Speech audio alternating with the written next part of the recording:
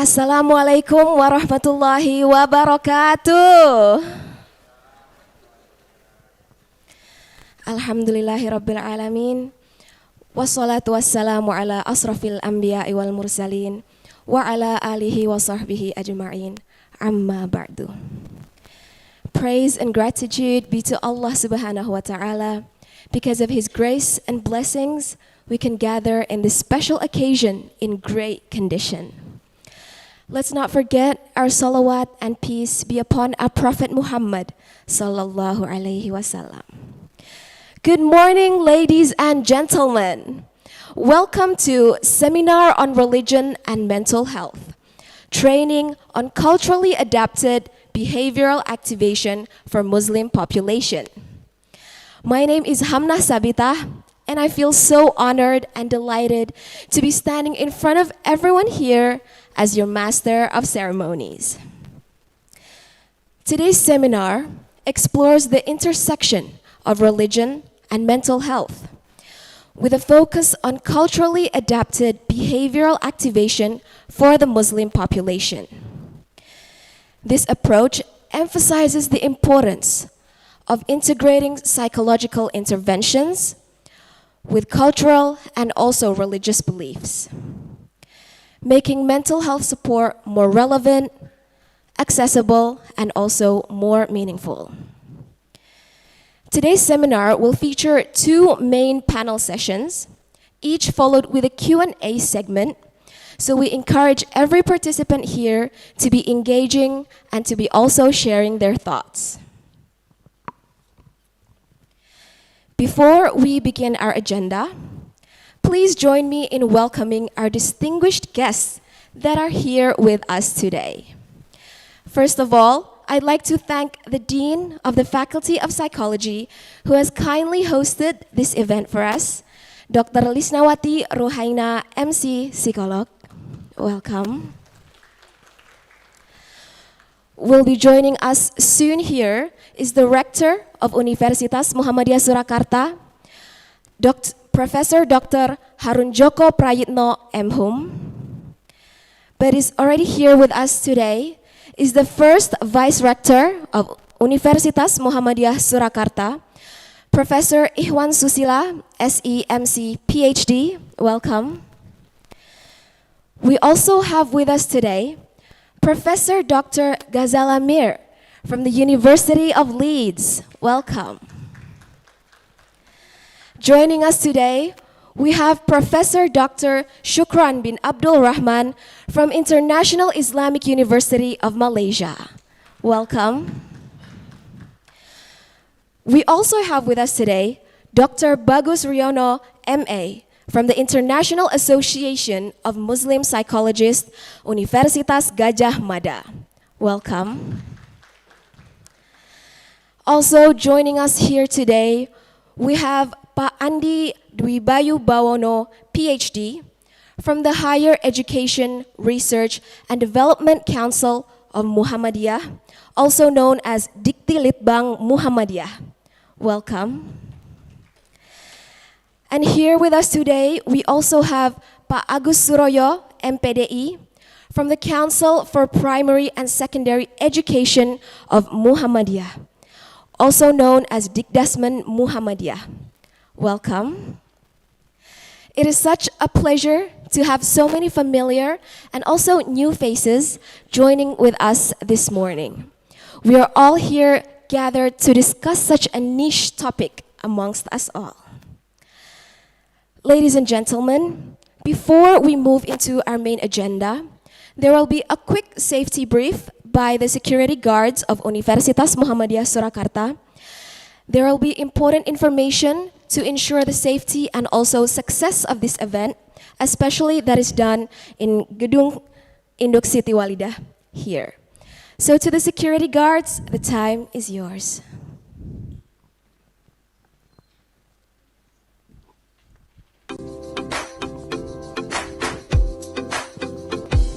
Assalamualaikum warahmatullahi wabarakatuh. Bapak dan Ibu yang kami hormati, sebelumnya kami ucapkan selamat pagi. Selamat datang di Universitas Muhammadiyah Surakarta. Mohon izin, kami dari Divisi Satuan Pengamanan Universitas Muhammadiyah Surakarta akan menyampaikan safety briefing yang merupakan prosedur keamanan dan keselamatan tanggap darurat.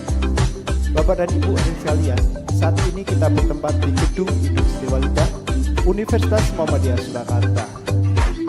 Terdiri dari lantai 1 sampai 7, memiliki 3 akses lift, 1 tangga umum, 2 jalur evakuasi tangga darurat, tangga pintu berwarna merah, air heating system dan alat pemadam api ringan di setiap sudut pada lantainya, alat pendeteksi asap yang berada di langit-langit di setiap ruangan dan setiap lantainya, serta terpasang 68 kamera CCTV guna mendukung keamanan gedung induk Istiwalidah. Dan saat ini kita tepat berada di lantai 7, ruang seminar gedung induk Istiwalidah yang memiliki 2 akses pintu di bagian kanan dan di bagian kiri. Alat pendeteksi asap yang berada di langit-langit,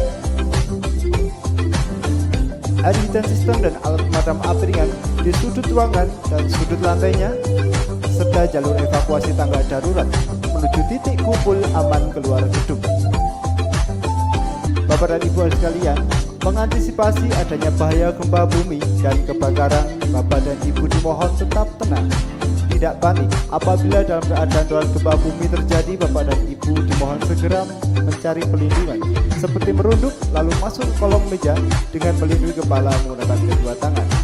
Apabila dalam keadaan darurat kebakaran terjadi, Bapak dan Ibu dimohon tetap tenang, tidak panik, segera meninggalkan ruangan dengan tidak berlari saat meninggalkan ruangan, namun berjalan dengan cepat menuju jalur evakuasi ke titik kumpul aman keluar gedung. Perhatian, jangan menggunakan lift dalam keadaan darurat karena lift tidak berfungsi saat alarm berbunyi. Bagi yang menggunakan sepatu hak tinggi, harap dilepas. Prioritaskan orang berkebutuhan khusus, ibu hamil, dan lansia. Sekian dari kami, Divisi Satuan Pengamanan Universitas Muhammadiyah Surakarta. Semoga acara kita dapat berjalan dengan aman, selamat, lancar, dan hikmah. Amin. Terima kasih. Selamat pagi. Wassalamualaikum warahmatullahi wabarakatuh. Waalaikumsalam warahmatullahi wabarakatuh.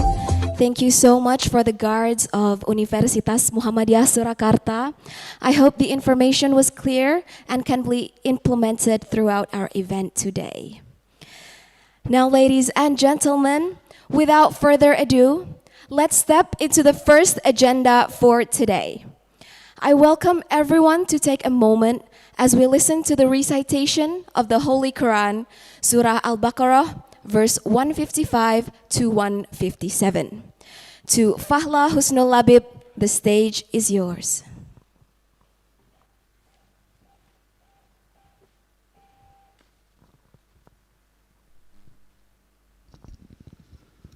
Assalamualaikum warahmatullahi wabarakatuh.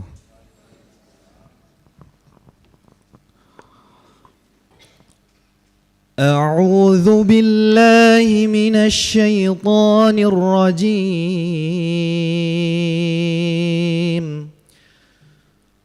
بسم الله الرحمن الرحيم.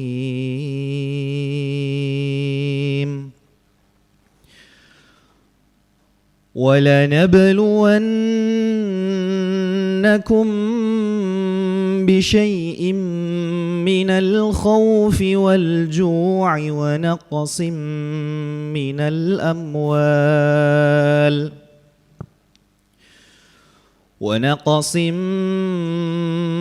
الأموال والأنفس والثمرات وبشر الصابرين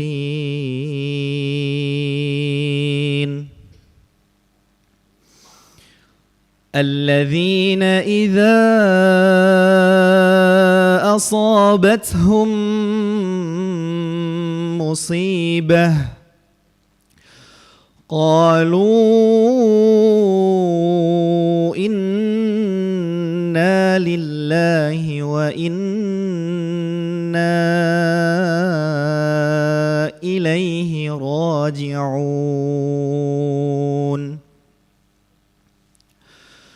أولئك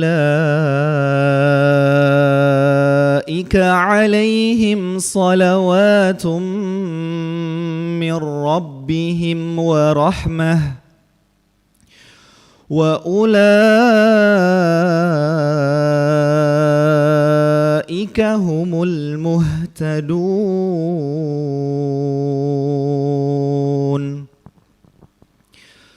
Aku berlindung kepada Allah dari godaan syaitan yang terkutuk. Dengan menyebut nama Allah yang Maha Pengasih lagi Maha Penyayang. Dan kami pasti akan menguji kamu dengan sedikit ketakutan, kelaparan, kekurangan harta, jiwa, dan buah-buahan. Dan sampaikanlah kabar gembira kepada orang-orang yang sabar, yaitu orang-orang yang apabila ditimpa musibah, mereka berkata, Inna lillahi wa inna ilaihi raji'un. Sesungguhnya kami milik Allah dan kepadanyalah kami kembali. Mereka itulah yang memperoleh ampunan dan rahmat dari Tuhannya, dan mereka itulah orang-orang yang mendapat petunjuk. Maha benar Allah yang Maha Agung dengan segala firman-Nya. Shukran, hadza minni, wassalamualaikum warahmatullahi wabarakatuh. Waalaikumsalam warahmatullahi wabarakatuh. To enhance the atmosphere of this event, let's continue with a short prayer together. To Pak Fajarudin, M.Si, M.Si, M.A. The time is yours.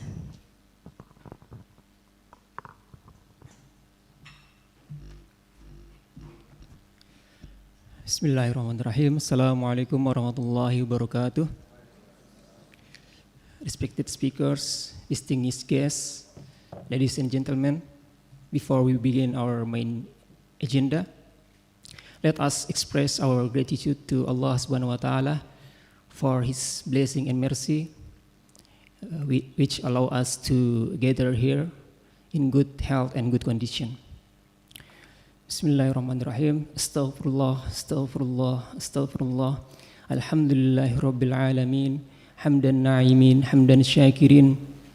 Hamdan ni'amahu wa yukafi'u mazidah. Ya Rabbana lakal hamdu kama yanbaghi li jalali wajhikal karim wa azimi sultanik. Allahumma salli ala Muhammad wa ala ali Muhammad. Allahumma ghfir lana wa liwalidina warhamhum kama rabbawna shighara. Wa li jami'il muslimina wal muslimat wal mu'minina wal mu'minat al ahya'i minhum wal amwat. Innaka anta qaribun mujibud da'wat ya qadiyal hajat. Allahumma a'izzal islam wal muslimin wa adhil syirka wal musyrikin. Allahumma ansur ikhwanana al muslimin al mujahidin al mustad'afina fi Filistin wa fi kulli makan wa kulli zaman ya rabbal alamin. Allahumma inna nas'aluka salamatan fid din wa afiyatan fil jasad wa ziyadatan fil ilmi wa barakatan fil rizki wa taubatan qoblal maut wa rahmatan indal maut wa maghfiratan ba'dal maut. Allahumma hawwin alaina fi sakaratil maut wan najata minan nar wal afwa indal hisab.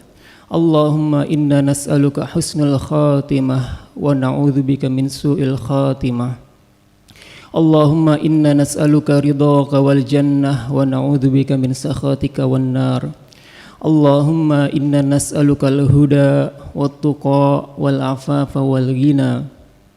Allahumma inna nas'aluka ilman nafi'an wa rizqan tayyiban wa amalan mutaqabbalan. Allahumma arinal haqqa haqqa warzuqna ittiba'ah wa arinal batila batila warzuqna ijtinabah. Rabbana hablana min azwajina wa zurriyyatina qurrata a'yun waj'alna lil muttaqina imama. Rabbana hablana min azwajina wa zurriyyatina qurrata a'yun waj'alna lil muttaqina imama.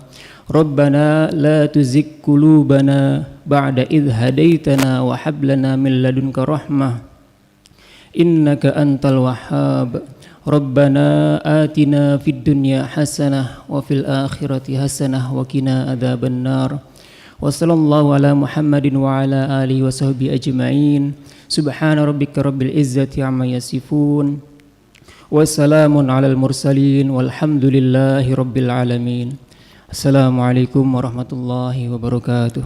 Waalaikumsalam warahmatullahi wabarakatuh. Thank you so much for the beautiful recitation of the prayer. Next, we would like to kindly invite everyone to rise for Indonesia's national anthem, Indonesia Raya, followed by Muhammadiyah's foundational anthem, Sang Surya. To all audience, please rise.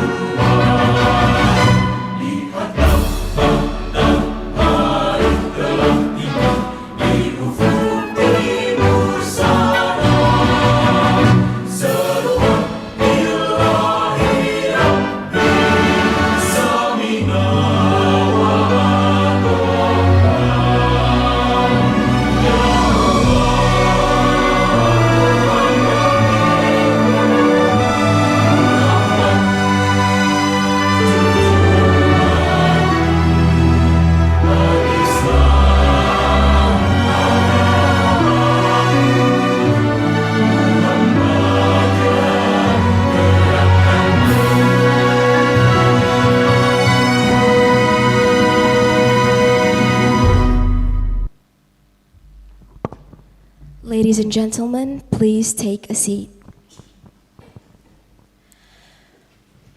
Moving into our next agenda, we will have some warm greetings.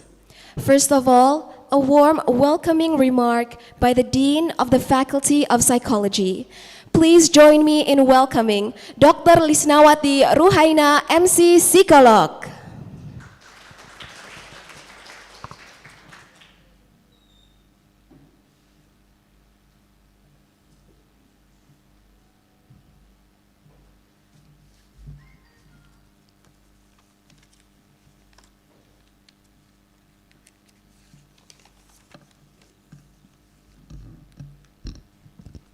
Bismillahirrahmanirrahim. Assalamualaikum warahmatullahi wabarakatuh. Alhamdulillahirabbil alamin. Asyhadu an la ilaha illallah wahdahu la syarikalah lahul mulku wa lahul hamdu. Yuhyi wa yumiitu wa huwa ala kulli syai'in qadir. Allahumma sholli ala Muhammad wa ala alihi wasallam. Distinguished Vice Rector Prof. Ikhwan Susilo, S.A., M.Si, Ph.D., and our esteemed keynote speaker, Professor Ghazala, Professor Ghazala and Prof. Shukran bin Abdul Rahman, respected colleagues from Muhammadiyah Higher Education Institution across Indonesia, and our proud alumni and all participants of this seminar. It is a pleasure to see everyone here today for our discussion in behavior activation for Muslim population. We call it BAM. So on behalf of the Faculty Psychology at UMS, Universitas Muhammadiyah Surakarta, I like to give a warm welcome to all of you. I like to welcome to discuss the BAM, and we are having time together this occasion. For us, this is a special moment when our professional work and our shared values as Muslim truly come together. Thank you, Prof. Ikhwan Susilo. Having you here show us that Universitas Muhammadiyah Surakarta really support us in Islamic psychology development. And we are also honored to have our international guests with us here, Professor Ghazala and Professor Shukran. A very warm welcome to you. And Professor Ghazala worked in Islamic intervention, especially BAM, truly inspiring. We are excited to learn more. Professor Shukran, we are looking forward to you for your insight on bringing Islamic principle, Islamic value into everyday practice. And for Dr. Bagus, welcome to our occasion. We will learn more about Islamic psychology as usual, because we already have a very many collaboration. And to all of my colleagues from Muhammadiyah University, we are strong, but together we will make a more impactful in Islamic psychology. And by strengthening the partnership and collaboration, inshallah, we will have a big influence in Islamic psychology. And I see here many alumni from Fakultas Psikologi UMS. And I'd like to say, BAM is not just a theory, but a practical tool that can change people's lives. Thank you for your dedication in intervention.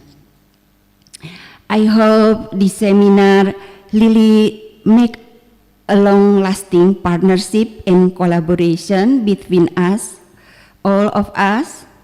And I'd like to thank you very much for coming here for this occasion.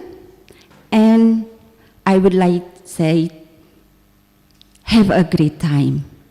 And I apologize if there are any mistaken or any uncomfortable from this occasion. I really appreciate your coming here.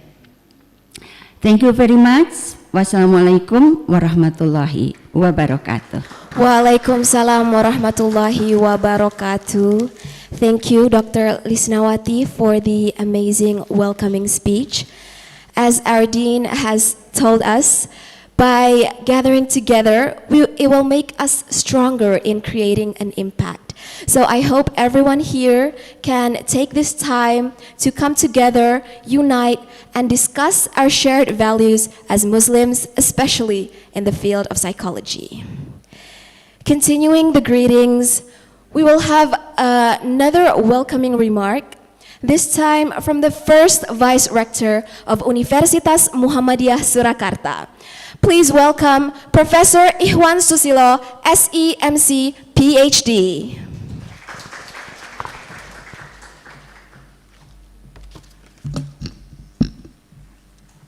Distinguished guests, keynote speaker, respected colleague, honor guests, and dear participants, Assalamualaikum warahmatullahi wabarakatuh.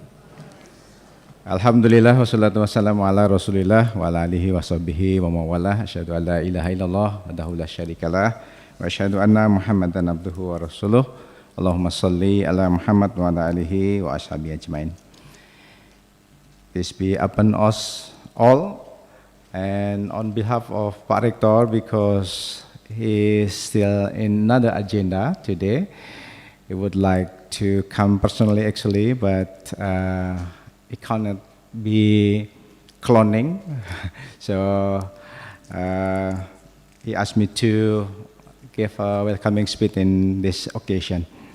So it is my great honor and privilege to welcome you in this important seminar with religion and mental health. A meaningful collaboration between Universitas Muhammadiyah Surakarta and the University of Leeds, United Kingdom. First and foremost, allow me to extend our deepest appreciation to our distinguished keynote speaker, Professor Dr. Ghazala Mir from, is this right? Ghazala Mir. Professor Dr. Ghazala Mir from University of Leeds, UK, and Professor Dr. Shukran bin Abdul Rahman from IIUM, Malaysia. So welcome to Indonesia. Maybe many times to come Indonesia. And deepest appreciation to our distinguished speaker, Dr. Bagus Riyono from Universitas Gajah, Mada. I think we already meet last seminar. And Bapak Setiyo Purwanto, Ph.D. from UMS, also Bu Lusi Nuryanti, Ph.D. And also Pak Bayu M.Si from UMS. Thank you for joining us today and for your valuable contribution from in this seminar.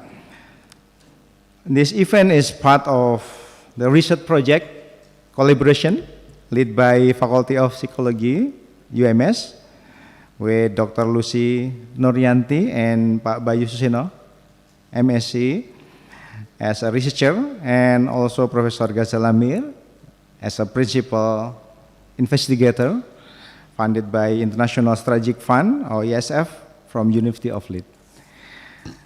Ladies and gentlemen, we talk about the mental health. I think in this recent year we have important issue on how the pressing global challenges in the mental health. Also in the cross-culture and society, we are witnessing increasing awareness of the psychology well-being, and also as an essential component of human flourishing. However, mental health cannot be addressed solely through clinical or scientific approaches. It must also be understood through cultural, spiritual, and religious dimension. A religion for many is not only a system of belief, but also source of meaning, resilience, and hope. It's also moral guidance, emotional comfort, and sense of community element that are profoundly relevant in the maintaining mental well-being. At the same time, we must also engage critically and thoughtfully, ensuring that religious perspective contribute positively and inclusively to mental health discourse. This seminar represents an important step in bridging knowledge between discipline, institution, and nation. The collaboration between Universitas Muhammadiyah Surakarta and the University of Leeds reflect our shared commitment to advancing research, also promoting intercultural dialogue, and addressing real-world challenges with a compassion and intellectual rigor. We are Muhammadiyah University, UMS, guided by the principle of integrating knowledge and faith. So we believe that science and religion are not opposing force, but complementary path toward truth and also human betterment. In the spirit, discussion of religion and mental health are not only relevant, but is a very, very essential. So I'm also pleased to highlight this collaboration. We'll continue tomorrow with a special training session entitled Training on Culture, Adapted Behavioral Activation for Muslim Population, or familiar with BAM. So this training represents a concrete step toward translating academic insight into practical intervention, equipping practitioners and also scholars with culturally sensitive approaches to mental health care, particularly within Muslim communities. We hope that both the seminar and also the training will serve as a platform for fruitful exchange, also innovative ideas, and sustainable collaboration. So may this initiative inspire us to develop more holistic approaches to mental health that honor both the scientific and also spiritual dimension for human life. Finally, I would like to thank to all organizers, speakers, also the participants for your dedication and your contribution. Your presence here today reflect the shared commitment to building healthier, more compassionate society. So thank you very much. Wassalamualaikum warahmatullahi wabarakatuh. Waalaikumsalam warahmatullahi wabarakatuh. Thank you, Professor Ikhwan Susila, for the amazing welcoming speech. So as our Vice Rector has told us, science and religion are both complementary, so it is essential for us to align them in a way that fits us best. So here, we hope everyone can get inspired to contribute in this discussion and also share your thoughts with each other regarding shared values religiously or culturally.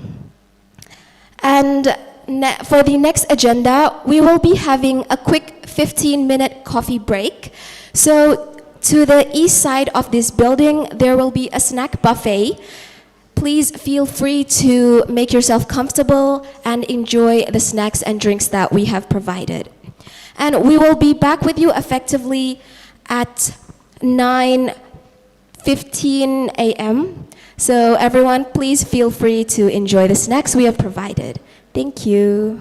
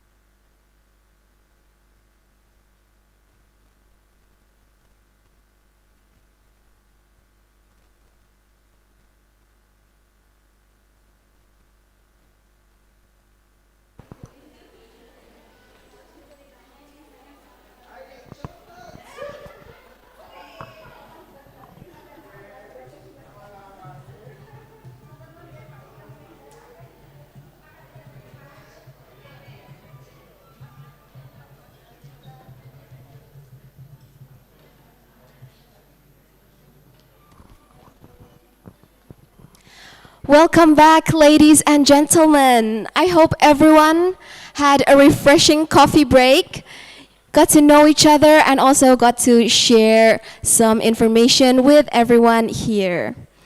Now, we would like to move to our main agenda of today that everyone has been waiting for.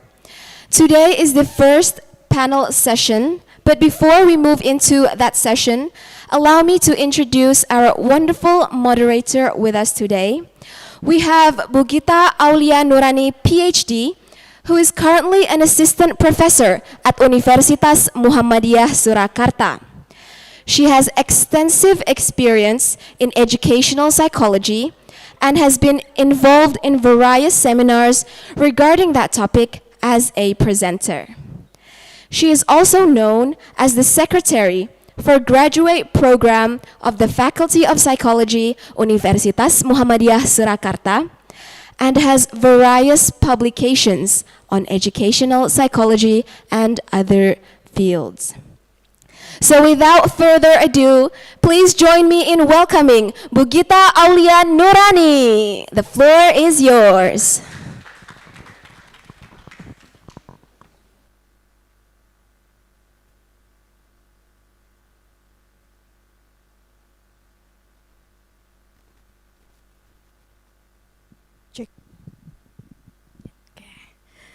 Bismillahirrahmanirrahim. Assalamualaikum warahmatullahi wabarakatuh.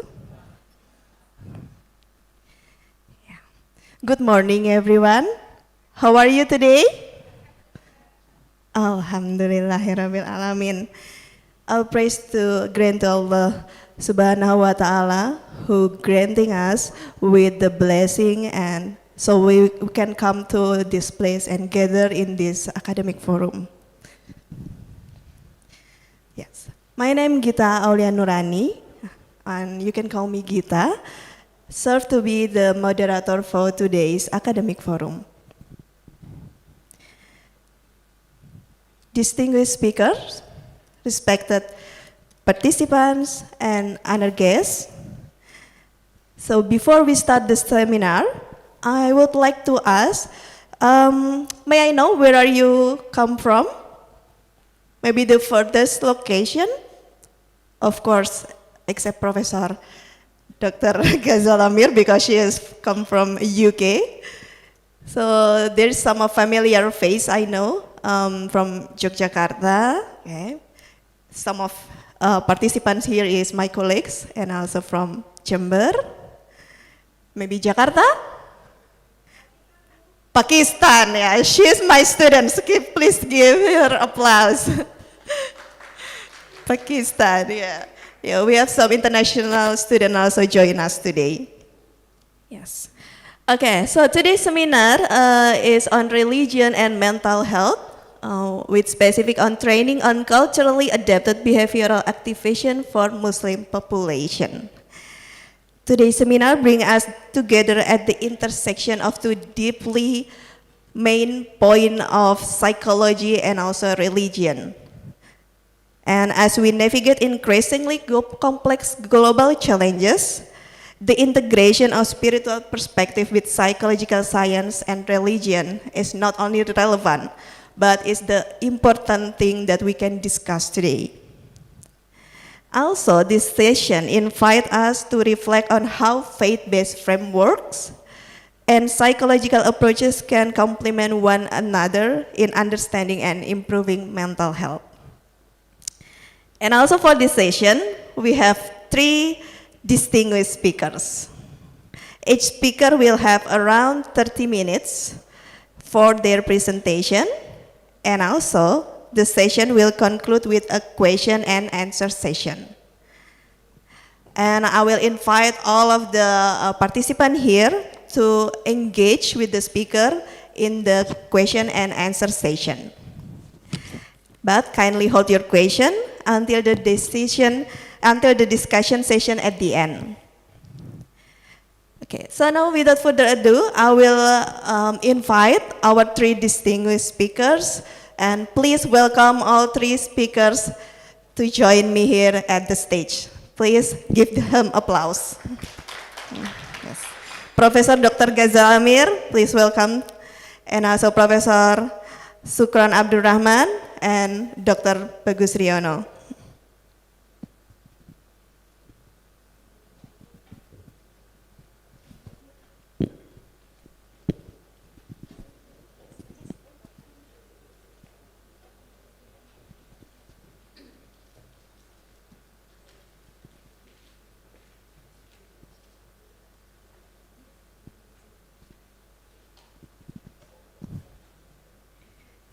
Before we start the first session and presentation, let us begin, and I will read the CV of our first speaker.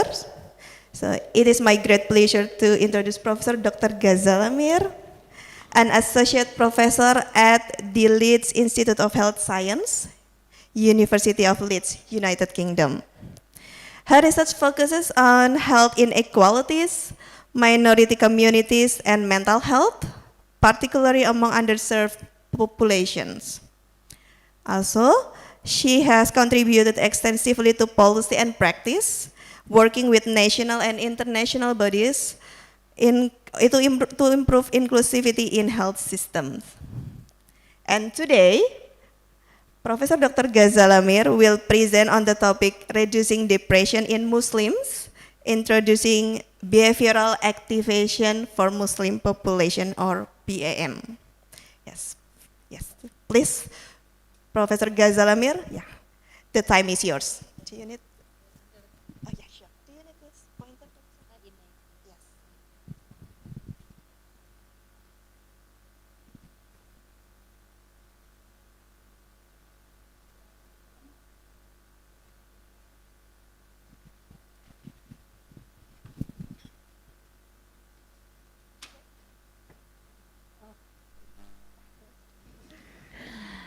Assalamualaikum warahmatullahi wabarakatuh. It's really lovely to be here, alhamdulillah, and to see you all. I have done a presentation. I don't know if it's going to be on the screen. Can anybody bring it up? Thank you. So the presentation I'm going to talk to you about is the work that we have done in the UK and with Muhammadiyah University here, University Muhammadiyah Surakarta, and with the University of the Punjab in Pakistan, also the University of Leeds in the UK. You can see all their logos at the bottom. We have been doing a lot of work around behavioral activation for Muslims. You can call it BAM, you can call it BAM, you can call it BAM. In English, that means something that is smoothing and healing, heals. So I'm going to tell you, let's see, if this works. Which way do I point it? Where do I point this? At the screen? Oh, right, okay. Yes, I'm going to tell you about why do we need to improve depression therapy for Muslims. So behavioral activation is a therapy for depression. Why do we need to improve this treatment for Muslims? And how did we develop it? How did we make it more suitable for Muslims? And then I'm also going to talk to you about how we evaluated our work. We did some randomized control trials on BAM. So I'll tell you the results of those trials. And then what did people who are delivering this, therapists, what did they say about it? And what did people who have depression, what did they think about the treatment? And then I'm going to talk to you about the education and training that we are doing with this university and other universities to make this widely available so that therapists can, psychologists can learn how to deliver it and get certificates from the University of Leeds to show that they are competent to deliver. So the challenge for us is that depression is really a major problem in the world, a leading cause of disability globally. And the World Health Organization has said that it's very important to have early intervention. This is a policy priority.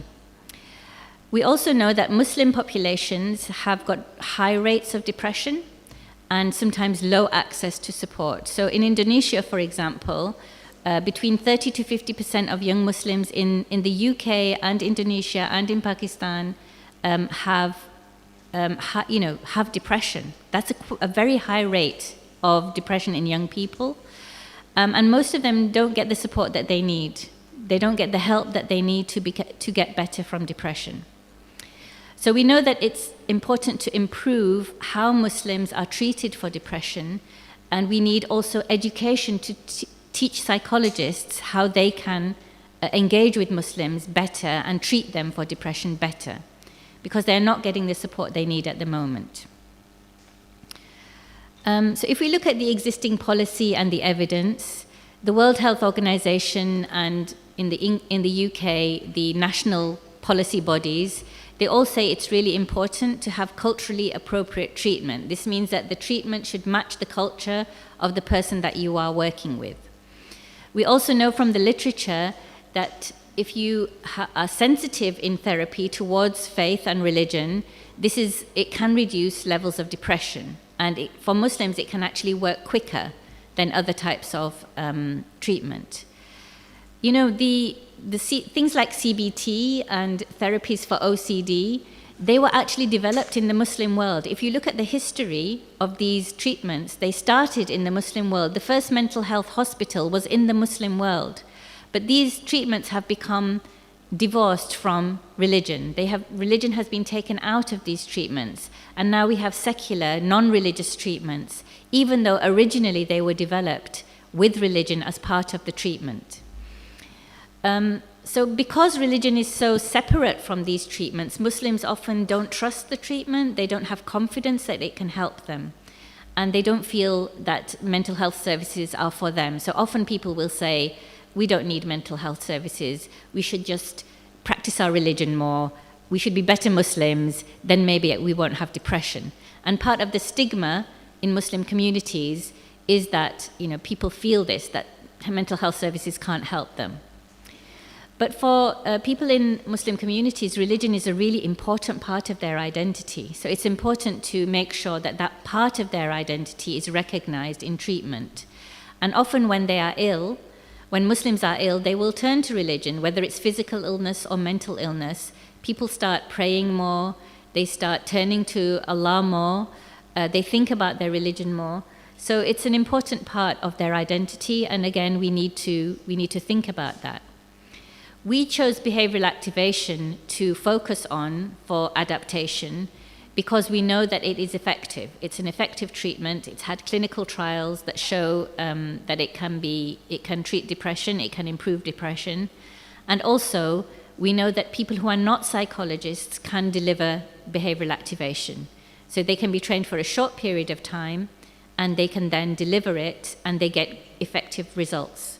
So it's good for places like Indonesia, where there are not enough psychologists, and even in the UK, the demand for psychological treatment is much higher than the number of psychologists that are there. So the more people who can deliver this, the better. Okay. Another thing to bear in mind is that at the moment, Western treatment models are dominant across the world. In Indonesia, in Pakistan, in Turkey, in the UK, everywhere, it's Western treatment models that are used. And it's really quite surprising that in the Muslim majority countries, they are still using secular treatments. They are not really using the treatments that engage with religion very well. It's important that we decolonize this knowledge. This knowledge about how to treat depression has come from colonial powers that only value Western values, and they often put down the other values. They don't actually give it the same kind of importance. We also know that in these kind of settings, Islamophobia can be very significant. And you know, Islamophobia exists in the UK, but it also exists in Muslim majority countries. In Pakistan, in Turkey, I don't know if it's in Indonesia, but I have heard people say that if you are wearing hijab, you are less likely to get the high positions. And if you are known to be a practicing Muslim in Turkey and in Pakistan, for example, and definitely in the UK, it's harder for you to get the positions of influence. You face more discrimination. So even in Muslim majority countries, Islamophobia happens. And we know that this is a global kind of trend at the moment. The colonial powers often increase rates of Islamophobia to justify the kind of things that they are doing. At the same time, Islamic teachings, we know, sorry, move that back. Islamic teachings are important. They're an important type of knowledge because they can promote positive ways of thinking about your health, what we call positive religious coping. So Islamic values can make you feel more resilient, more hopeful. Your experience feels more meaningful if you turn to Islamic teachings to understand them. And sometimes people use religion in negative ways. They might feel that they are being punished. Depression is like a punishment for them, or something bad has happened to them because Allah is punishing them, or they are feeling abandoned by Allah. And they can have a negative understanding using religious teachings. Maybe they feel guilty for something that they have done. So it's really important for treatments to engage with this, that increase the positive religious coping and decrease the negative ways of thinking about religion. Going back to the Western global context, why are we in this situation where Western norms are dominant? Why is it that we have Western treatment models even in Muslim majority countries? And this is often because Islam and religion are often not accepted as scientific or relevant or valid value frameworks. In Western culture, religion is often seen as a private, individual thing. You do that at home, you don't bring it into your clinical setting. And often, with the colonization, we can see in Gaza, for example, at the moment, there is colonization going on. In Iran, what is happening, the Western powers are trying to continue this colonization of the world as they have in the past. And at the same time, they say these Muslims that are inferior, they are dangerous, they are immoral, and they use this as a kind of an argument to try and make religion seem, and Muslims seem, something that should not be given importance. Most of the research is done in Western contexts, and we have psychiatrists without religious belief are overrepresented in the places where most of the research is done, like the UK and the US. And people are not trained in how to engage with religious identity. So in the UK, the training for psychologists doesn't mention religion at all. It hardly even mentions culture, a little bit maybe about culture. So all this is a problem. So when we were developing BAM, we took the Medical Research Council framework for how to develop an effective intervention. And we started off by, you can see at the bottom there are publications about this work. We started off by looking at I don't know if it's going to come up. Oh yeah, there it is. We started off with the development phase, which is the phase 1. We did a systematic review of the literature.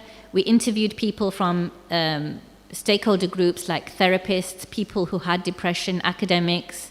We set up some expert advisory groups, and we took behavioral activation as an existing intervention and culturally adapted it for Muslims based on this evidence that we could find.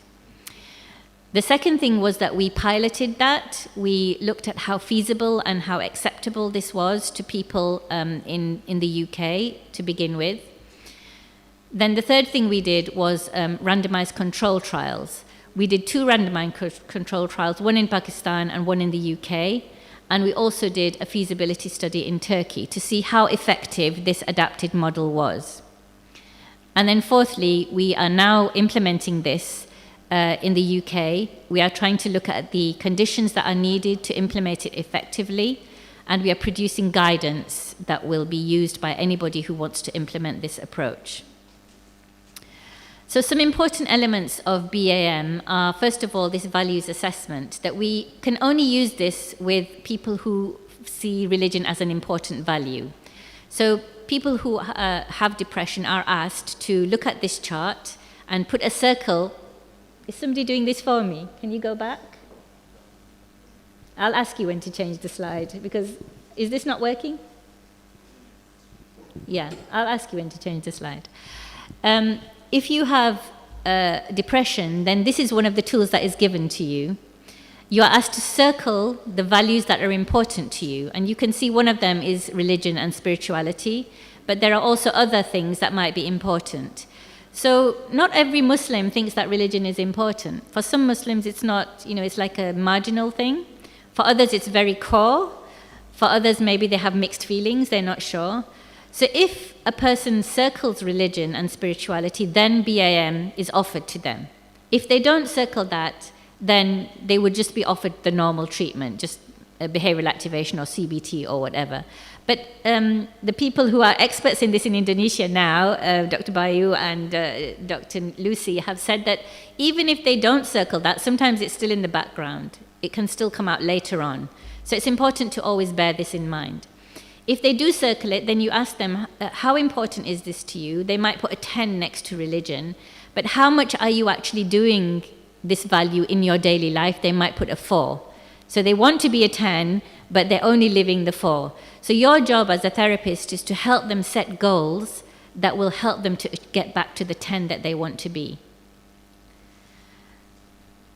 Another thing that we did was look at Islamic teachings for positive religious coping. And we found there are lots of teachings in the Quran and in the Sunnah about things that the therapist is trying to get somebody with depression to do. So for example, the ones in red, you can see, don't just rely on God. You know, the therapist will want the person to be active, to help themselves, not just wait for Allah to make a change in their situation. And there are Islamic teachings that tell us you have to make the effort yourself. I will talk about it in a minute. Being active is, you know, a very important part of Islam. You know, if you think of the 5 pillars of Islam, the first pillar is Shahada. The rest of the 4 pillars, they are all behaviors.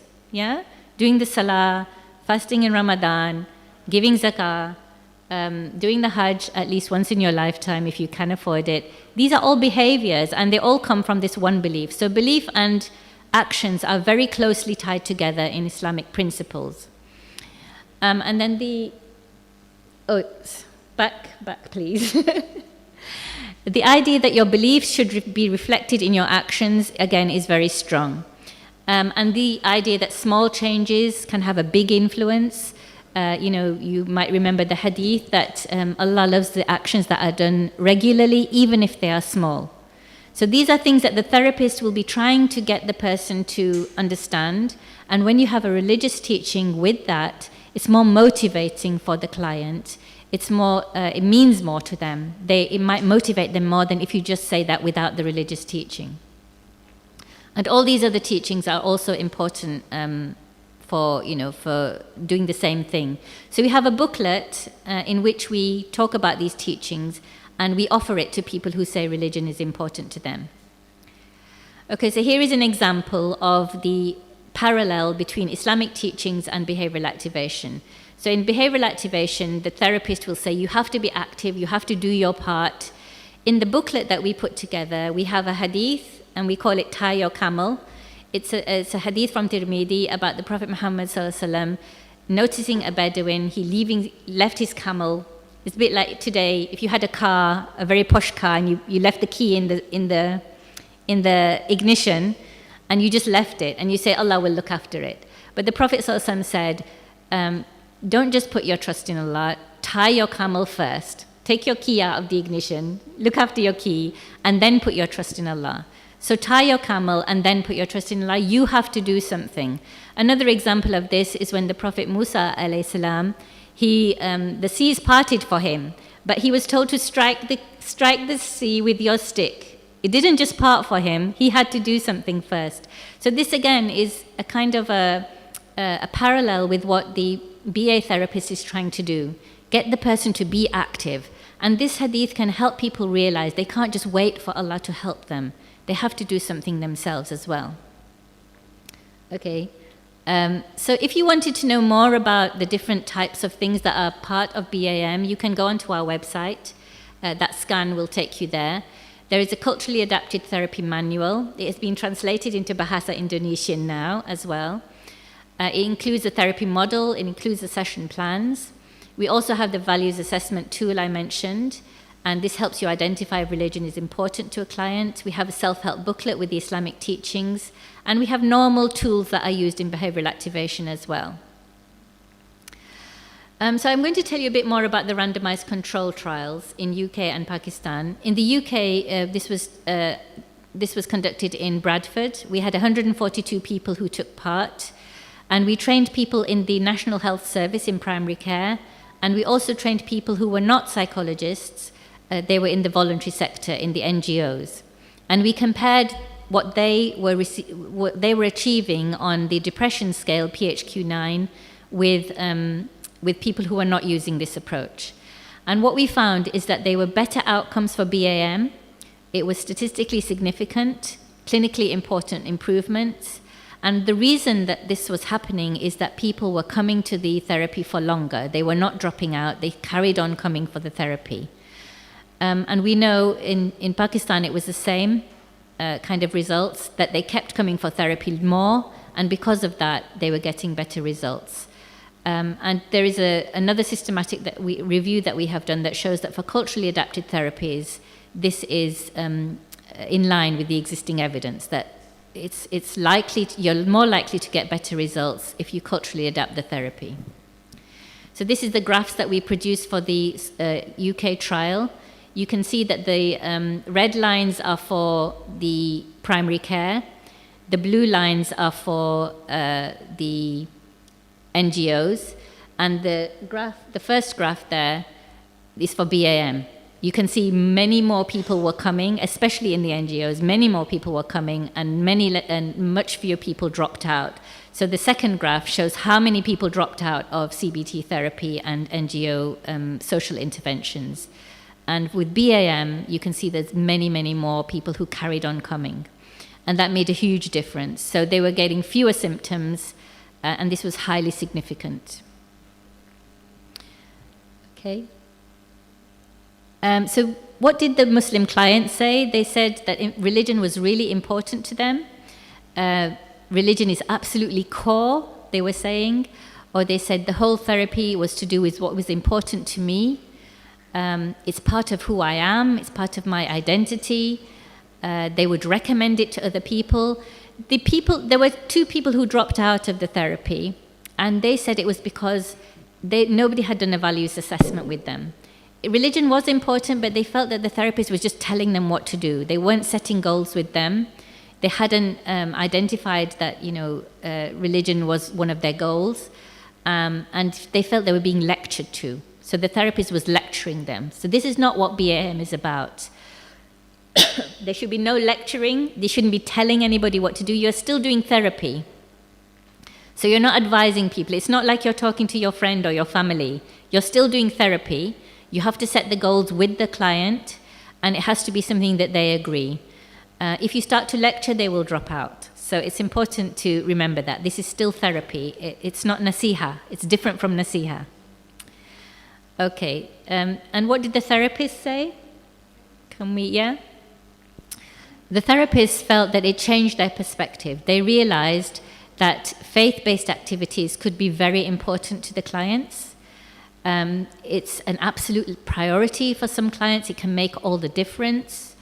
And it helped people with their mental health. In the purple box there, you can see somebody said, one of them said to me that if it wasn't for religion, then I wouldn't be here. So it's like a protection against suicide. Religious values are a protection against suicide. It's the only thing that can sometimes stop people from committing suicide. So it's really important that they are encouraged to, you support them to use it. And then for the client booklet that I mentioned, it was helping people move away from feelings of being punished and forgiving themselves, being more compassionate towards themselves. So sometimes it's saying that women felt they had to be perfect, and these teachings are saying you don't have to be perfect. Allah is forgiving. He is Al-Ghafur, He's Ar-Rahman. So the names of Allah are in the booklet as well. So just to give you an example of a case study, before treatment, this is a lady who her father had passed away, and she felt that her father had passed away. She felt she was being punished by Allah, that this terrible thing that happened in her life. She felt that she was being punished. She felt that having sabr meant that she just had to put up with what was happening. She had to bear it. She felt that she was not good enough, that Allah had left her, and there was nothing that she could do. And after the BAM treatment, she realized that this was a test for her. It wasn't a punishment, it was a test for her. She could normalize what was happening. She could think about Allah's mercy not think about punishment, move towards thinking about Allah's mercy and forgiveness, and understanding that she had to actually play a part in getting better. So she started to set goals in line with her values, and this hadith about tying your camel really helped her. She realized she couldn't just sit back and wait for things to change. She had to make effort herself. And she started doing enjoyable things that helped her feel better, and she didn't feel guilty for doing things that she enjoyed. So what this BAM is doing is transforming mental health services for Muslim patients. At the moment, the orange box is showing we have poor access to treatment, poor engagement with Muslim identity, there is not enough early intervention, there are low recovery rates, low trust in services, we have stereotyping of Muslims, there is discrimination against Muslims. This is all stressors for people who already have difficult things going on in their life. And therapists often don't engage with the Muslim identity or frameworks or the resources that people have in their community. So what BAM does is to support better engagement, more equitable engagement by the therapists and by the institutions that they work in. It gets people to think about their own attitudes and reflect on their attitudes. It avoids stereotyping Muslims, and it presents Islam as a legitimate value framework, one that is important for people and can help them to get better. BAM helps them to target the social circumstances that are maintaining their depression, and it encourages therapists to collaborate with people who have expertise in this area. So nobody has to be a religious expert to deliver BAM. Even if you're not Muslim, you can deliver BAM and get effective results. But sometimes if people have religious questions, we encourage people to refer to a religious expert. You don't have to you shouldn't be giving that advice yourself. You are a therapist, you just do the therapy. If somebody needs religious advice, you can signpost them to a religious expert. In the UK, you can see this poster which shows that it's being delivered in the primary care. In some parts of the UK, in Leeds, Bradford, Newham, and other places that we have trained therapy teams, they are delivering this, and it is really making a big difference to recovery rates. So 81% recovery rate compared to 42% nationally. So nationally is a very low recovery rate, the lowest of all religious groups, but in Leeds they have managed to bring it up to 81% because of this approach. And we have done this training in Indonesia. There's more training going tomorrow, which Lusi will talk about. Pakistan, Turkey, and we recently did it in the UAE as well. And also we are developing university courses for psychology staff and students. And at Leeds we have developed an online training course which is going to be translated, it's nearly all done, into Bahasa Indonesian. We're having it translated into Urdu and inshallah into Turkish as well. So we're going to make this course internationally available so people can do the online course for free. If they want to get the certificate from Leeds, they have to make a small payment and do an assignment, and then you'll get a certificate from the University of Leeds to say that you have completed the course and that you are competent to deliver the therapy. So we have been working with different universities and healthcare partners to deliver this teaching online and on the university campus. And as I say, Lusi and Mr. Bayu will talk about that more. We have developed digital materials like role play, video role play, where you can see how people are delivering this in practice. And we are engaging with policymakers and mental health staff to make this more widely available. So in Indonesia, we hope to work with the Muhammadiyah movement, the bigger movement, to get it delivered through other universities, maybe in schools, inshallah, and also we are working with the University of Indonesia. I think Dr. Yossi is here somewhere. Is she still here? Yeah, we are hoping to make this, oh, there she is, yeah. We're hoping to make this something that midwives and mental health nurses might be able to deliver as well, as we know from the UK that they can deliver it and get effective results. And then, so our global partnership, as you can see, we have got activity in the UK, the online course I mentioned, high quality videos, and we are working to influence primary care therapy training. In Indonesia, UMS is working with UMM as well. They are training staff and students, and they have translated the online course. as well as the videos of people with depression. So you can see what the people who had BAM in Indonesia think about it. They are talking about their experience and in Bahasa Indonesian, so you can see what they felt about the treatment. In Pakistan, similarly, they are delivering treatment to different universities, and we have done the training in the UAE, as I mentioned, and we are developing some research with them. Okay. So next, we want to improve our university courses. We want to deliver the certificates for anybody who has, who wants to take the University of Leeds certificate. Then we can offer that to people. We're also looking at student mobility kind of opportunities. This is something that we would like to develop as well. And we will set up online groups so that people can ask each other about delivering the therapy. So you can get support from an e-list, an email list, where you can ask people, you know, I have this problem, how did you deal with it? And often discussing in that way is really helpful to developing your confidence in delivering this approach. And as I've said, we're trying to engage with policymakers to support in-service training for non-psychologists. Professor Ghazala, sorry, 1 minute left for your presentation. No, this is my last slide, so that's fine. So this is, what we are doing is really in line with the Sustainable Development Goals for good health and well-being, quality education, reducing inequalities, and to improve peaceful communities and justice and strong institutions. So we are improving the public institutions like healthcare, but also universities, education environments as well. And the partnership has been international across the different countries that I've mentioned. So if you would want any more details, that's my email address. That's the link for the project website with all the resources as well. And I hope that's been helpful. Thank you very much. Thank you very much, Professor Ghazala Mir, for the insightful and impactful presentation. I can see the participant faces is full of the curiosity, and I think you will get around 100 questions after this. Yeah, but please hold, and we will move forward to the next speaker, our second speaker, Professor Dr. Shukran Abdul Rahman. And it's an honor to introduce Professor Dr. Shukran Abdul Rahman, Professor of Psychology at the International Islamic University, Malaysia. His expertise spans Islamic psychology, organizational behavior, leadership, and higher education. And yeah, the screen is his CV, with a strong focus on integrating Islamic epistemology into contemporary psychological and professional practice.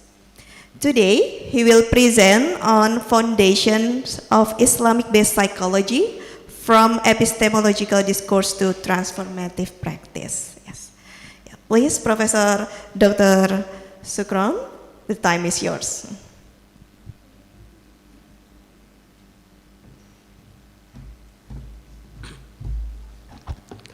Bismillahirrahmanirrahim. Alhamdulillah Rabbil Alamin. Wassalatu wassalamu ala ashrafil anbiya wal mursalin wa ala alihi wa sahbihi ajma'in. Rabbi shrah li sadri wa yassir li amri wa hlul 'uqdatam min lisani yafqahu qawli. Amin, amma ba'd. Thank you, Sister Moderator Dr. Gita, Professor Ghazala Mir from Leeds University, my colleagues, my guru as well, Dr. Bagus Riyono, ladies and gentlemen, fellow speakers for this seminar. Assalamualaikum warahmatullahi ta'ala wabarakatuh, and a very pleasant morning to all of you. Yes, I'll be talking about something, very foundational, and I mean, the points that I'm going to speak are very much related to what has been deliberated by Professor Ghazala, and I think it also fits the themes of this seminar, which is to look at the link between religion and mental health, right? So I think maybe we can look at the two words there, religion and mental health. So I think we'd like to see religion from our perspective, which is a deen. So we define a deen not only as a belief system, like the Vice Rector mentioned just now, but as a way of life, right? And we also link this way of life with mental health, and Professor Ghazala mentioned just now, WHO defined mental health to refer to not only the absence of diseases, but also the presence of well-being, a good mental health, or good mind in that sense. So that would be something that I would like to deliberate back from the foundational perspective. Okay. So the discourse of psychology from Islamic perspective, popularly known as Islamic psychology, but we somehow want to exercise certain level of caution, not to simply put it as Islamic psychology, but Islamic perspective of psychology or Islamic-based psychology in that sense.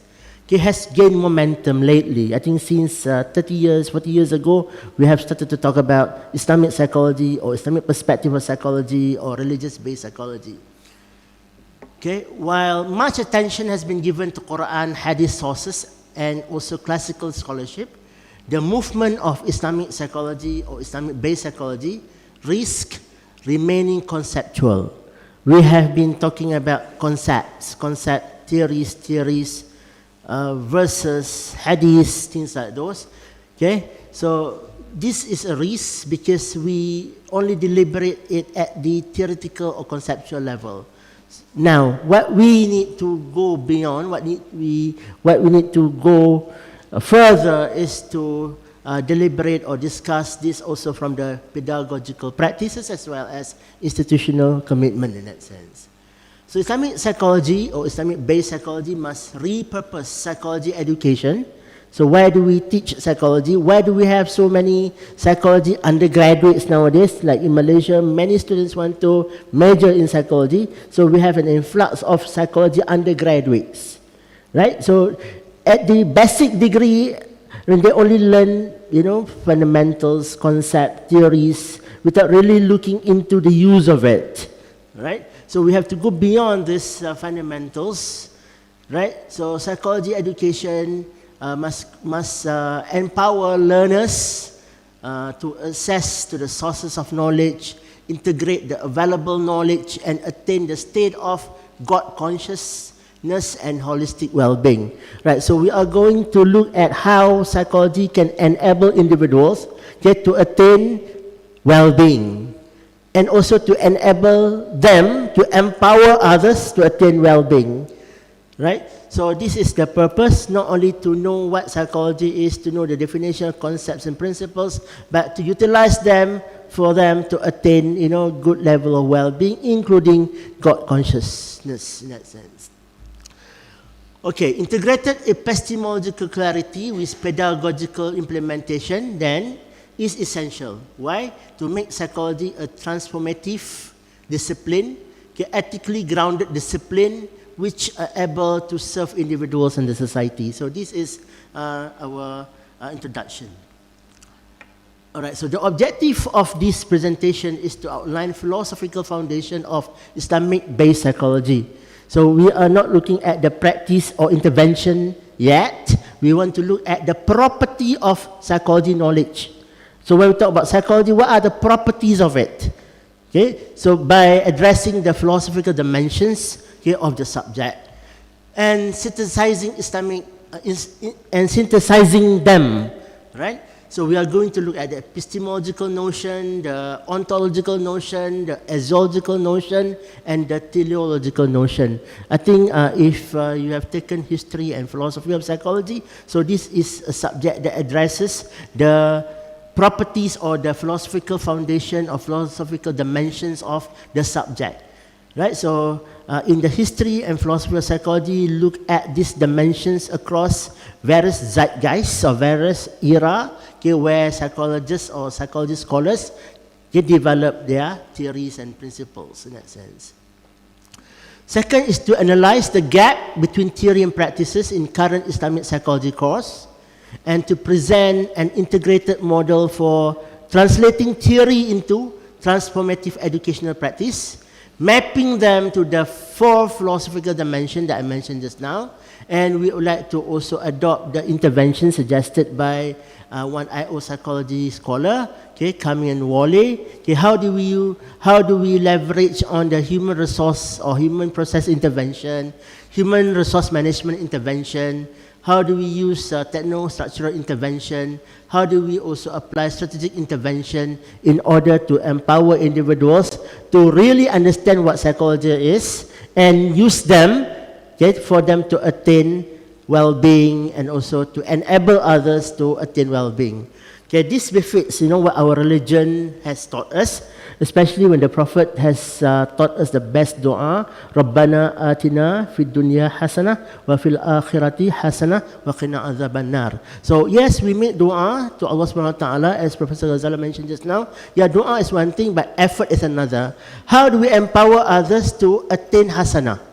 It's not only by reciting dua, right? They have to also have the initiative, they have to have effort, they have to also enable others to tie the camel just now, okay, how to put effort in order to attain hasanah or to attain well-being.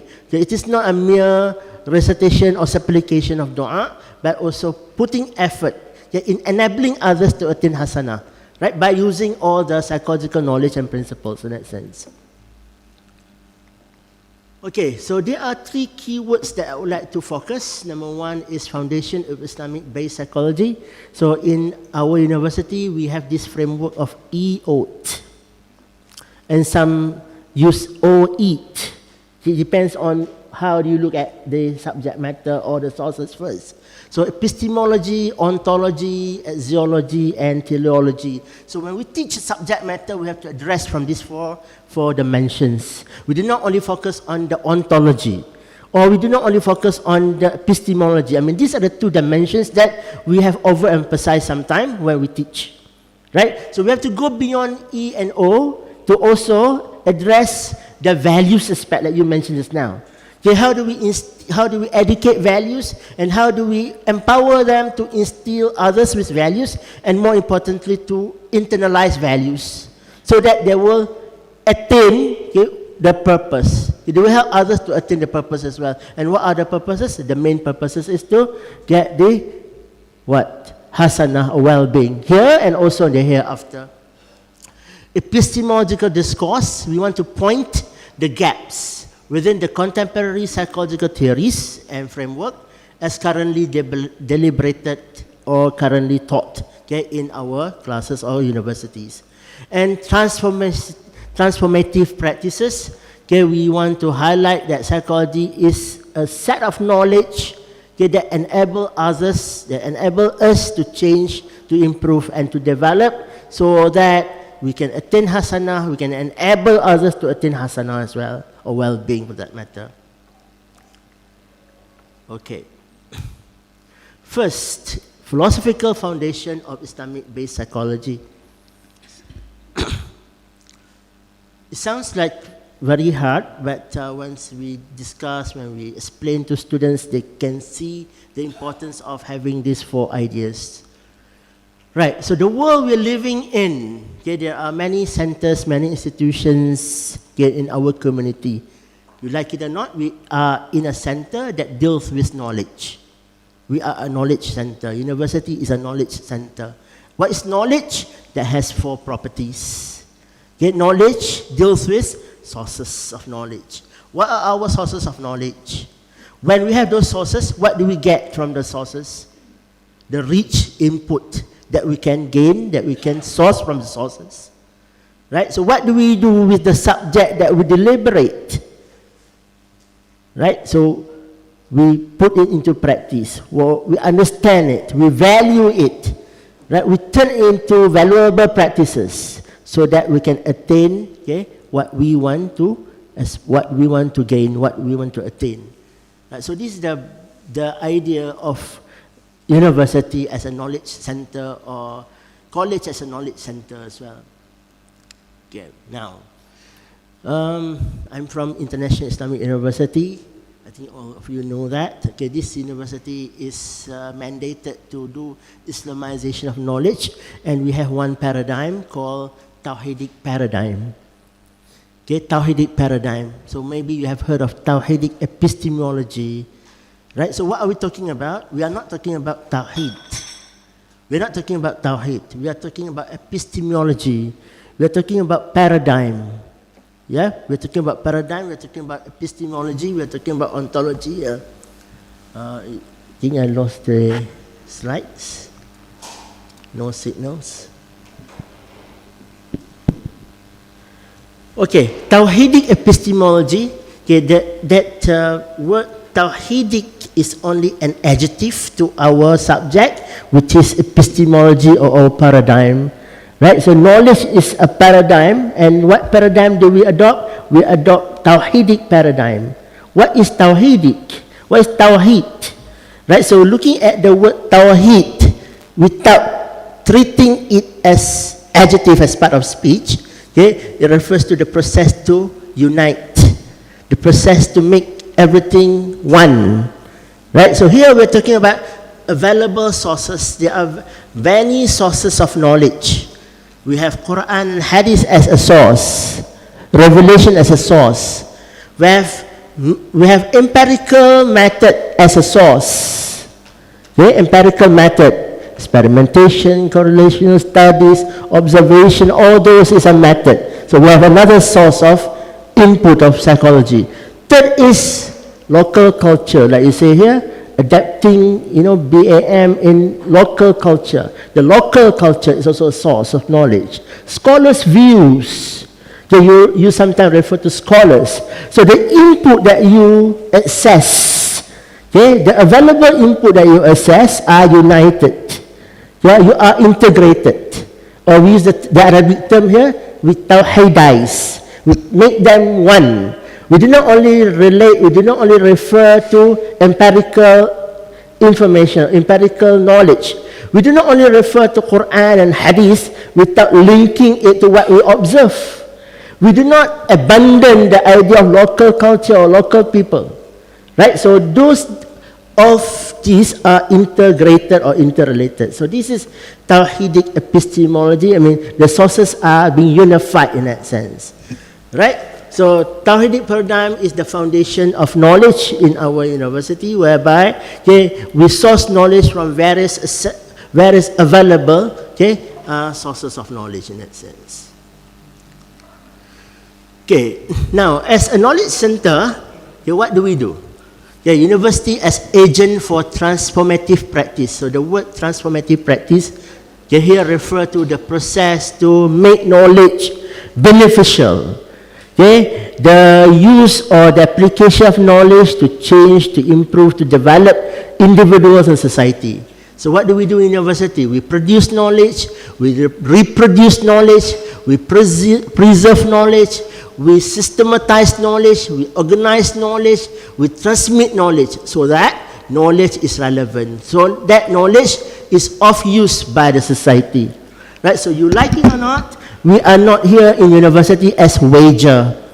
We are in university as knowledge worker. And what do we do as knowledge worker? We do not only teach, we do not only transmit what we source from mainstream literature.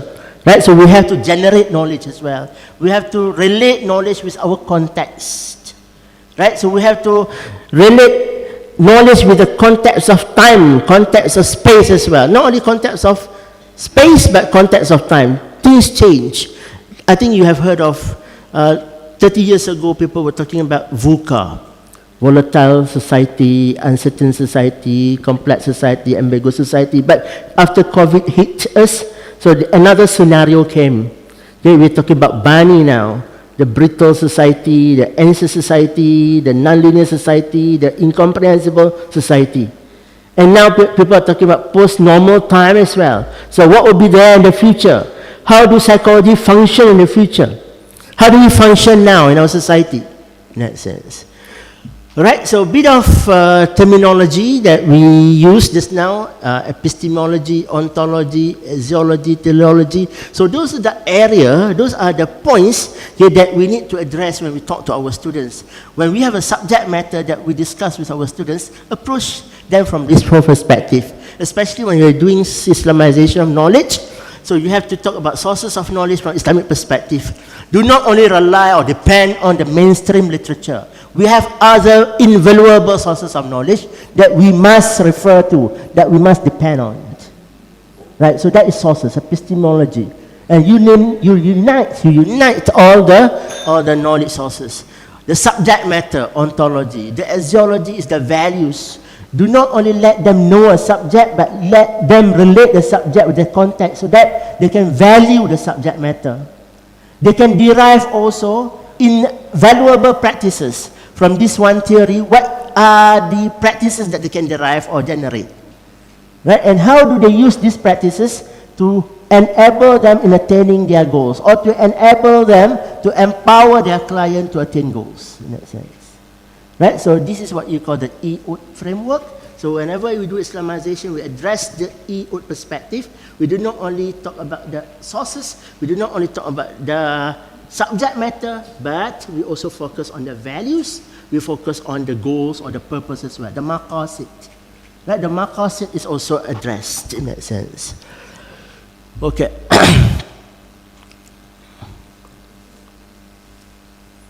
So this is the deliberation of the points I mentioned just now. You can read it on your own.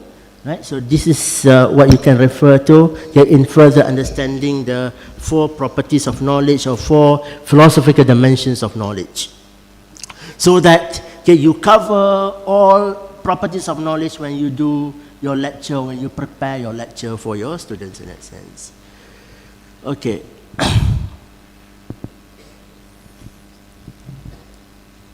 So why do we have the hyphen there? So we have the hyphen there because epistemology or the study of knowledge is acquired. Would serve as fundamental to the other dimensions. The ontology rely on the sources. The axiology will be richer, will be there if you dig further in the sources, and the teleology will be more effective. The purpose will be more effective if you also refer to rich sources of knowledge. Okay, now this is what I explained to you just now as well, like the word Tawhidi epistemology. The subject in this phrase of Tawhidi epistemology is epistemology. We're not talking about Tawhid Rububiyah or Tawhid Uluhiyah, which you study in Usuluddin. Right? So this is in psychology. We talk about the epistemology, which is, which adopt the approach of Tawhidic paradigm. Okay. Tawhid is a noun in Arabic from the root word wahada, to unite, which means to unify or to make one. Right? So the word Tawhid is a verbal noun which refers to the act, which refers to the concept, which refers to the process of unifying knowledge or unifying the sources of knowledge or asserting oneness. Okay, there is some purpose of doing this Tawhidi epistemology. Okay, I'll tell you the purpose after this. As for Tawhidi epistemology, the word Tawhidi serves as an adjective to epistemology, and this indicates an approach to knowledge acquisition, that you gather from various sources. And those sources are empirical sources, revelation, local wisdom, history, and other valid means or other reliable means. The goal of Tawhidi epistemology is to affirm the greatness of Allah subhanahu wa ta'ala. So that we have a purpose in the process of sourcing knowledge, in the process of deliberating a subject matter, in the process of valuing knowledge, we always remember that there is Allah behind this. There is Allah who created this knowledge. There is Allah which is governing our effort, which is also monitoring us. So to put it in a graph, I have 10 minutes left. To put in a graph,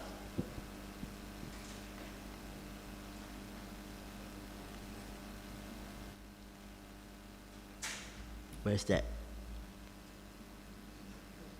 Okay, Tauhidi epistemology, or in bahasa Melayu we call it epistemology yang disepadukan, right? So takamul ma'rifah. So the focus of Tauhidi epistemology is knowing the availability of various sources, and then after you have known the available sources, you access to the sources.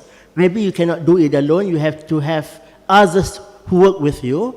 And attainability of the outcome. What is the outcome? The outcome is to realize the greatness of Allah subhanahu wa ta'ala. You realize that the sources are Allah subhanahu wa ta'ala, whether it is revelation or observation. Right? So when we talk about revelation, Allah mentioned in the Quran, Iqra. Okay, the word Iqra just now. What do you read? You read ayat in the Quran. You also read ayat in your environment. Okay, Allah has created ayat in environment which we have to read as well. How to read ayat in the environment? We learn observation. We learn research methodology. Right? So research methodology is a subject that enables us to effectively do observation, empirical work. Okay.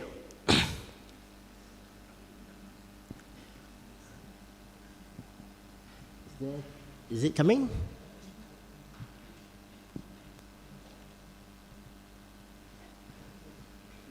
Signal. What is the opposite of Tawhidic epistemology? What is the opposite of Tawhidic approach or Tawhidic paradigm? So the literature uses the term reductionism. We reduce knowledge to only one narrow sources or narrow perspective instead of holistic perspective. So we want to avoid this reductionism, but focus or leverage or emphasizing the Tawhidic approach or unified approach.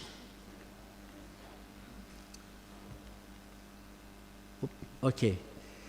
Now, so this is the summary. The Tawhidic epistemology that I mentioned just now require you to deal with these three stages. Okay, the input, you have the input. Okay, what are the input? The Quran, the Hadith, scholars' view, okay, science in the environment, okay, culture. All right, so these are the input. So you have got to access to this input. Okay, you have to gather them. You have to work. Okay. With scholars, you have to work with your students to deal with these sources of knowledge. That's the throughput stage. Now, what is the outcome of this? The outcome of this is to nurture individuals who have God consciousness. Okay, we want to nurture good mu'min, we want to nurture good Muslim, we want to also nurture good muhsin. Right? Okay, Islam taught us these three important pillars. Okay? Iman, Islam, and Ihsan. I think we very much emphasize on Iman and Ihsan. Sorry, Iman and Islam. I think we have to also talk about Ihsan as well. So what is Ihsan? The value aspect that we always realize that Allah is watching us. Right? So whatever you do, we have to realize that Allah is watching us. So that is the axiological notions that we need to also instill and educate among our students. Right? So this is the outcome of this Tawhidic epistemology. We always remember the greatness of Allah subhanahu wa ta'ala. Okay? Realize the presence of Allah subhanahu wa ta'ala in whatever behavior and actions that we commit or that we indulge. Okay. Second, the gap between theory and practices in current Islamic discourse. So quickly, I'm telling you that, the gap that takes place in our discussion, deliberation, and even our teaching, the reduction, attribute to the reductionism. Okay, we do not talk about various sources or various available sources of knowledge. It's stuck. Okay, Islamic-based psychology. The discourse on psychology from Islamic perspective, or what is currently termed as ilmun-nafs. So in Arabic we call it ilmun-nafs, and we simply translate it as psychology. We use the word psychology, and then when we are using Arabic, we simply translate it as ilmun-nafs. Right? So what is ilmun-nafs as opposed to psychology? The discourse has rightly elevated focus attention on the primary sources of knowledge, like I mentioned just now, but let's look at what ilmun-nafs is. Modern psychology has popularly defined psychology as the scientific study of human behavior and mental processes. Right? And then we want to translate this word psychology as ilmun-nafs. So in general, the Arabic-speaking Muslim world, in Arabic-speaking Muslim world, psychology is referred to as ilmun-nafs. Literally, it is translated as the science of the soul or science of the self. This definition possesses a foundational question for Islamic scholars. They deliberate what exactly is meant by the word soul. Right? In IIUM, for example, we translate ilmun nafs as science of the soul. Now, there are questions. If we were to translate back the word ilmun nafs into English, does the English term soul then refer to self or ego? Does the word self refer to, does the word nafs refer to self or refer to ego? A. B, does it refer to the word roh? Science of the soul. Is the word soul referring to roh? Right? Or C, should we speak of the word nafs as insan as a whole? Right? So in the Quran, Allah says, kullu nafsin za'iqatul maut. What does that word soul, what does that word nafs mean? Kullu nafsin za'iqatul maut. In another verse, Allah said, Qu anfusakum wa ahlikum nara. Right? The word nafs, or jama' of nafs is used as well. Right? So yeah, this requires deliberation. Whether ilmun nafs is only ilm of the soul or ilm of the total human. In that sense. Right? So this is a gap that, we have to venture, that we need to elaborate, that we need to further explore. All right, but what we are studying now is the totality of human. We do not only study human soul, we study human mind, we study human, even physical body, behavior, so on and so forth. All right. So we have methodological gap, we have ontological gap,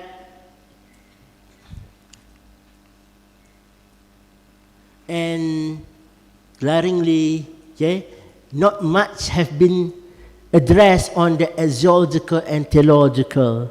Right? So after this, we want to give emphasis also on the values as well on the objective or on the outcome, or we call it maqasid, when we teach psychology. And how do we do this?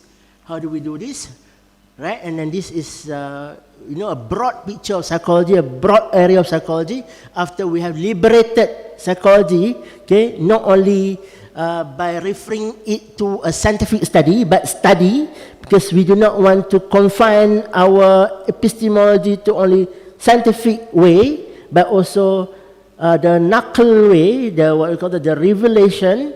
The sources of knowledge in psychology is also revelation. So we have broadened the scope of psychology. Now, how do we empower our educator and learner to have this integrated model of psychology as holistic, or as a what you call that unified knowledge? Professor Shukran, Yep. sorry, 1 minute left for your presentation. All right. So this is my last part. Okay, so the intervention that we can take up are, number one, I'm struggling with this. Hang on. Human process intervention. How do we empower individual to really understand the subject that they are learning or that they are teaching? Number two, human resource management intervention. How do we retrain or retool our teacher, our educator, our researcher, so that their paradigm is holistic, not only empirical in that sense? Okay. Human resource, and then the system, the SOP, the curriculum, can also be adjusted.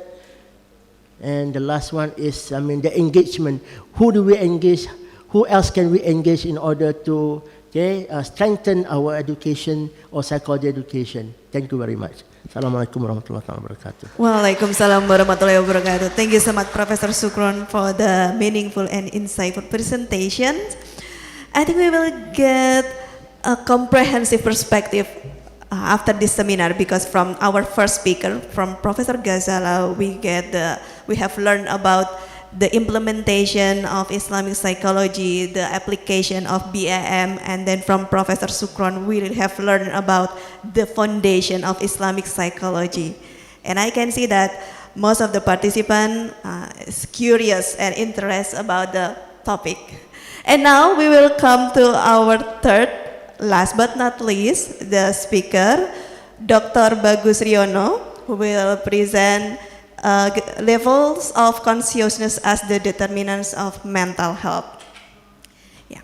Dr. Bagus Riyono, M.A. psychologist, is a psychologist and faculty member at Universitas Gajah Mada, Indonesia. He is well known for his work in Islamic psychology, motivation theory, and the development of tazkiyah therapy, a psycho-spiritual approach to healing and human development. And yeah, Professor Dr. Bagus Riyono, the time is yours. Okay, thank you very much. Bismillahirrahmanirrahim. The slide, let's see.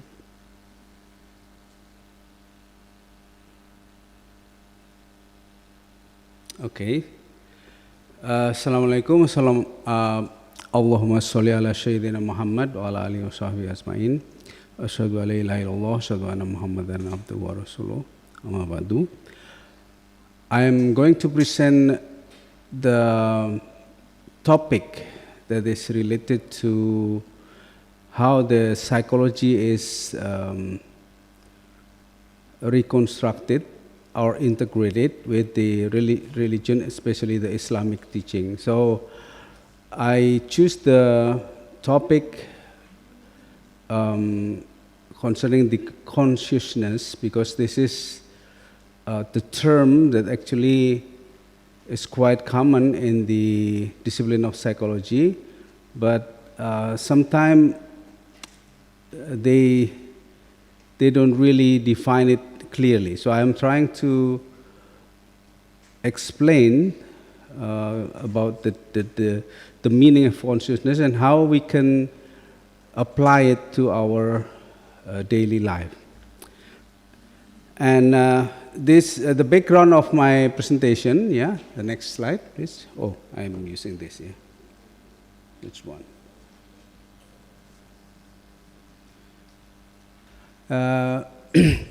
Actually, this idea, this concept about consciousness is a new development of what I have been trying to do with how to explain the tazkiyah therapy. The next slide, please. I think I'm not going to use this. It's easier. So in the book Tazkiyah Therapy, we already explained about the 7 principles, yeah, of Tazkiyah Therapy that also have 7 approaches. But I'm going to focus about this consciousness because this is a quite basic concept that if we can grasp this, then inshallah we will be able to manage ourselves, especially how to achieve a healthy condition in our mental life or our feeling, emotion, cognition, and also our soul. So one of the principles of Tazkiyah Therapy that is based on Al-Balkhi's work is that knowledge is the best medicine. So knowledge is how we understand. And this is actually inspired by the message of the Quran, especially the first revelation of the Quran is about Iqra. Yeah, Iqra, Bismi Rabbikal ladzi khalaq, khalaqal insana min alaq.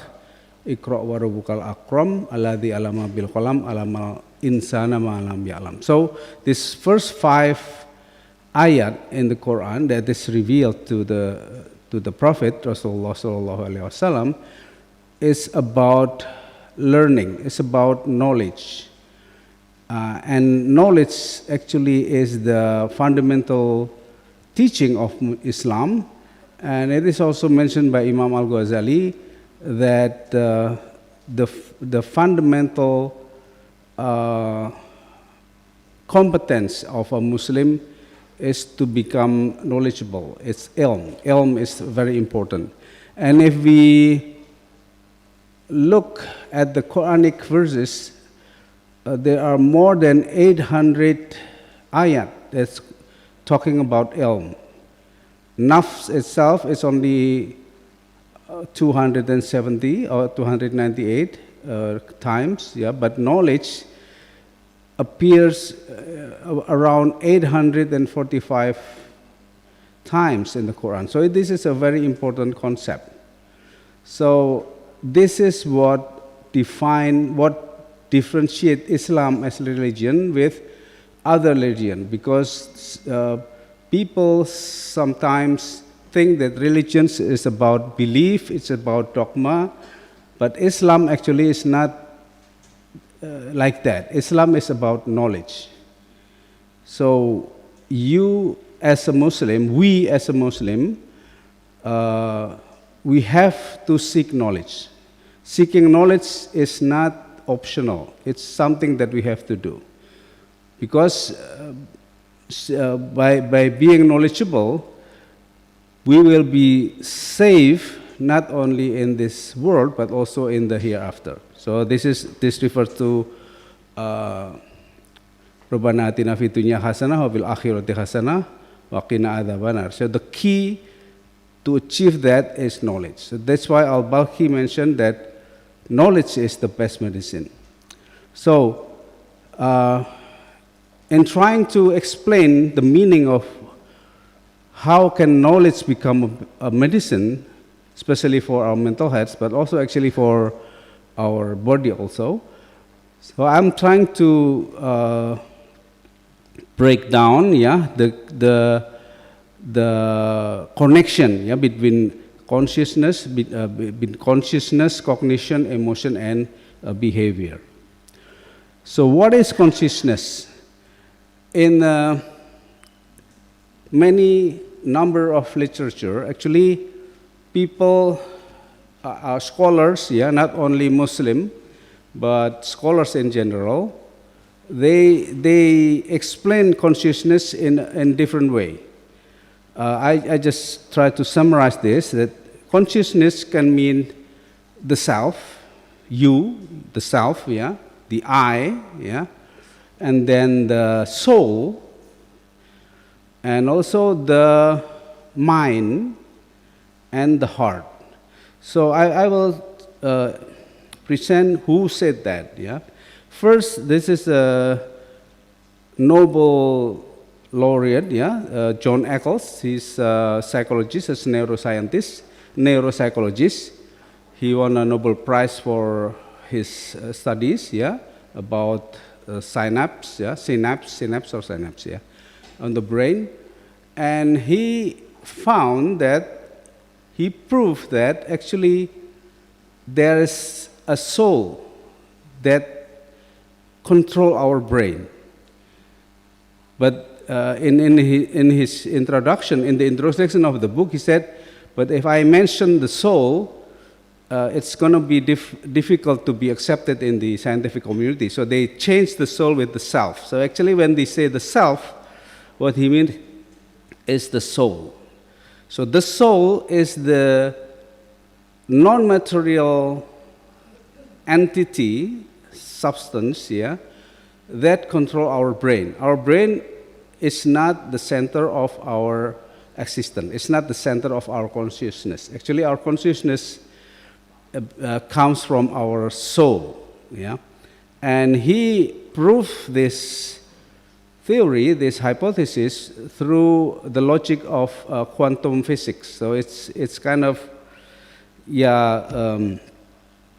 it's not easy to understand for you who doesn't learn about physics, but actually quantum physics is the science about physical world, but it's not only about the material, but in quantum physics, there's something beyond the material that controls this material world. So that's why, using this argument, John Eccles introduced about the self or the soul. And then a brain surgeon, Michael Eckner. Michael Eckner is a doctor, a medical doctor, a brain surgeon. He argued that in his 30 years of career, he never found any evidence that the brain is the source of decision or consciousness. So he said that the brain is only a mediator. So there is some thing, he call it the mind, that is immortal, that is immaterial. Sometimes we call it as intellect or the will. Is the source of the consciousness that we can observe through the activities of the brain. But the brain itself is not the agency that do that. So he said something about agency and about the one who is responsible for our decision. And then Imam al-Ghazali, as we all know, in his book, Ihya Ulumuddin, he mentioned that knowledge, the development of the scholarship at that time, at his time, is focused on the medicine, and also law, But he said we have to study something else, which is the heart. The heart is the one that we have, that all human beings have, that is more important than the body and also the law, like the law and order in our life. The heart is the core. So Imam al-Ghazali said that the core of human being actually is the heart. And actually it's not his opinion. It is based on the hadith by Rasulullah sallallahu alaihi wasallam. Okay, so the self, the soul, the heart, the mind actually talks about the same thing, and it connects to consciousness. And if you look at the dictionary, you find the word psyche, in the dictionary, the Webster dictionary or Merriam-Webster dictionary. Then the dictionary said that the psyche is the mind, the self, the soul. So it's surrounding that. So actually, psychology used to be the study of the psyche, and Prof. Shukran said it's the ilmu nafs. So psyche is the nafs. All right, and it relates to the soul, the mind, and also the heart. All right, now, so what is consciousness then? How can we identify consciousness? I mean, how can we reflect ourselves? How can we notice, the consciousness of ourselves, our own consciousness? Actually, consciousness is the way how you perceive reality. So reality actually, can be perceived in different ways. It depends on your consciousness. Or you can say that consciousness is the how you define reality. So what is happening right now? Maybe, the different people have different perspective, have different definition. That is because each of us have different level of consciousness. For example, if we look at the Quranic message, when we are discussing about ilmu, in majlis ilmu actually, that what is happening in here is that the malaikat is coming, it's surrounding us because we are majlis ilmu. So that's an example of a kind of consciousness. But not everybody think that way. Maybe they just think it's a number of people, sitting down, listening to the speaker and so forth. So that's another level of consciousness. So what is happening is the same, but how we define it is different. It depends on our consciousness. And also our conclusion about the reality. So this is why the source of our problem actually is in our consciousness, because with our consciousness we define the reality, And if we refer to the opening, yeah, the Surah Al-Baqarah 155 and 156, it explain about how we conclude, yeah, about the musibah. Yeah, those who are sabr, they will say inna lillahi wa inna ilaihi rajiun. So they conclude that musibah is something that is from Allah. I mean, that ourselves is something from Allah, then we will go back to Allah. So musibah is not a big deal because it's just, you know, something that happens in our life. Yeah, that's the conclusion about the reality. What is our conclusion about the war on Iran, for example? It depends on our consciousness, how we define it, okay? All right. And then you also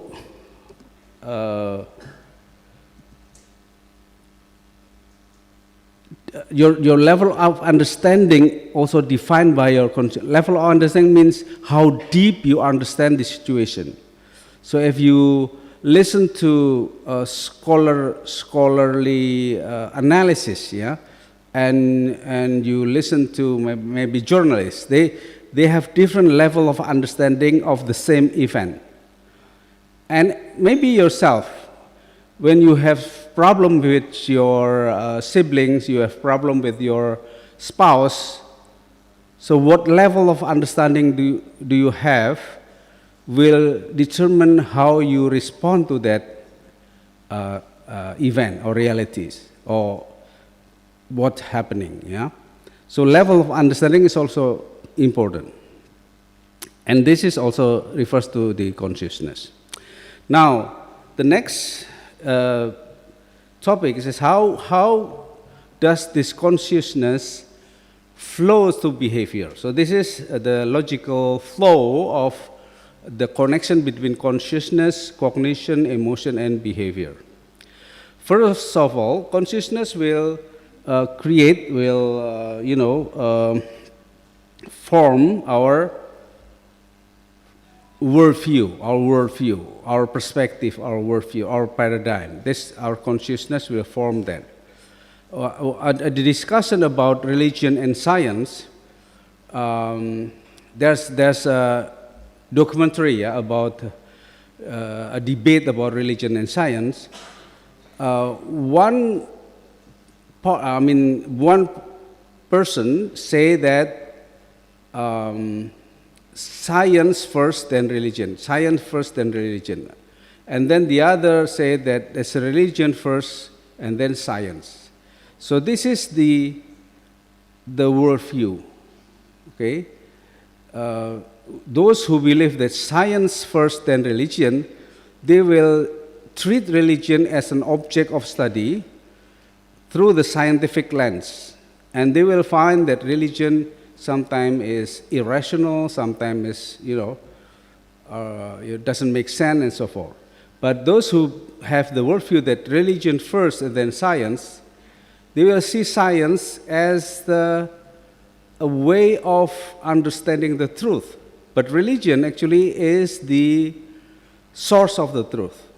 So this worldview will have a different impact on or the person who have this worldview. So this is how consciousness work in our,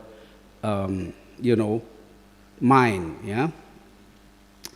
Okay, so our worldview then will form our cognition, will influence our cognition. Cognition means our logic, like which one is right, which one is wrong, and so forth. It's then developed through this worldview, okay? And this is also, at this level, we already have some kind of dispute, yeah, between different people. Because if they have different worldview, they have different cognition, different logics. And then this cognition will, influence our emotion. What you think will influence how you feel. What you think will influence your emotion. When somebody's angry, he has some cognitive background why he is angry. Okay, maybe he's angry because he thinks other people treat him bad. Maybe he's angry because he thinks people treat them unfairly, something like that. But if you don't care about whether or not people treat you fairly, then you're not supposed to be angry. You don't have to be angry. Or maybe if you see that what people did to you actually is something that will help you to realize your mistake, then you don't need to be angry. Okay, so anger actually doesn't, emerge automatically, doesn't happen automatically. It happened because you think in a certain way, because you make a conclusion in a certain way.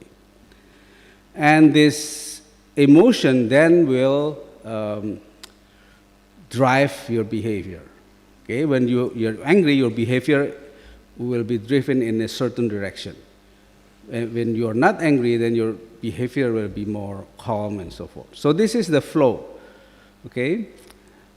So, and this is not just a theoretical proposition. Yeah? Actually, this is based on a study, 25-year studies about the brain, by Lisa Feldman Barrett, and he concluded that actually our emotion is created by ourselves, our thinking, our conclusion. So that's why Lisa Feldman Barrett, as a neuroscientist, she doesn't believe in the concept of a primitive brain, that emotion comes from the primitive brain and so forth. Because she said that emotion emerges from how we think, how we make a conclusion about the situation. Okay? So this is already proven, It's not just theoretical. It's empirically proven. All right.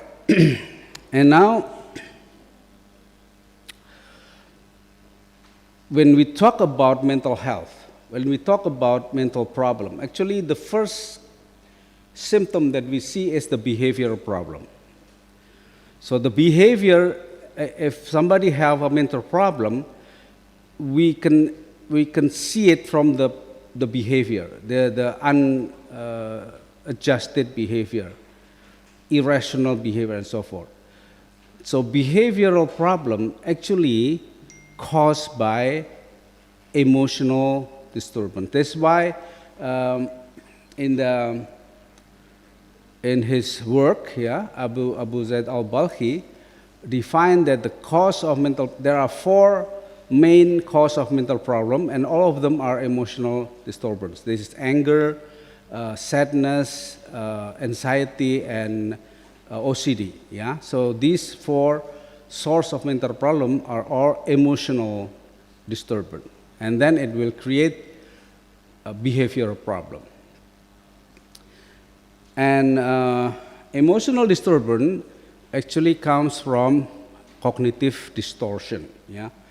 If you think wrongly, if you conclude something wrongly, then your emotion will be, it will influence your emotion, it will create problem in your emotion.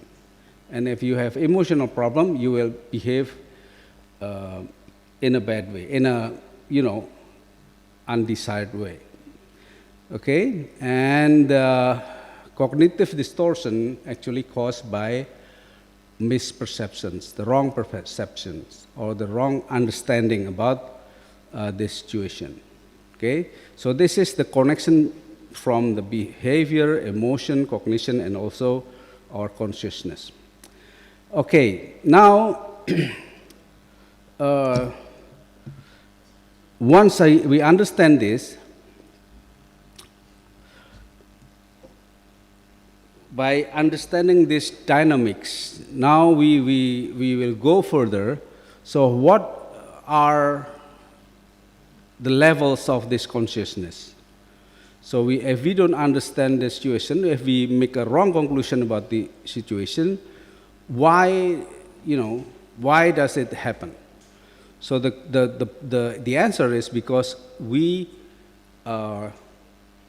we don't have enough access to the level of consciousness, or whether we are stuck in the certain level of consciousness that is not appropriate to the situation. Yeah. So there are actually 5 levels of consciousness that I name it as sensing, reasoning, empathy, and conscience. So the sensing, actually all of these these levels have a certain impact. Yeah, if it's aligned with the situation, then it's okay. But if it's not aligned with the situation, then it will create problems. First, the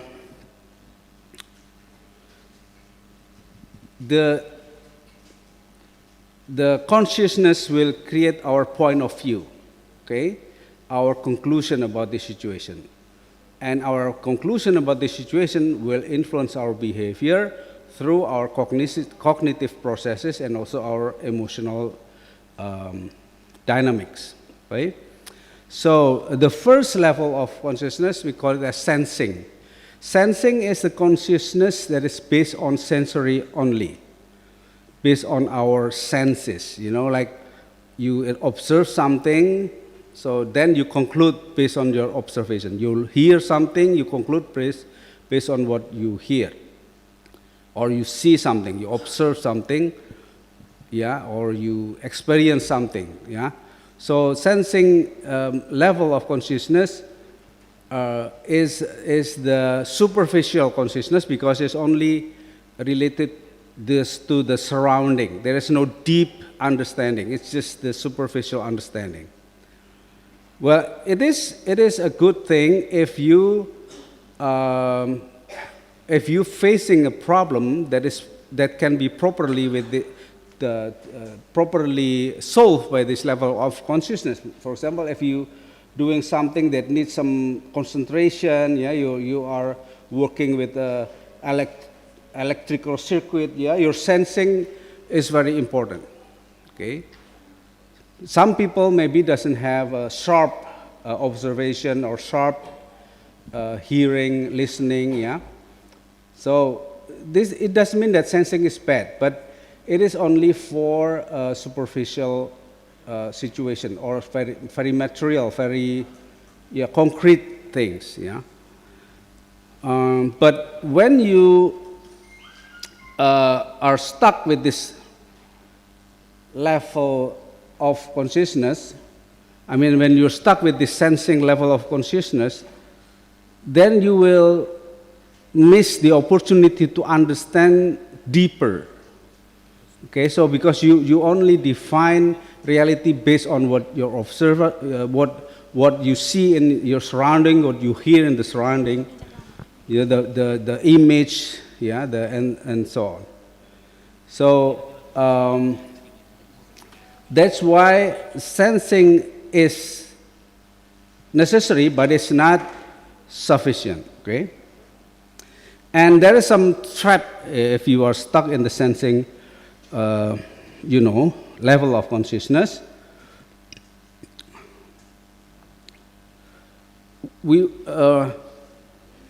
Our thought, our feeling is only based on our sensory sensation.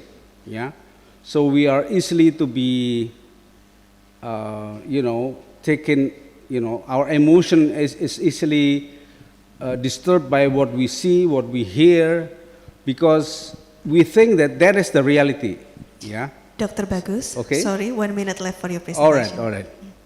So this is why we need to move, forward. We need to develop more level, deepen our consciousness. And also when we stuck with our sensing level of consciousness, we will value appearance, image, and so forth too high. Yeah, this has happened with the era of the social media. Yeah, you just see things in the social media and it involves your emotion because you are focusing on the sensing. And the deeper consciousness is reasoning. When your consciousness is based on reasoning, then you will contemplate, you will try to find meaning, you will try to find purpose, yeah, and reason, and you will become more reasonable, yeah. So you will have a deeper consciousness. Okay, and the higher, I mean, like the next level of the consciousness is the empathy.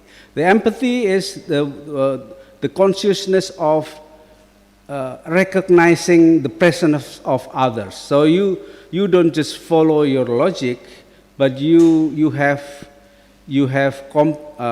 compassion with others. You adjust with others. So this is the empathy. It's more social. This is also good because you will have a strong emotional bond, but also there's some risk because then you will be too emotional and less rational if you are focusing on this. And the highest level of consciousness actually is the conscience, yeah? Like Prof. Shukran already mentioned about the God consciousness, actually is the level of this is the highest level of consciousness that you connect to Allah. You realize that whatever happened here is by, Allah permits it to happen, yeah. So you don't have any anxiety, you don't have any, you don't question, you just understand that there must be some message in whatever happened in here. Thanks for your presentation, Dr. Bagus. Okay, so the conclusion actually is that what we have to do, we have to train ourselves to master all level of consciousness so that we can adapt to any situation with the appropriate level of consciousness. And that will be the key for mental health. Thank you very much. Assalamualaikum warahmatullahi wabarakatuh. Thank you very much for the presentation, Dr. Bagus, and sorry for the time limitations. Yeah. So now we will move forward to the next session. So it's the discussion part, and it's the main point of how the participant come to this forum. I can see that most of the participants come from the psychology background, but with different role. So I can see that some of them is from professor, also assistant professor, associate professor, master student, and also doctoral students. So please release all of your curiosity this time by asking the questions. Raise your hand and also please mention the name and where are you from, and also don't forget the questions and which speaker the question addressed to. Okay, now I will.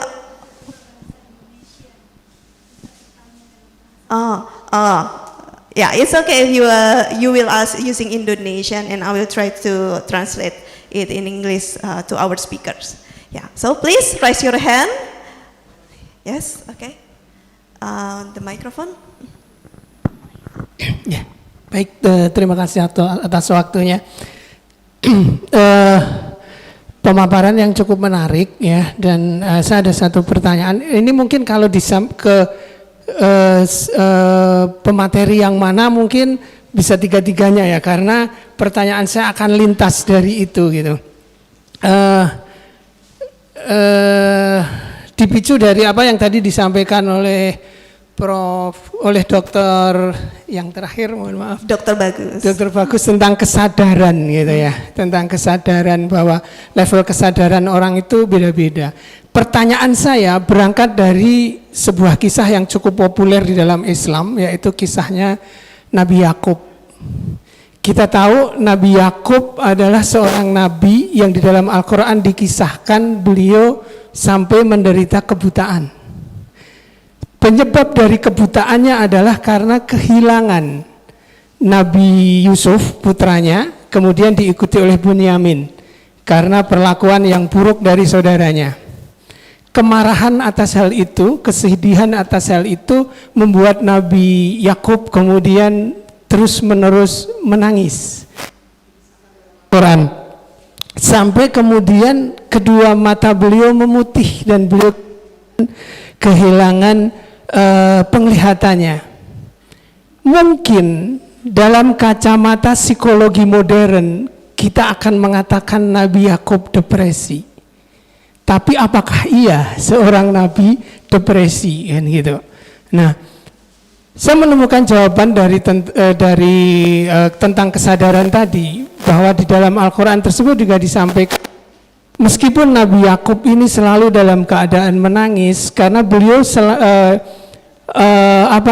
meletakkan semuanya, mengembalikan semuanya hanya kepada Allah gitu. Sampai kemudian dalam kisah itu juga disebutkan penglihatannya kembali setelah bertemu dengan Nabi Yusuf di Mesir gitu kan. Nah ini kalau kita kembali tentang epistemologi tauhid tadi, apa yang dilakukan oleh Nabi Yakub ini kan benar gitu. Karena dia hanya mengembalikannya kepada Allah. Nah, mungkin dalam praktek kita di psikologi modern hari ini bisa jadi gitu ya. Ketika kita bertemu dengan orang yang secara awam dikatakan dia mengalami depresi gitu. Karena dia tidak melakukan aktivitas apapun gitu kan. Secara behavioral dia terganggu. Nah, kalau kita kembali ke definisi dari kesehatan mental modern sendiri kan dikatakan orang yang sehat mentalnya itu yang dia bisa mengaktualisasikan diri, dia bisa membantu orang lain. Nah, kalau seperti yang dilakukan oleh Nabi Yakub, kan dia tidak bisa melakukan itu. Gitu. Artinya beliau berada dalam kesadaran, mungkin levelnya kalau bicara dari sisi kesadaran tadi sudah level tertinggi gitu. Nah ini kalau ketemu praktisi BIM mungkin akan diaktifasi lagi gitu. Padahal tingkat kesadaran beliau level tertinggi gitu. Nah mungkin akhirnya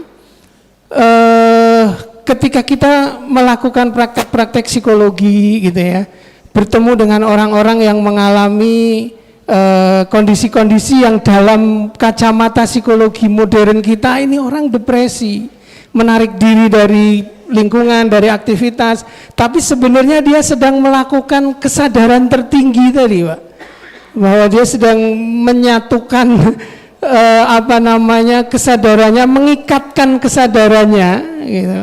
Jadi telosnya itu sudah paling tinggi kepada Allah Subhanahu wa Ta'ala gitu. Nah, kan ini tentunya kalau ketemu seperti ini berarti secara dari sisi yang level kesadaran tadi ya, sebagai psikolog ketika kita berhadapan dengan orang yang level kesadarannya sudah lebih tinggi dari kita, bisa jadi kita tidak bisa melakukan bantuan profesional kepada yang bersangkutan, malah nanti kita yang wah mainmu masih kurang jauh mas gitu. Jadi bagaimana kemudian kondisi-kondisi seperti ini, karena kan kalau tadi disebutkan bahwa obat yang terbaik itu adalah pengetahuan gitu ya, betul sih artinya. Tapi seberapa kemudian kalau kita kembali ke behavioral, kadangkala pengetahuan itu tidak kita dapatkan dari kita belajar, tapi kita dapatkan dari pengalaman. Ya, gitu. Gitu. Mohon maaf, dengan Bapak siapa? Khalil. Pak Khalil. Ya. Oke. Dari? Saya alumni UMS. Oke, Khalil. Oke. Ya. Pertanyaan intinya adalah kondisi seperti itu. Artinya tingkat apakah ini seperti yang dialami oleh Nabi Yakub gitu ya, kondisi seperti itu tuh memungkinkan terjadi. Artinya secara behavioristik gitu ya, mungkin dia kita asumsikan mengalami gangguan gitu ya. Tapi secara kenyamanan afeksi gitu. Dia berada pada level tertinggi gitu. Okay. Ya. Yeah. So I think this question is perfect for Dr. Bagus, because Dr. Bagus mentioned a lot about the consciousness, and also Mr. Khalil asking about the consciousness level with the example of our Prophet Yaqub alaihi salam. Yeah, please Dr. Bagus.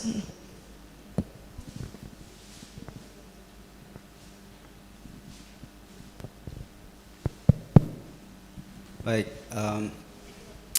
pertama, yang namanya sedih itu bukan gangguan jiwa ya.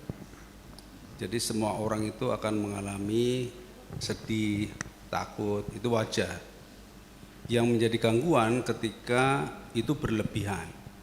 Nah, itu ya. Ini secara umum dulu sebelum Nabi Yaqub ya. Nah, apakah Nabi Yaqub itu berlebihan? Nah, ini debatable. Artinya berlebihan itu apa?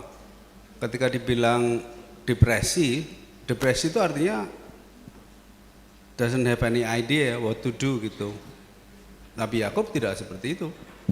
Ya, sama dengan Siti Maryam ya, Maryam itu ketika hamil juga dia sangat sedih, sangat takut ya.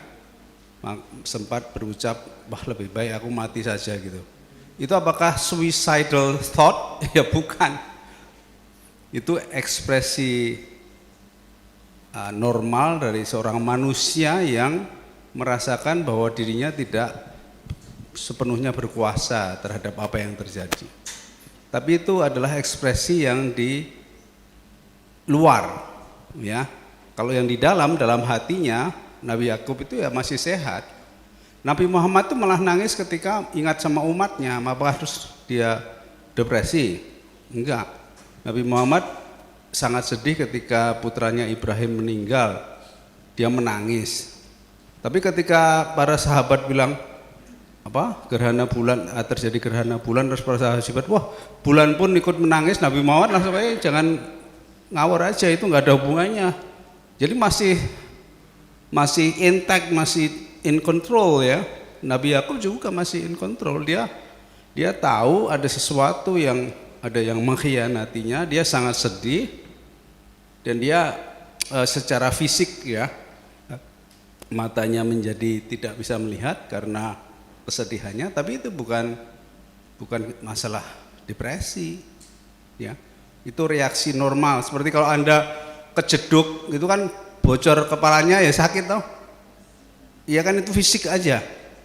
Tapi ada yang bocor kepalanya terus stres, terus tidak mau ngapa-ngapain, terus merasa sudah hidupnya selesai, itu lagi masalah mental.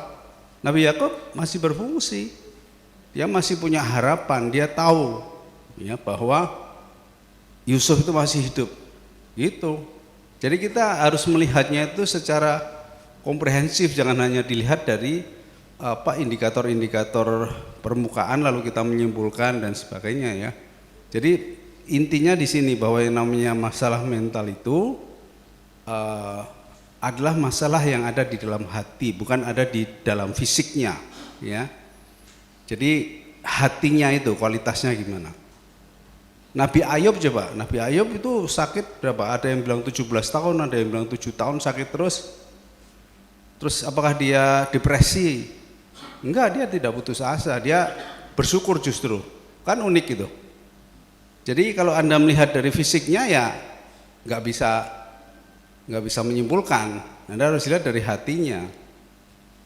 Nabi Ayub ketika sudah sakit nggak sembuh-sembuh sama istrinya dikritik, kamu Nabi kok nggak minta Allah untuk sembuh, malah istrinya yang dimarahin. Saya tuh sehat sudah 40 tahun, baru sakit 17 tahun aja mau mengeluh. Istrinya yang dimarahin. Jadi apa yang kelihatan dari luar itu bukan berarti cerminan dari masalah mental atau jiwanya. Nah di sini pentingnya kita memahami itu, walaupun ada kaitannya, tetapi tidak bisa disederhanakan seperti itu. Begitu saya kira. Jadi kalau Anda melihat ada orang tua yang sudah matanya tidak begitu melihat, bungkuk, jangan dikira dia sedih, belum tentu. Biasanya dia bahagia, mungkin anaknya udah lulus semua, ya, dia masih menikmati hidup, sisa hidupnya dengan sabar. Gitu, jadi jangan dilihat dari luarnya makanya. Jadi kita harus tahu suasana hatinya, kondisi hatinya. Nah itu baru kita bisa menentukan apakah dia itu sehat atau tidak, depresi atau tidak gitu. Jelas ya? Bisa difahami kan kira-kira? Oke. Sudah? Ya. Maksud dari yang saya sampaikan apa namanya? Jadi begini Pak. Jadi yang benar, maksud yang saya sampaikan adalah betul, saya sepakat dengan itu. Artinya berarti bahwa kalau kita kembalikan ke behavior activity gitu ya, kan orang itu dianggap depresi, gitu kan? Itu salah satunya ketika banyak aktivitas-aktivitas yang itu orang normal rutin bisa lakukan, itu dia terganggu, tidak bisa dia lakukan. Nah, kalau dibandingkan dengan ini, artinya saya sepakat dengan yang tadi panjenengan sampaikan gitu. Artinya kita tidak bisa melihat itu. Mungkin secara kasat mata orang normal, dia kemudian mengurung diri, dia memisahkan dari aktivitas sosial, tapi kita tidak bisa kemudian menjustifikasi ini orang depresi, secara mental terganggu gitu. Bisa jadi dia memang kemudian memiliki level kesadaran yang lebih tinggi, memisahkan dari kehidupan normal, kemudian dia membangun komunikasinya sendiri dengan Allah gitu ibaratnya gitu Pak. Jadi lebih ke sana. Jadi ini itu lebih ke sana. Jadi kita tidak bisa kemudian menjustifikasi. Nah ini kan penting ketika kita kemudian punya klien misalnya yang dia oleh lingkungannya gitu kan dianggap misalnya direkomendasikan oleh keluarga atau apa, ini anak saya depresi atau ini karena dia tidak lagi melakukan aktivitas normal yang dulu dia lakukan. Nah kita kan tidak bisa buru-buru menjustifikasi akhirnya oh iya ini kalau berdasarkan parameter itu gitu ya. Oke ya. Yes, oke. Baik. Dr. Bagus. Ya artinya kita harus diagnosis dulu dong, nggak boleh langsung jumping to conclusion gitu. Yes. Okay, thank you very much for the response, Dr. Bagus. And now we will move forward to the second questions. So, yeah, please raise your hand. The next question. Okay, from this side. I'm waiting the question from this girl, woman side. Okay. Please, after this maybe. Okay. My name is Faisal from University Muhammadiyah Surakarta. My question is simple. What is this competence of therapists? Is it we need to be a good Muslim first, or just we need just become a good psychologist first? And maybe my question is simple that. Okay, thank you so much. Simple but deep. Yeah. Okay, Professor Ghazala. Yes.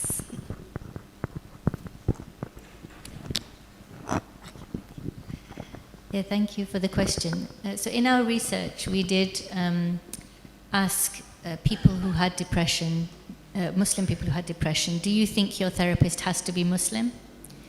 And some people did want to have a Muslim therapist because they were worried about discrimination, about not being understood. But most people said that it was more important to them that the therapist was professional, they protected the boundaries, and that they were non-judgmental, so they didn't make judgments about them, and also that they, apart from protecting the boundaries, that they had a professional approach and they didn't go beyond what they should do as a therapist.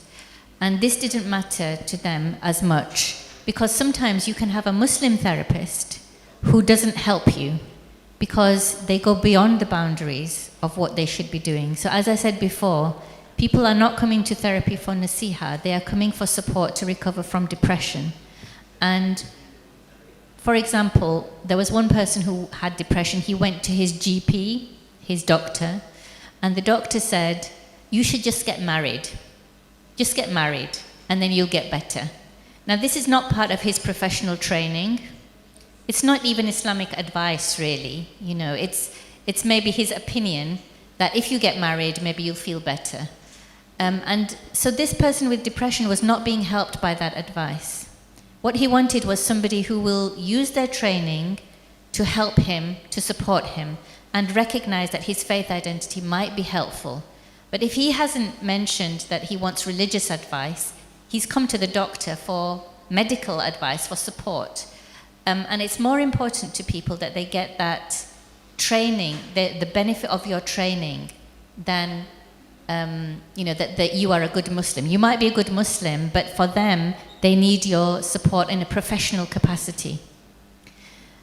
So another question that might come up is, what if somebody comes for advice, they've got depression, and they're doing things that are un-Islamic?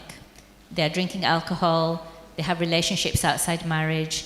What should your approach be to that? So again, the issue is that a problem for them? Is it what's making them depressed? The fact that they are doing these things? If it's not a problem for them, then professionally, your aim is to help them get rid of their depression. What are the causes of their depression? If actually the drinking is not causing their depression, or they don't feel guilty about it, then that's not what you should focus on. You should focus on what is it that is making them feel depressed. And yet the fact that you are a Muslim, doesn't conflict with that, because everybody has a choice in deen. La ikraha fi deen. You are not there to force people to practice their religion. You're not there to make a judgment about them. Allah is the judge. You are not the judge. So your job as a therapist is to help them get better. And this is how Allah will judge you. Did you do, your role? Did you do your role to help them? Or did you actually decide that you should judge them? You should try to impose your values on them? This is from our research, I would say, your first role. You are a Muslim. Nobody's going to take that away from you. You are a Muslim, whatever you do. Your first role is you are there as a professional, and you have to work within your professional boundaries. Even if somebody comes and, for example, I know last time I came to Indonesia, there was a big problem about LGBT. People saying, what if you have a patient who is LGBT? Again, you can't impose religion on anybody. It's a choice for them. It's their choice if they're going to practice Islam or not. If they have a conflict between their religious identity and their choices in terms of sexuality, then you can work with them on that. But if it's not causing their depression, you can still be a Muslim and help them. You're not going to stop being a Muslim. Allah will not judge you because you haven't said to them, you are wrong, what you are doing is wrong, because they haven't come to you for a religious advice. They have come to you for help with getting better from depression. I hope that answers. Okay, yes. Okay, yeah, thank you so much, Professor Ghazali, for the response. And then we'll move to the third questions. Okay, yeah, please. Yes, the microphone. Assalamu alaikum. Izanur from Pakistan. Actually, I have a question. I have two questions from Ma'am Ghazala. I wanted to ask, do you think BAM as a final model, or do you think it's just the beginning for developing a broader religious psychology framework? And the second thing I want to ask you, until now, in your experience, what are the conditions in which BAM does not work? What are the limitations of this program? Thank you, Isa. Please, Professor Ghazala. So, from what we know about the evidence, there are lots of different things at work that have faith-sensitive models. So BAM is one model for this. There are other things. For example, if you look at the literature, just playing Surah Rahman in a hospital ward, people will get better more than if you don't play it. So this is definitely not the only way. I think there are lots of different things that can be done, and we shouldn't feel there is a competition between them, that this one is better, that one is... If it works for the patient, we should encourage all of them. The important thing is to develop the evidence. Develop the evidence for if it works or not. It's not enough to say, well, this is from Quran and Sunnah, so it must work. Because sometimes your interpretation of how you are delivering the Quran and Sunnah may not be the best way to do it, and you don't know what is the best way until you develop the evidence.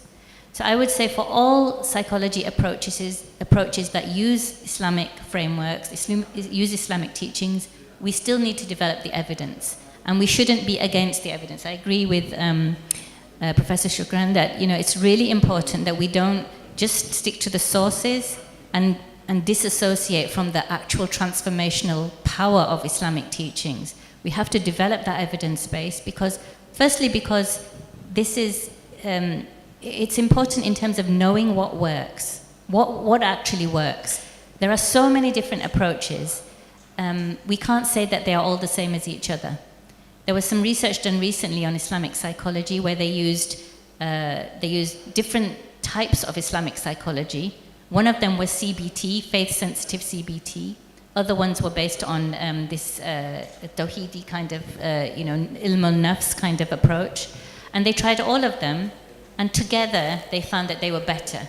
But if they separated out, just some of them, they might not have got the same results. So I'm not saying it's a final model. I would say we need to find out what works and use all of them. Because if somebody chooses Islamic psychology, they might need a different approach from somebody who just comes for treatment. They're not necessarily asking for Islamic psychology, but they are a Muslim. So in the Muslim community, we have lots of different types of people. They are not all religious. Not everybody is religious, but we need to support everybody, whether they are religious or not. And then your second question, I forgot. It's about the limitations of BAM that you have until now noticed. Yeah, so some of the feedback that we have had from therapists is that obviously we did it in a very controlled conditions where they had to stick to the manual. Sometimes if you're CBT trained or if you're working in hospitals rather than in primary care, you want to be able to use lots of different approaches, not just BAM. And I think that's fine. If maybe you use BAM for some of what you do and you use other approaches because you think that's relevant to the client. I think that's fine. You don't have to stick just to BAM if you feel that the other approaches will be helpful too. Okay, thank you, Professor. Thank you so much. Yeah, so if I could say that maybe BAM is one type of color in the psychotherapy, right? Yes, one shade of the color in psychotherapy. Okay, we still have maybe 2 minutes left. Okay, one more question. I will open one more question. Yes. Okay, please raise your hand. Okay. Yes. Assalamualaikum. Waalaikumsalam. So I'm from Université Paul Valéry, France. So I have a really short question, maybe a longer one after the break. So my question is, so we don't need to be Muslim to implement BAM, but is there like a minimum base knowledge about Islam and Islamic teachings to be able to implement it as a psychologist? Yes. Yeah. Thank you for the question. That's a very meaningful question. Please, Professor Ghazala. Yeah, so you definitely don't have to be a religious expert. You don't even have to be a Muslim. But what we did, we developed a resource of Islamic teachings called the Client Self-Help Booklet. And I gave you an example in my presentation of the Ta'i or Kamal Hadith. We also have teachings about, how to protect yourself in Islam. We have teachings about how to feel hopeful, to be merciful to yourself. So these are, even Muslim psychologists, they don't sometimes know the right teaching for the right situation. So this booklet is a resource for the therapist as well as for the client.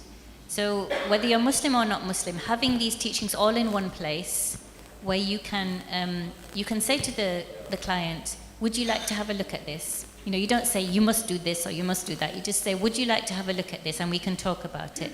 So they can have a look. They can say, I really like this teaching. I think it will help me. Or if they are feeling, for example, feeling very anxious about something, you might say, well, what kind of teaching in the booklet might help you? And you might have some ideas yourself. So the booklet will give you ideas about, for example, if somebody has to have a difficult conversation with their husband or their wife, and you say, what would help you feel more brave to have that conversation?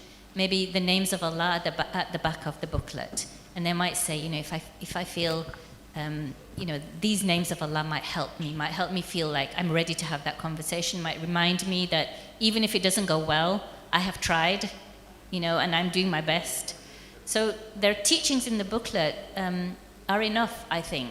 And sometimes people might want to go beyond that. It may be that they have a problem and you say, are there any teachings in Islam? What does Islam say about this issue?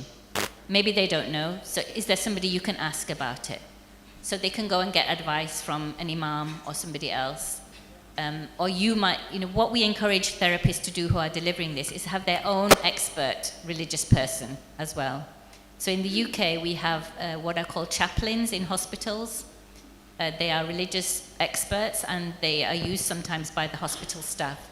So we can say, if you have somebody like that, if the person needs advice and they don't have their own source of advice, you can ask them if they would like to see that person. So the booklet itself has lots of teachings, and then if they want more than that, they can do some research for themselves. They can speak to religious experts themselves. But the basic knowledge in the booklet, I think, is enough. Thank you. Okay, thank you, Professor Ghazala. Yes. Okay, I think our discussion session comes to an end, and now we will break. And before that, I will close and say thank you for all of our speakers here, for Professor Ghazala, Professor Shukran, and Dr. Bagus Riyono for the insightful and meaningful presentation, and also for the meaningful discussion with our participants. Thank you very much. Please give them applause. Yes. Okay. Since our discussion comes to an end, I will give the station back to the Master of Ceremony and will guide all of the participants to the next session. Please. Thank you so much for our keynote speakers and also our moderator for this fruitful first session. I'd like to also thank everyone here for your enthusiasm, and please keep this enthusiasm until our end of this event. Before we move on to our second session of today, we will be having an hour break for Dhuhr prayer and also lunch. So it will start from 11:30 until 12:30. To make this break effective, I think I would like everyone here to go ahead and do their Dhuhr prayer first. You can find our prayer room on the 3rd floor of this building. So you can take the elevator outside and go to the 3rd floor. And once you finish the Dhuhr prayer, please come back here to re-register yourself for our second panel session. And once you've registered yourself here, feel free to take your lunch boxes that will be provided by the committee on the east side of this building. I hope that is clear enough for everyone, and I hope everyone stays enthusiastic and energetic for our next sessions today. Enjoy your lunch break, ladies and gentlemen.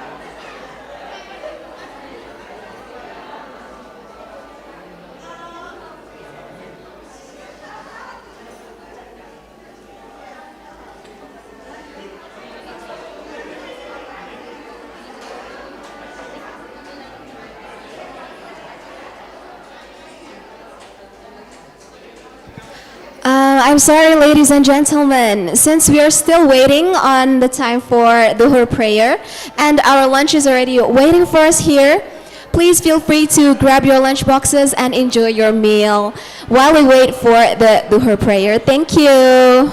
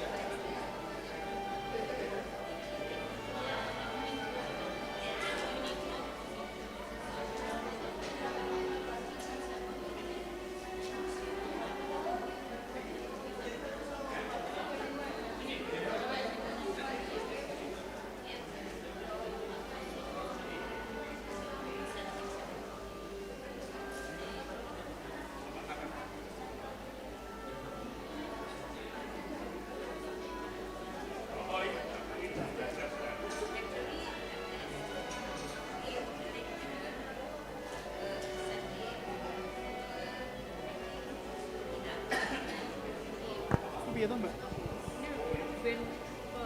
Oh, grup coy.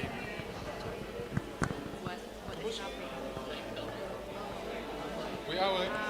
Ya, nanti pengen digawe neng tampilan. Cuk.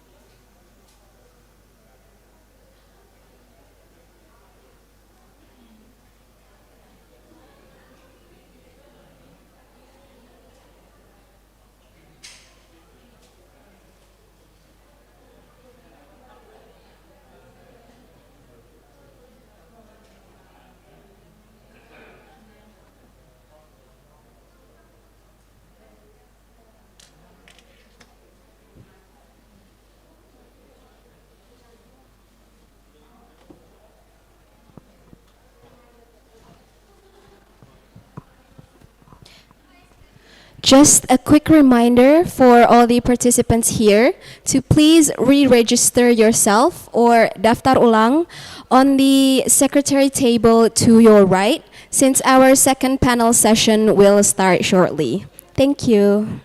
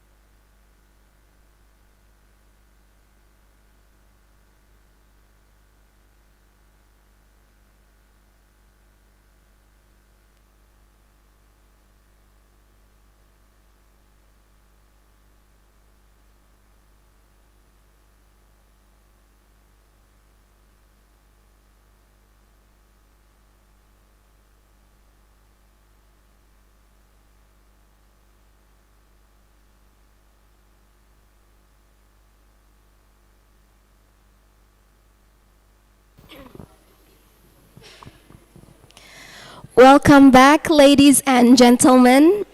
I hope everyone had a great meal, a great break. I hope everyone got to freshen up and also interact with the other participants in today's event. So, jumping to our next main session for today, which is our second panel session with more great speakers for everyone. Before jumping into our session, allow me to introduce our wonderful moderator who will guide us through our second session. With us today, we have Bu Santi Sulandari, Ph.D., who currently serves as a lecturer that holds a position equivalent to the level between assistant professor and associate professor in the Faculty of Psychology, Universitas Muhammadiyah, Surakarta. She brings a strong experience in cultural and developmental psychology and has been actively involved as a director of the Center of Indigenous Psychology Research Center.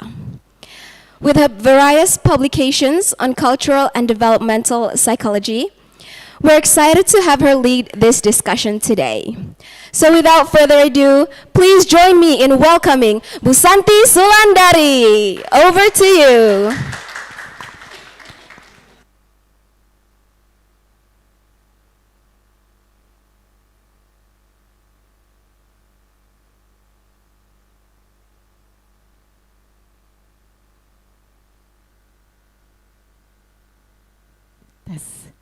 Saya. Bismillahirrahmanirrahim. Assalamualaikum warahmatullahi wabarakatuh. Thank you very much for the master ceremony for introducing myself, me, and for letting me to guide these second sessions. A warm welcome for us for these second sessions, for everyone who joining us today. I hope you have a great break and ready for this second session. Just to gently remind you all that this seminar brings together the expertise at the intersections of mental health and Islamic values, which is exploring how the behavior activations can be thoughtfully adapted in Islamic communities and in Indonesian cultural contexts. We are honored to have three distinguished speakers who will share their insight, research, and practical implementations on these important topics. So please joining me to welcome the three speakers. We have here Bapak Setiyo Purwanto, M.Si, Ph.D. psycholog, who will talk about the implementations, the Islamic meaningful models. And then we also have the second speaker, Ibu Lusi Nuryanti, who will talk about the implementations of behavior activation in Muslim populations. And we also have Bapak Bayu M.Si psycholog, who will talk about the implementations of behavior activations for Muslim populations. So please joining me to welcome them all. Monggo, Bapak Ibu.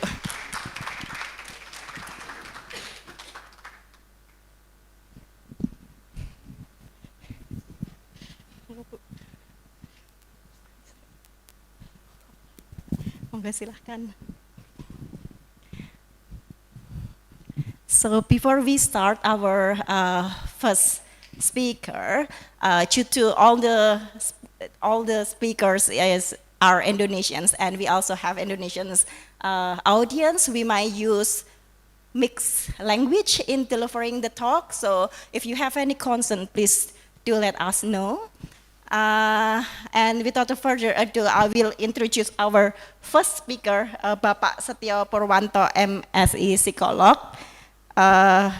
Bapak Setiyo Purwanto is a senior licensed psychologist faculty member at the Faculty of Psychology, Universitas Muhammadiyah Surakarta, where he has taught since 2000 and currently serves as head of the Islamic Psychological Studies Center. He holds a bachelor and master degrees at from Universitas Gajah Mada, along with the professional psychologist qualifications. He is prolific author of 8 books that uniquely integrate Islamic spirituality with psychological practice, covering topics such as mindfulness, zikr, Ramadan, Hajj, and character educations. His research and publications focus on the development of zikr breathing mindfulness therapy as an evidence-based intervention for insomnia, with several randomized control trials published in reputable national and international journals. As the founder of an original Islamic mindfulness models, rooted in both clinical science and Islamic traditions, Bapak Setiyo stands as the pioneer figure in the integrating of faith and psychological well-being in Indonesia. So please everyone joining me to welcome Bapak Setiyo to have his speech. Monggo Bapak.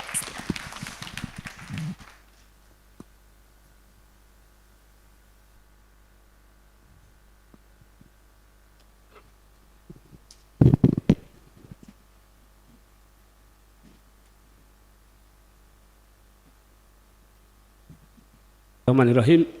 Assalamualaikum warahmatullahi wabarakatuh.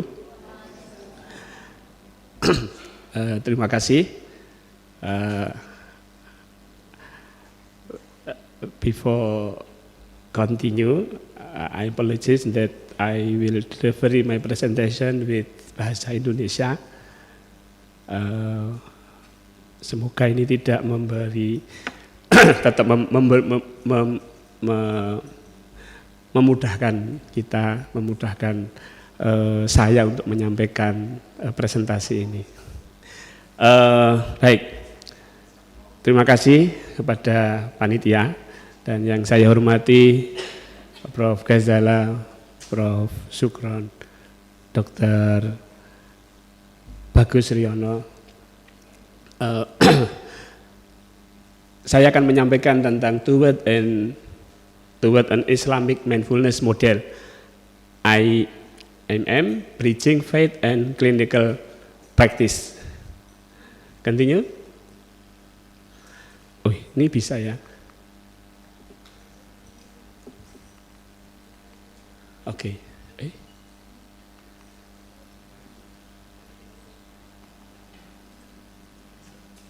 Ya. Tentu di dalam gangguan mental akan ada banyak sekali. Saya akan memfokuskan sesuai dengan apa yang telah tadi juga dibicarakan oleh Prof. Ghazala about depression. Saya akan lebih pada behavioral problem yang disebabkan karena crisis of meaning.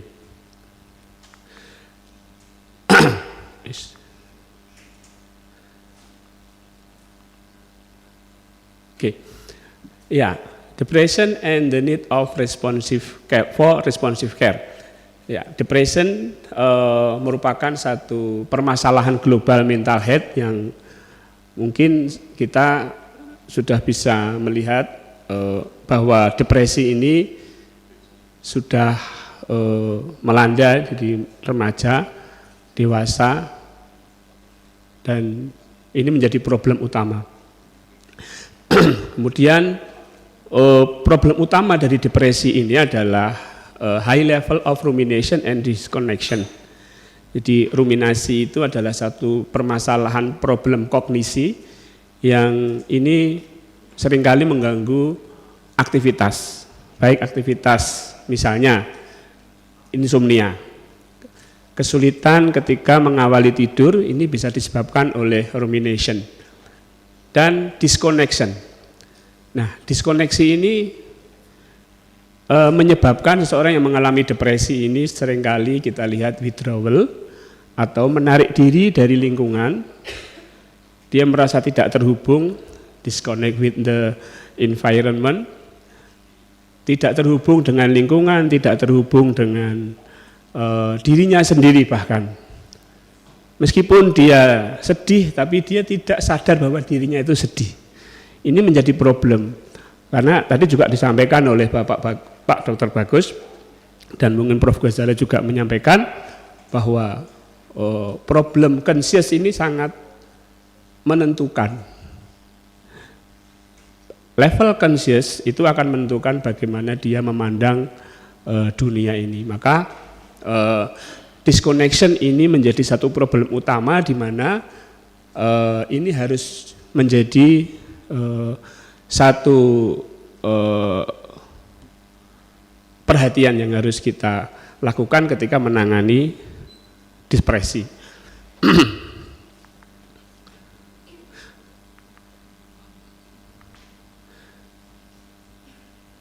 Nah, di dalam seminar ini kita sudah mendengarkan solusinya tadi dari pembicara sebelumnya, yaitu tentang BA, Behavioral Activation, dan saya lebih ke Mindfulness-Based Intervention, tapi lebih ke Islamiknya, karena kalau hanya mindfulness, saya kira ini tidak sesuai, bukan tidak sesuai, tapi kurang sesuai untuk Muslim population.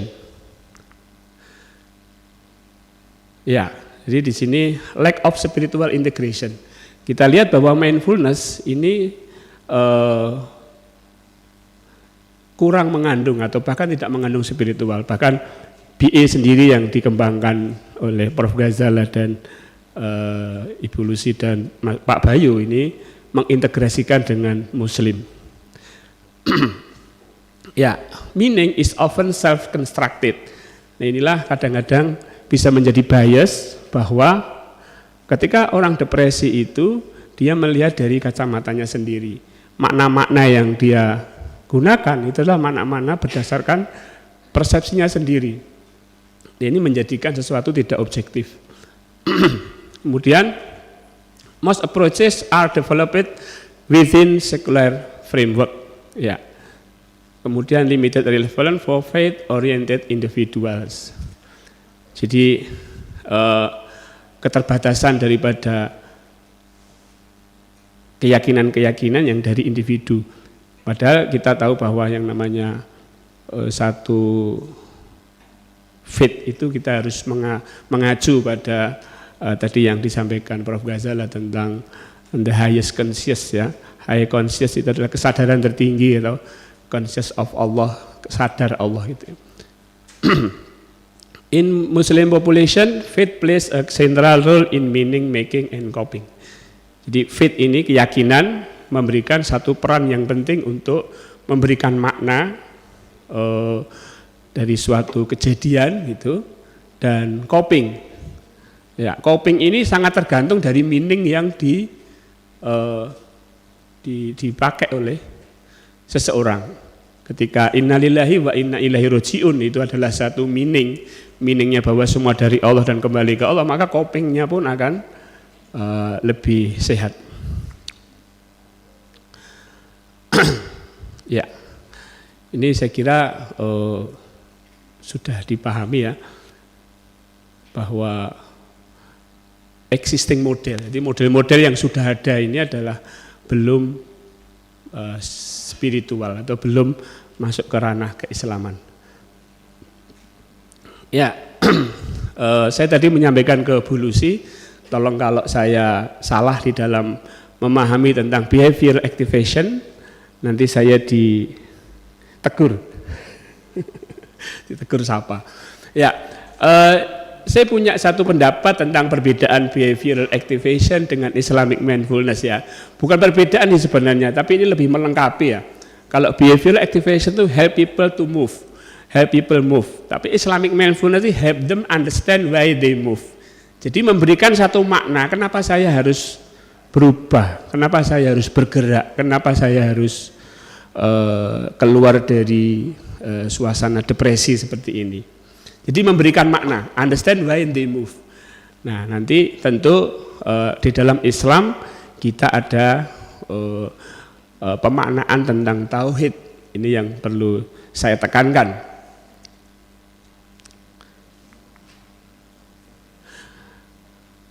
Baik. Nah, what is mindfulness in contemporary clinical psychology? Jadi dalam psikologi, mindfulness ini lebih pada konteks-konteks yang belum menyentuh sisi spiritual, belum menyentuh sisi ketuhanan. Present moment awareness, attentional regulation, decentering from thought, emotional regulation mechanism, evidence based, berdasarkan MBCT, MBSR. Jadi itu belum menyentuh. Jadi lebih pada apa yang dia sadari di sini dan saat ini, belum menyentuh sisi-sisi ketuhanan. Maka kita perlu menyesuaikan dengan konteks keislaman. Memang di dalam mindfulness sendiri, saya kira ini juga sudah banyak ditemukan atau banyak diteliti bahwa mindfulness ini mengurangi ruminasi yang menjadi problem depresi tadi, meningkatkan perhatian, meningkatkan kontrol terhadap dia lebih fokus pada satu hal, kemudian juga meningkatkan flexibility. Tapi sekali lagi bahwa ini perlu kita adaptasikan dalam keislaman.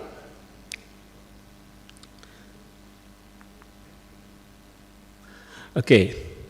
However, while mindfulness is effective at regulating attention and emotion, it remains primarily self-referential and doesn't address deeper existential and spiritual dimension of meaning. Maka Islamic mindfulness itu awareness is not self-centered.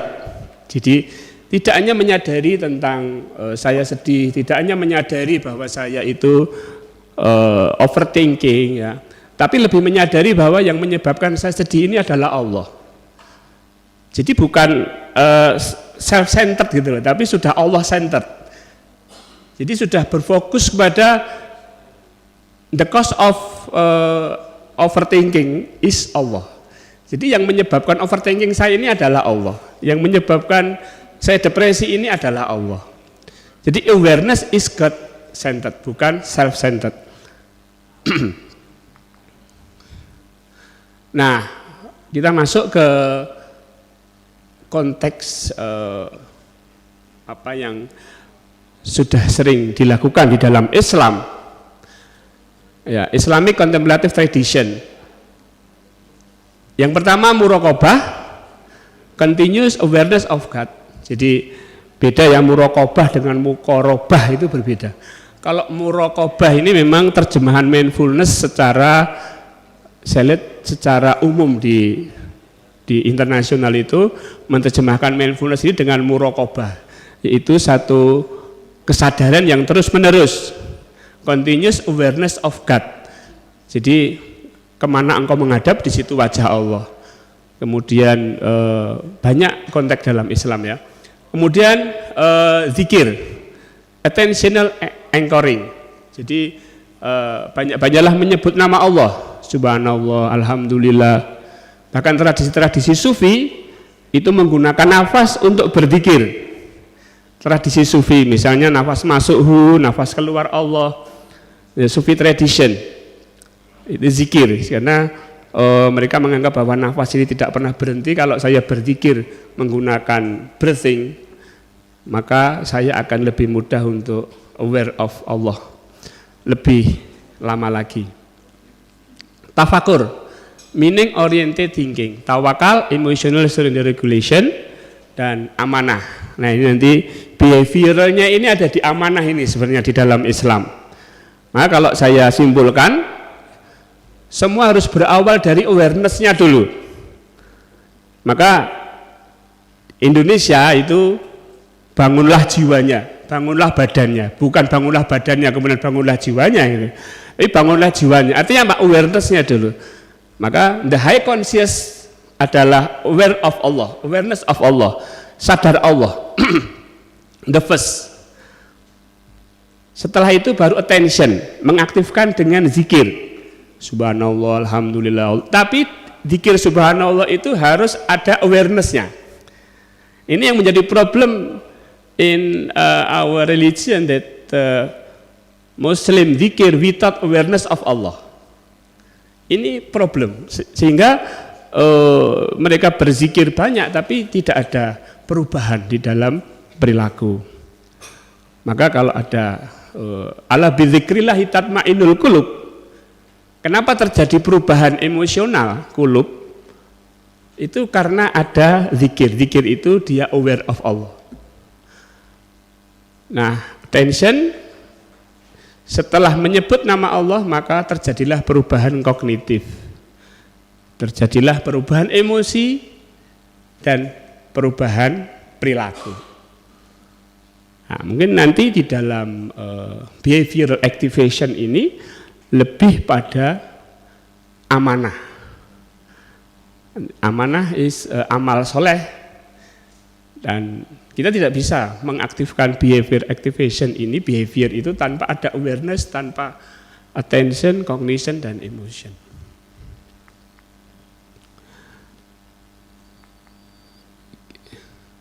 Ya, secara theoretical foundation of the model of IIUM pertama adalah cognitive, meaning making, dan religious coping framework. Kemudian saya mengajukan 3 layer model, 3 lapisan. First layer attentional regulation, yaitu dengan zikir. Tentu zikirnya dengan awareness, pitch focus awareness.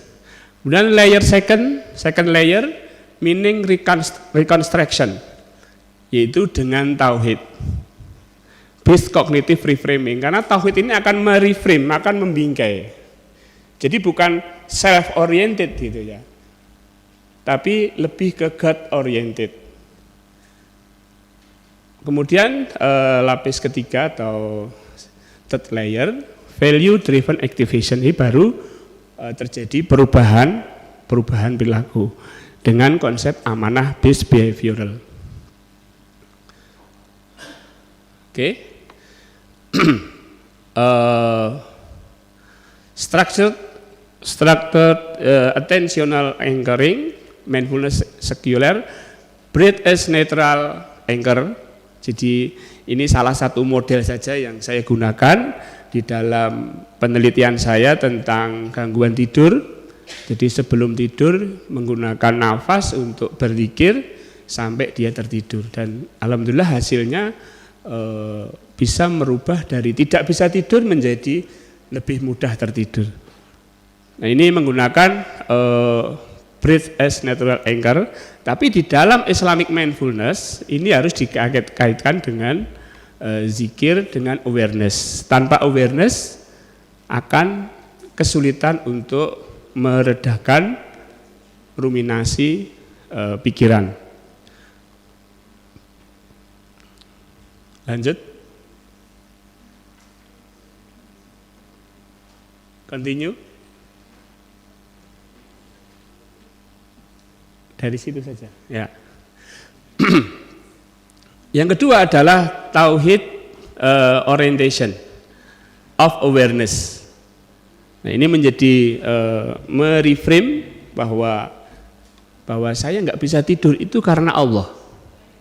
Yang membuat saya nggak bisa tidur ini Allah. Yang membuat saya terjadi proses ruminasi ini adalah Allah.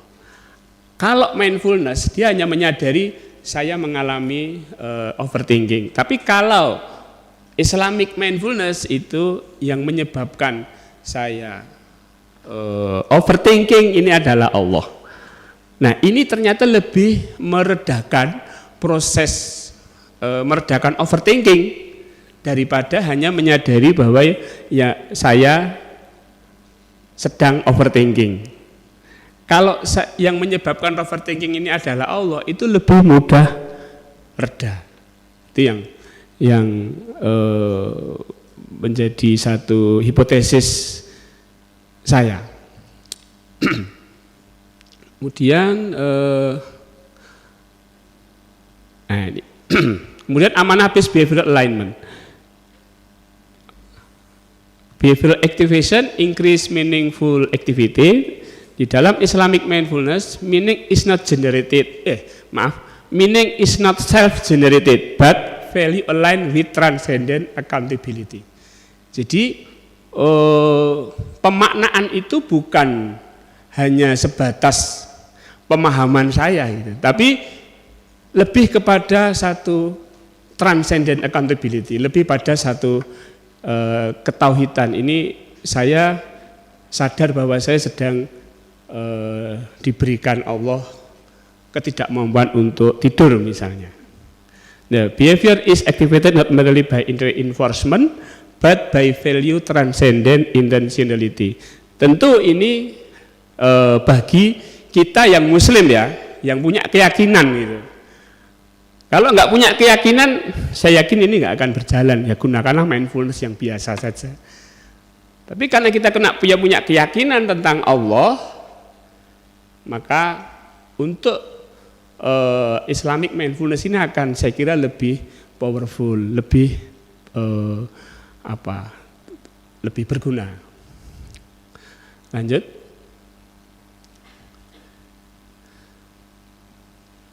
Baik, secara ringkas ada cognitive regulation, meaning making system, behavioral activation. Jadi kalau secara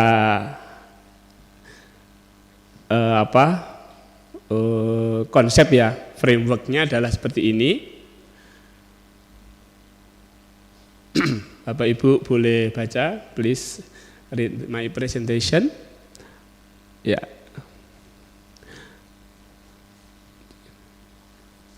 Oke, lanjut.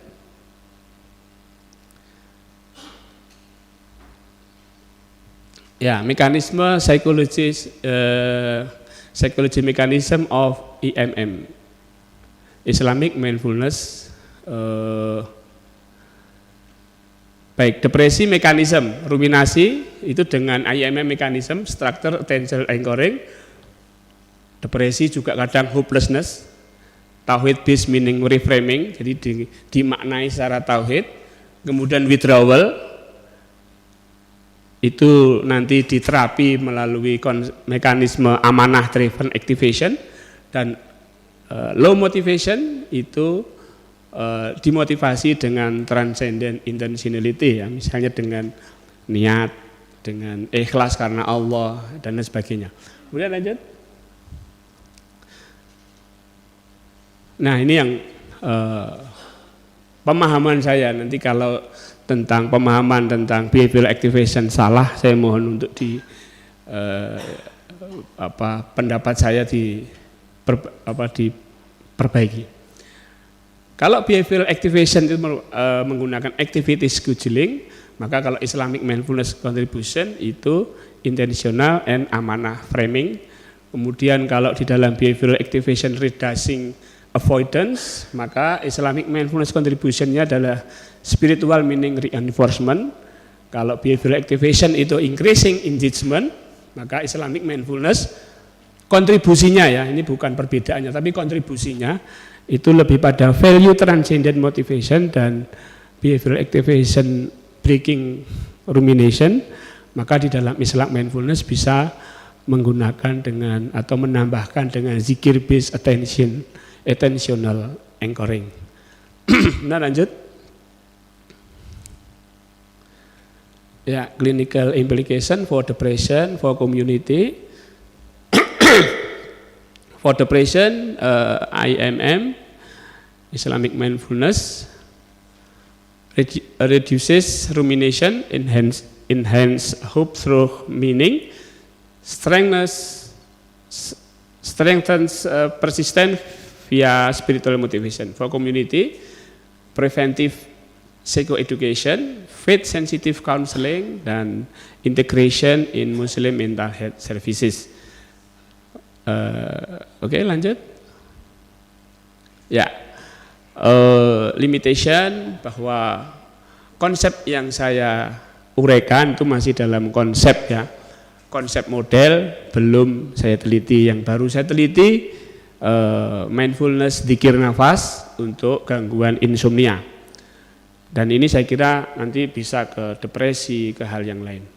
Dan bisa dikolaborasi tentu dengan behavioral activation for Muslim yang dikembangkan Bu Lusi dan Pak Bayu. Dan need clinical validation, perlu adanya validasi, dan requires operationalization. Tentu nanti kita akan kembangkan dalam bentuk modul, model, dan seterusnya. Kemudian untuk selanjutnya adanya clinical trial, betul-betul diterapkan di dalam dunia konseling, psikoterapi, dan saya terinspirasi juga dengan apa yang dilakukan di behavioral activation tentang digital Islamic intervention, ya. Ini mudah-mudahan nanti ada jalan bagi saya untuk mengembangkan digital Islamic mindfulness intervention, sehingga cakupan atau impact daripada konsep IMM ini bisa lebih luas. Lanjut. Oke. Terima kasih atas perhatiannya dan jika ada kekurangan saya mohon maaf, dan saya serahkan ke moderator. Assalamualaikum warahmatullahi wabarakatuh. Waalaikumsalam warahmatullahi wabarakatuh. Thank you very much, Bapak Setiyo Purwanto. That's such an interesting talk on how you introduce, on how you introduce the Islamic meaningfulness model, and a few highlighted from Bapak Setiyo Purwanto talk. He noted how behavioral activations help individual move, but mindfulness therapy help to understand why the individuals move. And then he also highlighted that Islamic mindfulness is not about self-centered, but it's more about God-centered. And now we move to our second speaker, Ibu Lusi Nuryanti, M.Si, Ph.D. psycholog. Will share her curriculum vitae. Ibu Lusi Nuryanti, Ph.D. psycholog, is a licensed clinical psychologist and academic staff at Universitas Muhammadiyah Surakarta, holding a bachelor and master degree from Universitas Gajah, Mada, and a doctoral in psychology that was granted from Leeds Bagus University, United Kingdom. Her research interests center on culturally adapted psychological interventions, mental health, community resilience, and student well-being, with a particular focus on Muslim populations in Indonesia. She has led and collaborated on numerous national and international research projects, including this notable ongoing collaboration with University of Leeds with Professor Ghazala on depressions in Indonesian Muslim society and the cultural adaptations of behavior activation for Muslim, BAM therapy. She is a prolific scholar with publication covering topics such as anxiety, disaster resilience, well-being, and evidence-based psychological interventions. Her work uniquely bridges clinical psychology with cultural and Islamic values, making her a leading voice in the development of contextually sensitive mental health practices in Indonesia.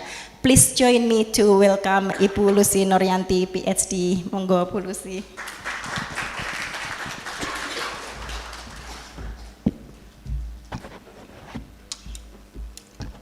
Assalamualaikum warahmatullahi wabarakatuh. Bisa sini dari situ.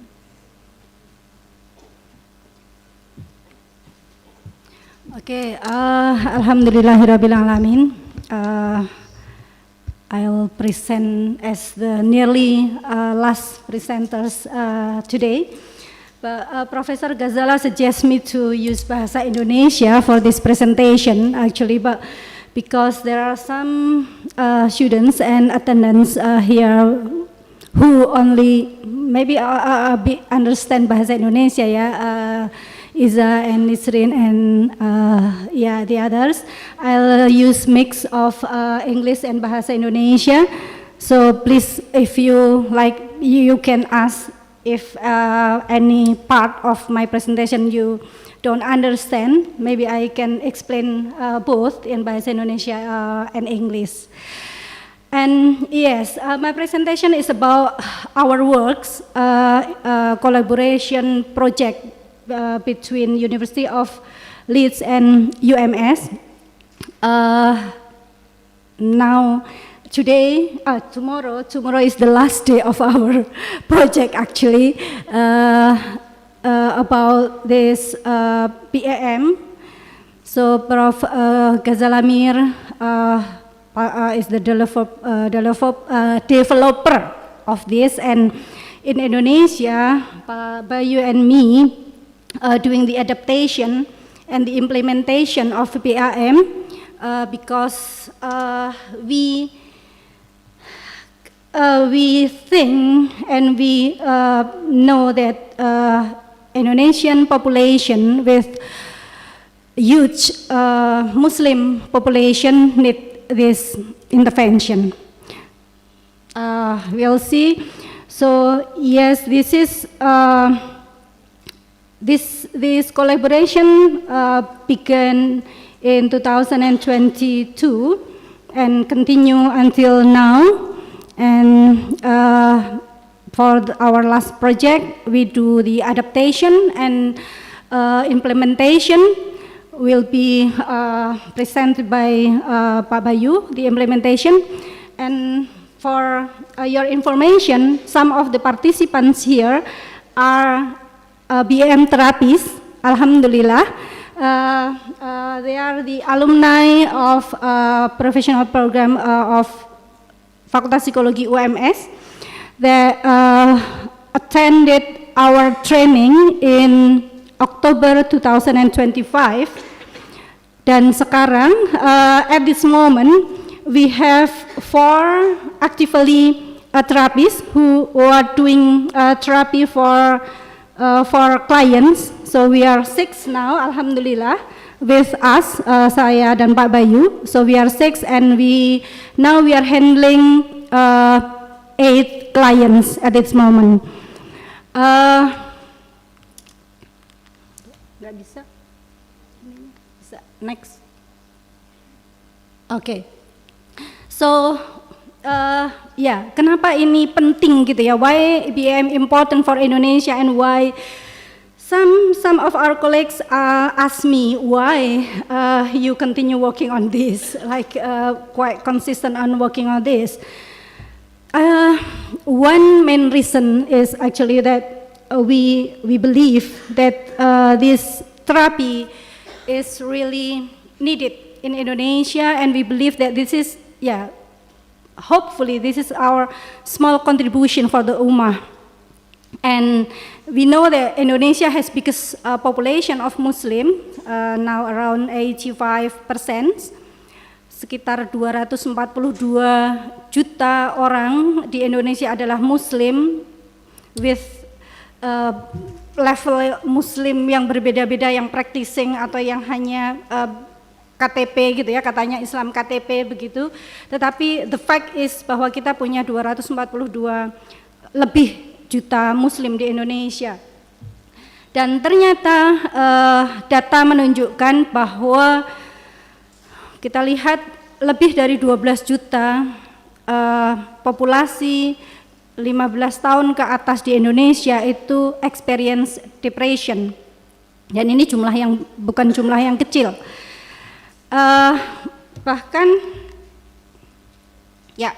Bahkan beberapa waktu yang lalu, sekitar awal Ramadan, Pak Menteri Kesehatan itu mengatakan bahwa 700.000 anak dan remaja di Indonesia itu mengalami gejala gangguan mental, dan terbanyak itu adalah anxiety dan depresi.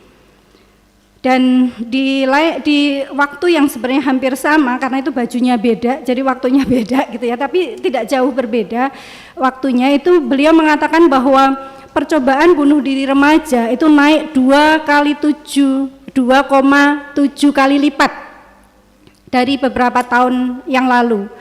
Ini sebenarnya data yang memprihatinkan gitu ya, data yang memprihatinkan bahwa kasus depresi ini seperti gunung es. Walaupun datanya mengatakan 700.000, saya yakin more than that, the number of people with depression in Indonesia, children and adolescents. Jadi data ini menunjukkan bahwa ada data yang lain tadi di sebelumnya, bahwa dari jumlah sekian itu yang sudah mengakses layanan kesehatan mental itu less than 10%. Jadi sedikit sekali. Dan tadi Prof Ghazala di presentasinya juga mengatakan bahwa bahkan di UK Muslim yang mengakses layanan kesehatan mental untuk kasus depresi itu juga masih sangat kecil. And one of the reasons is the faith. The conventional intervention not really concerned about the faith. This is really important. Next, please. Okay, so berangkat dari kebutuhan itu, maka kemudian setelah pertemuan beberapa kali dengan Prof Ghazala dan continuing discussion from 2022, saya memutuskan, saya memandang dan sepakat dengan Prof Ghazala bahwa sangat penting untuk dilakukan adaptasi dari terapi ini di Indonesia untuk bisa digunakan oleh populasi Muslim di Indonesia. Sehingga kemudian tahun 2023 kami mulai project ini, and the goal is to provide religious-based intervention for depression in Indonesia. Saya sudah menemukan ada beberapa orang yang concern dengan depresi, dengan local wisdom, local value yang dilibatkan di dalam pembahasannya, tetapi untuk yang intervensi ini mungkin masih sedikit, sehingga kemudian kami berjalan dengan ini. Targetnya adalah bahwa yang pertama BAM ini bisa diterapkan, diimplementasikan di Indonesia dengan memberikan manfaat kepada Muslim population di Indonesia yang bermasalah dengan depresi. Yang kedua, target kami adalah kami punya enough number, punya pasukan yang cukup gitu ya, yang bisa menguasai terapi BAM ini and can deliver the BAM therapy to our clients, to our people. Alhamdulillah di bulan Oktober kami melakukan training yang pertama dengan 19 peserta, dan alhamdulillah sampai sekarang teman-teman ini masih eagerly semangat untuk melanjutkan and practicing BAM, and alhamdulillah tadi sudah saya sampaikan sekarang 4 orang sudah using. Di luar yang 4 orang itu sebenarnya ada 2-3 orang yang sudah menggunakan BAM juga, tetapi secara mandiri gitu ya, dan kami melakukan supervisi berkelanjutan untuk penerapan BAM ini. Kemudian yang ketiga, BAM can be implemented by different professional background. Tadi Prof Ghazala sudah menyebut ada Bu Yosi ini dari keperawatan UI. Jadi di proyek kami juga menargetkan gitu untuk extended this implementation not only by psychologists or people from psychology, but also from different professional background. Kami sudah menginisiasi untuk bekerja sama dengan perawat, dengan bidan, dan next insya Allah dengan guru terutama guru BK. Jadi yang perlu dipahami, BAM ini bukan terapi yang khusus yang hanya bisa dilakukan oleh psikolog. Ini bisa dilakukan oleh profesi kesehatan mental yang lain selama terlatih dan terpantau begitu ya. Bu Ghazala juga bukan psikolog. Bu Ghazala background is mental health. So this is not really tailored for psychologists. Sehingga ini memang potensial untuk dikembangkan secara luas di Indonesia, not only for psychologists but also for different professional background. That's one of our target. Next, please. And untuk melakukan BAM, untuk melakukan terapi BAM ini ada dua tools yang secara ini prinsip kami gunakan. They are manual and booklets yang alhamdulillah sudah kami adaptasi, culturally adaptation. Alhamdulillah sudah selesai dan sudah final. Saat ini sedang dalam proses pendaftaran di hak cipta untuk bisa digunakan secara luas, insya Allah. Dan kami sudah menyediakan link manual dan booklet ini untuk dipelajari. Untuk yang ikut training besok, untuk yang ikut seminar nanti linknya mungkin akan kami bagikan. Makanya kemudian ada permintaan untuk bergabung di grup. Karena untuk yang psikolog yang berminat untuk mendapatkan SKP, mungkin kami akan follow up melalui grup itu. Jadi materi dan sebagainya nanti akan kami deliver di situ. So ini training itu yang pertama psychologist. Kami memang tahun 2025 fokus on psychologist because kami pengen membangun komunitas terapis dulu dan trainers dulu, yang kemudian itu akan bersama-sama dengan kami untuk deliver more trainings and more therapy to other professional backgrounds. Kemudian yang kedua, kami juga mengembangkan kurikulum pengajaran BAM ini yang untuk tahun awal ini khusus kami deliver ke program profesi psikolog. Insya Allah hari Jumat Sabtu ini kami akan memberikan training di UMM untuk mahasiswa program profesi psikolog di UMM. Untuk di UMS sudah akhir tahun yang lalu. Kemudian nomor 3 ini masih in the proses gitu ya, develop a module for other professional. Jadi bekerja sama dengan Bu Yosi dari keperawatan dan Bu Cesa yang kebetulan hari ini tidak bisa hadir dari bidan. Itu kami akan mengembangkan modul untuk perawat dan bidan. Kemudian tadi yang hadir juga pagi tetapi sudah kondur itu ada Pak Agus dari Dikdasmen Muhammadiyah, dan kami akan bekerja sama dengan Dikdasmen untuk mengembangkan modul untuk guru BP insya Allah. Jadi ini yang kami targetkan. Next. Oke, jadi proses adaptasi yang kami lakukan mengikuti framework ini kalau dilihat cukup complicated dan memang dilakukan juga complicated sih gitu ya. This is the framework of our adaptation process. So there are 11 steps. First, preparation. Kami sudah mendapatkan izin dari Prof Ghazala, jadi no problem.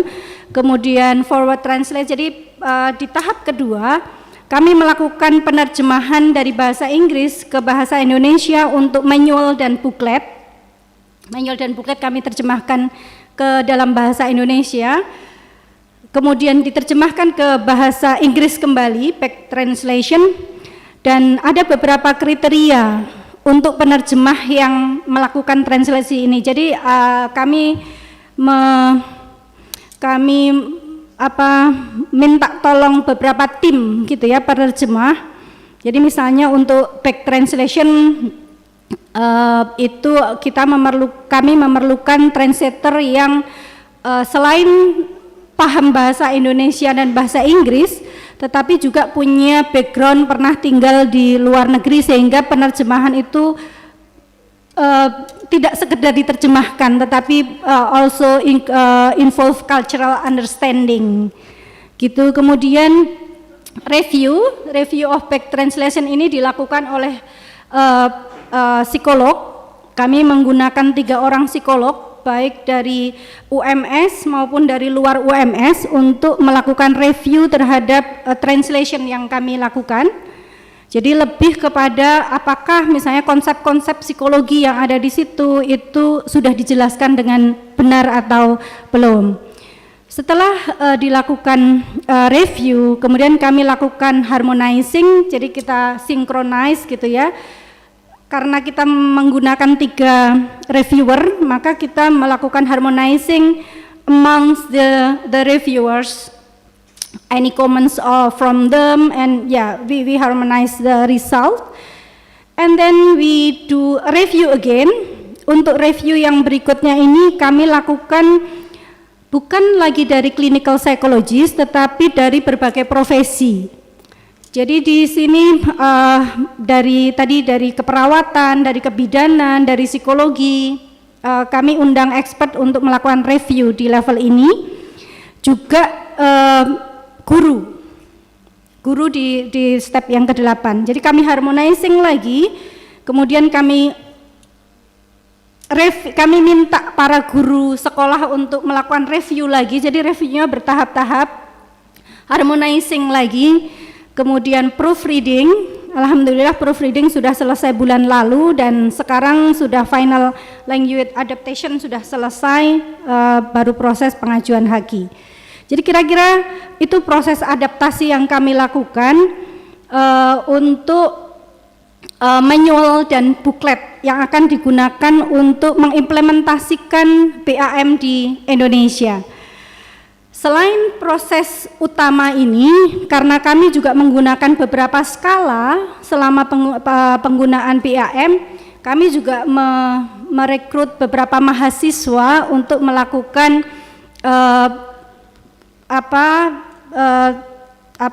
adaptasi untuk skala yang digunakan. Jadi digunakan untuk skripsi, penelitian skripsi. Next. Oke. Jadi ini roadmap, ini sebenarnya persis dengan yang Prof Ghazala tadi presentasikan, tetapi ini roadmap untuk di Indonesia. Dan saat ini kami sedang menapak di langkah pertama gitu ya, manual and booklet adaptation for these 2 years. These 2 early years, we have done this manual and booklet adaptation, and yeah, the case study, actually the data is available enough now, but we need to take breath for a moment to continue the case study, and we will continue to the feasibility and pilot study, RCT and others, but some of this roadmap we do it paralel, dilakukan beberapa dalam situ, tetapi ada beberapa yang memang nggak bisa, jadi harus step benar-benar satu persatu. I think the last next please. Ya, ini adalah hasil dari adaptasi yang kami lakukan hampir 1,5 tahun ini. Jadi manual dan booklet yang sudah selesai kami adaptasi, kami format seperti itu. Selangkah demi selangkah itu adalah booklet, dan itu adalah core value yang digunakan dalam PAM. Jadi betul-betul proses terapi di dalam PAM itu tidak mengejar cepat gitu ya, tetapi step by step, really step by step. So for the behavioral activation, we ask the clients to like we discuss with the client to choose small step they can do step by step, dan di proses terapi minimal itu dilakukan 6 session. Kenapa 6 session? Karena memang tadi step by step banget gitu, kecil banget gitu, sehingga memang ini salah satu tantangan untuk mempertahankan klien tetap hadir sampai selesai.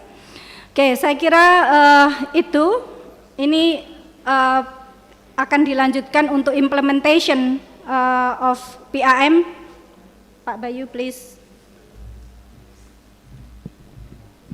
Thank you very much, Ibu Lusi, Nuryanti, for such a very inspiring talk and a long process about the cultural adaptations of the PAM for Muslim populations.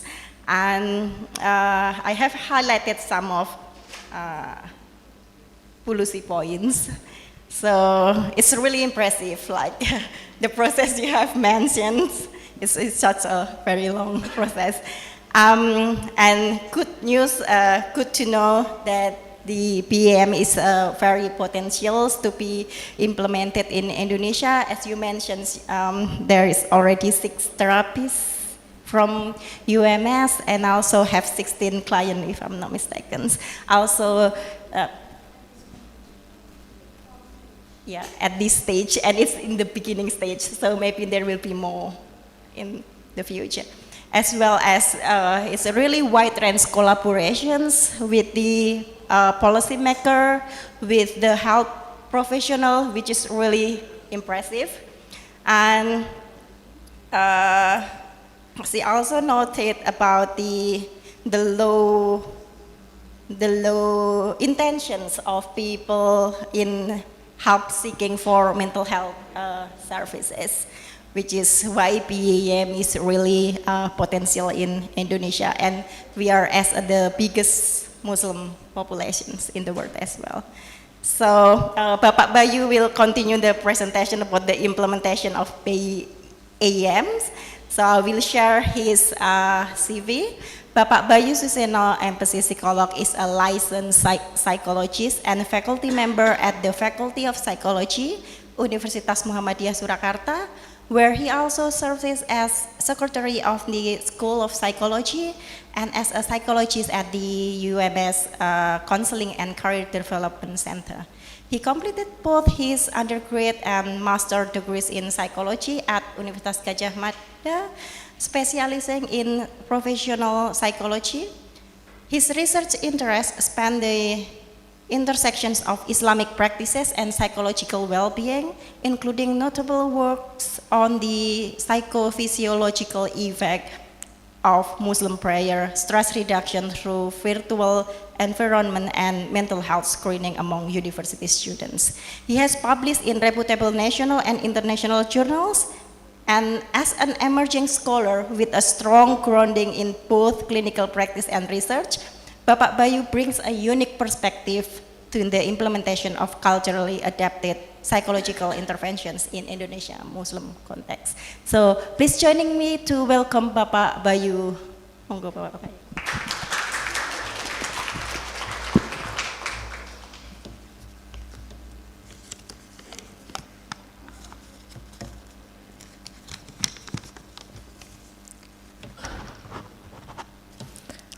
Okay, Bismillahirrahmanirrahim. Assalamualaikum warahmatullahi wabarakatuh.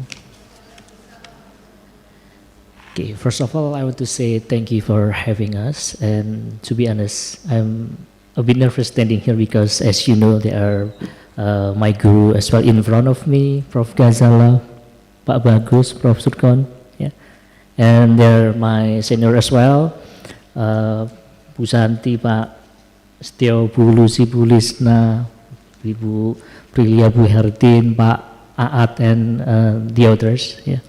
So in this occasion, I'd love to not inform, but I'm going to share our experience when deliver the behavioral activation for Muslim as a psychological treatment for treating individual with depression. Maybe for some point, for a better explanation, I'm going to explain in Bahasa, so sorry for you guys if you cannot understand well, but you're pleased to ask directly, and maybe I can explain in English as well. Okay, please go to the next slide. Okay, ladies and gentlemen, these are the topic that I'm going to share with you. First, we have a model of client problems, and then we have key consideration in applying BAM, treatment process, and client experience dynamics and outcomes. Okay, okay, please, next slide.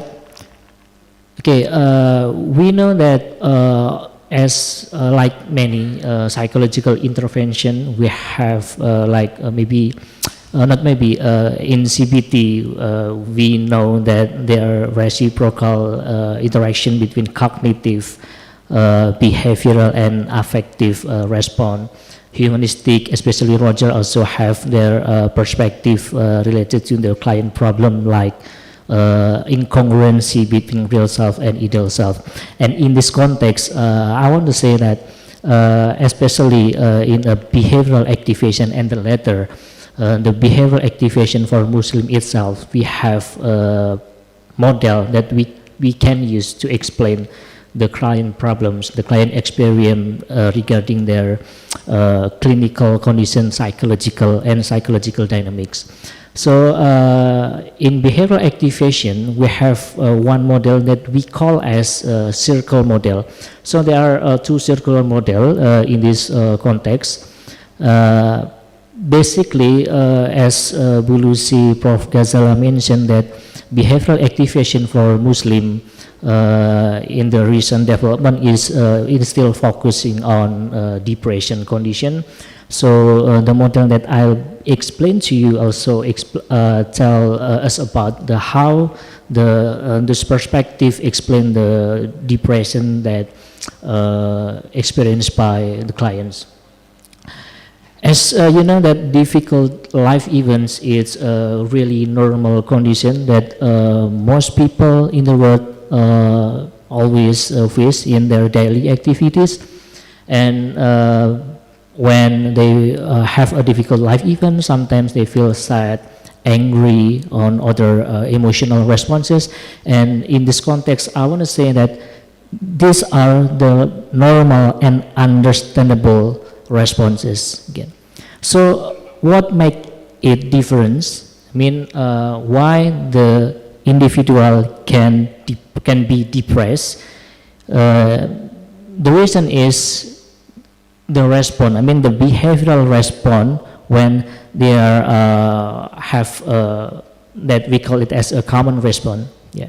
So it can be understood that people, when sometimes, especially people with depression, yeah, when they have a depression condition, instead of trying to have a social interaction with the others, instead of trying to engage in their responsibility, they are going to sleep or watching a movie or something like that. So that's why this condition makes people in a depressed condition. Yeah.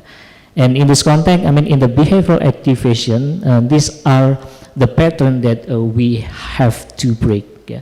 So these are what we do in the behavioral activation. First of all, we have to identify the psychological dynamic based on this perspective, and then we're trying to break the pattern that make the clients getting stuck.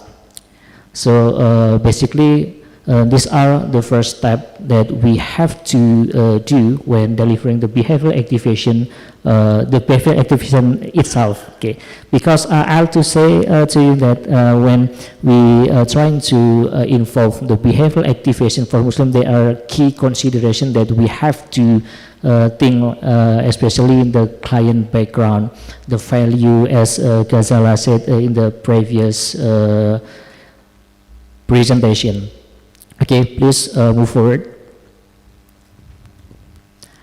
Okay, so the core of BAM therapy is to help clients engage in meaningful activities they felt before depression, guided not only by religious practice but also by Islamic teaching that provide purpose, motivation, and direction in daily life. Okay, please move forward. Okay, we all know that most people in Indonesia are Muslim.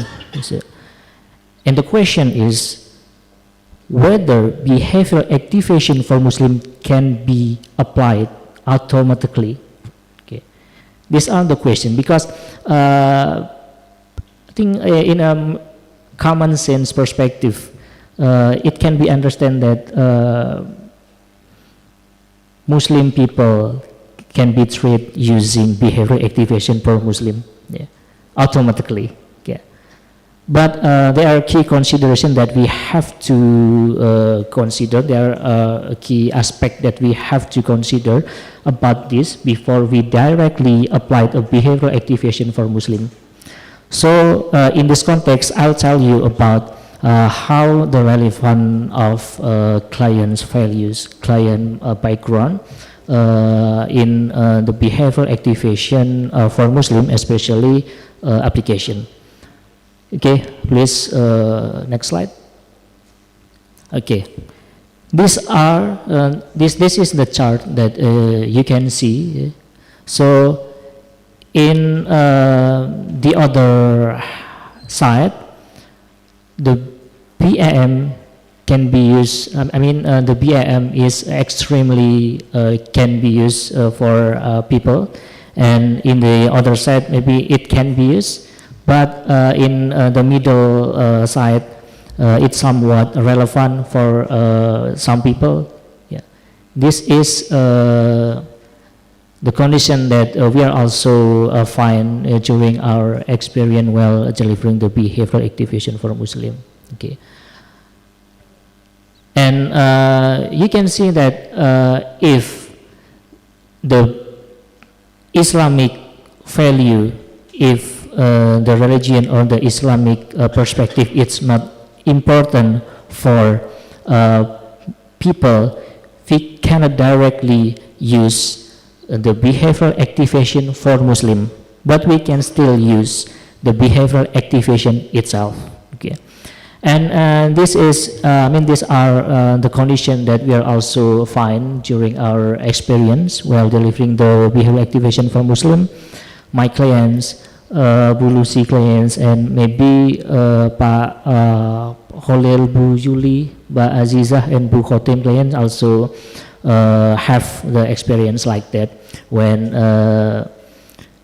especially for the behavioral activation, not only related to religious practice, but we will find what kind of activity that we want to activate is based on the value assessment. So that way I want to share with you that the value assessment is really matter. Okay, please. Okay, the chart in front of you, so there are several aspects in life, yeah, and in this context we use that chart to assess client's value, and fortunately I don't know why, because maybe because most people in Indonesia are Muslim, so most clients that we face, they reported that religion and spirituality at least becoming the third value that they reported most important, at least the number three. Okay, but we are also aware that some clients didn't report religious and spirituality becoming the most important value for them in the initial session. But in the latter, the second, the third, it turns out that they explained to us, they reported to us that religiosity, spirituality, is important. Yeah, that's the fact that we found during our BAM intervention treatment experiences. Yeah. Jadi saya ingin menyampaikan bahwa ini the good news, gitu ya. Jadi kabar yang cukup menggembirakan bagi kita, gitu ya. As a psychologist maybe dari perspektif dari yang berlatar belakang ini agama Islam, karena dari pengalaman-pengalaman yang sudah ada itu, meskipun klien menyampaikan, oh agama ini sebenarnya tidak menjadi bagian yang cukup penting bagi hidupnya seperti itu, dan ternyata nanti muncul bahwa di sesi-sesi selanjutnya itu ada semacam negatif religious coping, ya. Itu ternyata seperti itu. Ya. Ada juga klien yang menyampaikan itu, kenapa agama itu tidak menjadi hal yang dia highlight, ya. Yeah, because there's incongruency that the client see, yeah, when she looking at her father, ya. Jadi bapaknya ini dipandang oleh masyarakat itu sebagai sosok yang bisa dibilang Islami, ya. Tapi kenyataannya ketika di rumah itu tidak mencerminkan kondisi tersebut, gitu ya. Sehingga dalam hal ini, ya, meskipun although Islamic teaching becoming sudah terbiasa, gitu, artinya sudah dari kecil itu ditanamkan, itu kemudian tidak ketika dewasa tidak menjadi hal yang kayaknya enggak gitu deh, gitu deh. Kan lah bapak saya seperti itu kok, gitu. Ya. Jadi kayaknya saya di agama ini kemudian tidak menjadi hal ya. Dan ternyata, gitu ya, ketika yang bersangkutan menyampaikan di sesi-sesi selanjutnya itu tetap ada, ya. Jadi bahwa yang bersangkutan menyampaikan ada semacam rasa she's not good enough, ya, just to pray toward God, gitu. Jadi sebatas berharap bahwa kayaknya saya tidak cukup baik untuk sekedar berdoa meminta sesuatu ke Allah, gitu ya. Itu terjadi dan itu muncul seperti itu. Artinya apa? Meskipun ya dalam hal ini klien menyampaikan saat itu agama tidak menjadi ya hal yang penting bagi dirinya, ternyata masih ada, gitu loh. Konten-konten yang berkaitan dengan agama, spiritualitas ini yang sebenarnya ketika itu diadres itu bisa menjadi semacam protective factor, gitu ya. Itu yang terjadi seperti itu.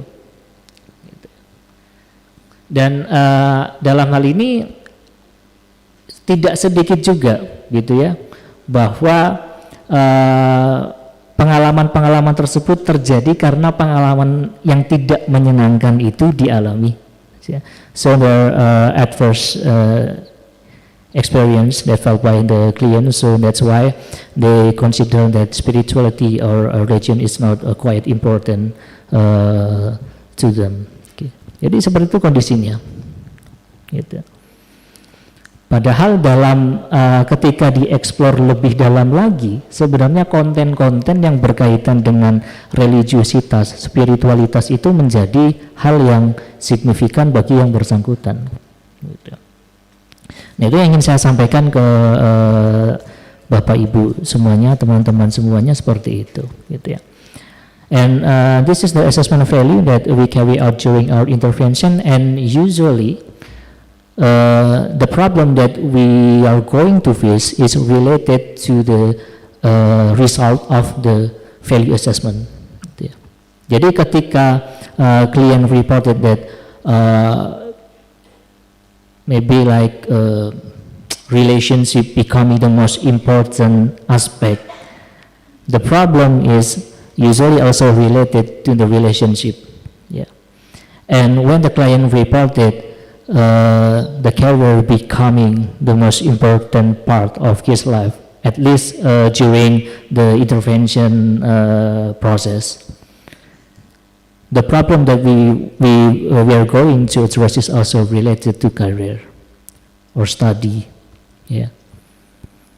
Jadi bagaimana kita kemudian mengadres permasalahan atau problem yang dialami oleh klien itu biasanya berkaitan juga dengan assessment value yang kita peroleh selama sesi itu berlangsung, gitu ya.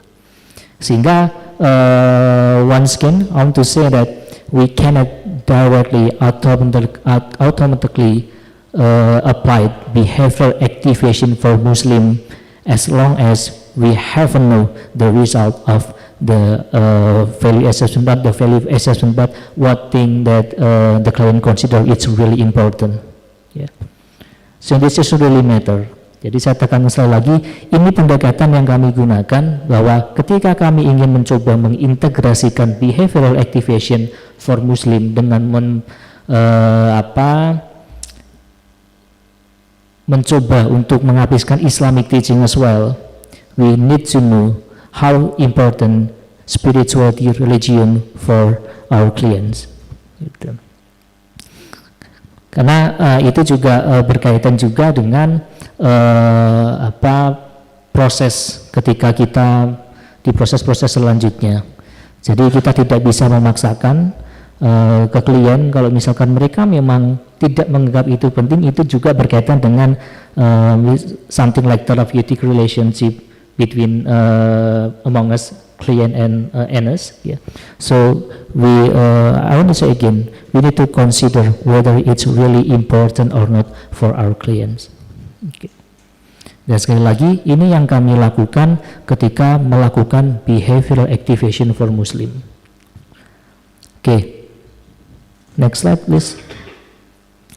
Nah, these are the result of the value assessment from our client. As I said to you previously, that at least the spirituality or religion becoming the third aspect that the client consider is important. Ya. Jadi sekali lagi, sejauh ini kami itu menemukan setidaknya agama itu kalau bukan nomor 1, nomor 2, itu yang nomor 3, gitu ya. Dan sekali lagi saya sampaikan yang menjadi kabar baik bagi kita, gitu, karena dengan adanya kondisi tersebut ini akan lebih mudah ketika kita ingin melibatkan Islamic teaching, Islamic perspective dalam aktivasi perilaku ini. Gitu. Okay, next slide please. Okay, well, ladies and gentlemen, and you can see in front of you, this are the process that we did during our intervention. Of course, we need to get the consent from our clients, and after that, we did a screening. Then we move forward to trying to get the psychological dynamic of the client problem. So that's why we need to have a better understanding how the client problem explained by the model that we use in this behavioral activation. Ya. Jadi ini yang kita peroleh, gitu. Jadi yang sesi pertama yang kita pastikan betul-betul adalah bagaimana keterkaitan antara difficult life events, common response, and getting stuck itu bisa kita peroleh sedemikian rupa sehingga kita bisa memutus pola itu. Itu yang kami lakukan ketika kami melakukan behavioral activation. Dan apakah nanti behavioral activation saja atau barangkali behavioral activation for Muslim, itu tergantung sekali lagi dengan value assessment yang kita lakukan. Oke, ini untuk sesi yang pertama itu prosedurnya seperti ini. Dan nanti di sesi yang kedua, lanjut. Di sesi yang kedua ini pada dasarnya masih relatif sama, gitu ya. Tapi in the second session, we usually ask the the clients to do some activity. So there are activity scheduling in the first session, usually like that. And in the second session, we need to monitor and evaluate how far the activity that did by the participant is going on. Jadi pada dasarnya di sesi-sesi kedua itu seperti itu. So that's where we have to find the difficulty, the problem that faced by the participant while applying the activity. Itu yang perlu kita pastikan. Jadi apakah aktivitas itu hambatannya apa? Ketika hambatan itu muncul, apa yang kemudian bisa dilakukan, apa yang bisa kerjakan sehingga hambatan itu kemudian bisa diselesaikan sedemikian rupa. Okay. Dan in this context, we can also ask the client whether they want to involve their significant others like family, parents, or their friend as well in this step. Because it would be really beneficial for them, and based on our experience, the client who want to involve their significant others have more significant outcome during the intervention. Itu faktanya seperti itu dari yang kami temukan gitu ya. Meskipun sekali lagi kami sampaikan proses ini semestinya ya perlu juga gitu kan didukung dengan evidence-based study RCT misalkan seperti itu. Tapi secara dari fakta yang ada, maksudnya sejauh ini dari pengalaman kami yang ditemukan itu dan seperti itu. Gitu. Baik, ini dari untuk yang sesi yang kedua, and I need to inform you as well that in the behavior activation for Muslim we have client self-help booklet that a client can use during their session without the face-to-face interaction.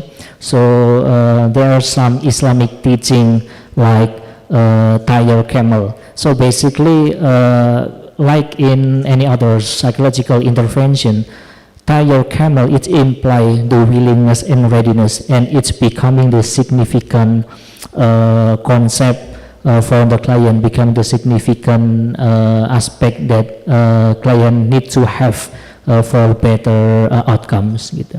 Jadi pada dasarnya tire camel itu menunjukkan bahwa readiness dan willingness itu menjadi bagian yang penting ketika kita ingin mencapai aspek, kita ingin mencapai outcome yang positif gitu ya. Jadi kalau saya kemudian membahasakannya seperti itu. So in the Western context, they have willingness and readiness, and in the Islamic perspective, we have tire camel that imply the willingness and readiness itself. Gitu. Jadi pada dasarnya itu sudah cukup memadai, gitu ya. Itu sudah cukup lengkap untuk itu. And beside the tire camel, there are several Islamic teachings perspectives as well. Like surah in surah, and in some context we also use the name of Allah, and it's usually related to the client problem as well. So when the client reported that I have a really bigger sin, we can say that Allah, Ar-Rahman and Ar-Rahim and something like that. Okay. And when the client reported that he always feel dia selalu merasa kesulitan, have a really big challenging situation. We have al-insiro and something like that. And later we will show you the subjective evaluation of our clients and how the Islamic perspective also have a significant, have a positive impact for the clients. Okay, next slide please. Nah, ini di final sessionnya. Jadi di in the second and the fifth session, yeah. Especially it focus on behavior activation, and the final session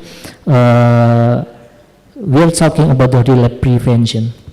Yeah, in this final session we're talking about the relapse prevention, and based on the manual that we have in the behavior activation for Muslim, at least the client needs to finish 6 sessions. But it will be depends on the client's condition. Sometimes we need more session. Lusi client also have 7. Yeah, my clients have 8 session. Maybe Bu Juli, Bu Azizah, Bu Khotim, Pak Khalil will be 6, or it can be more than 6 as well. Yeah. Jadi sekali lagi behavior activation for Muslim itself is developed. And it means to at least client have to around 6, not around, at least 6 session gitu. Tapi kalau kemudian lebih itu bisa ya.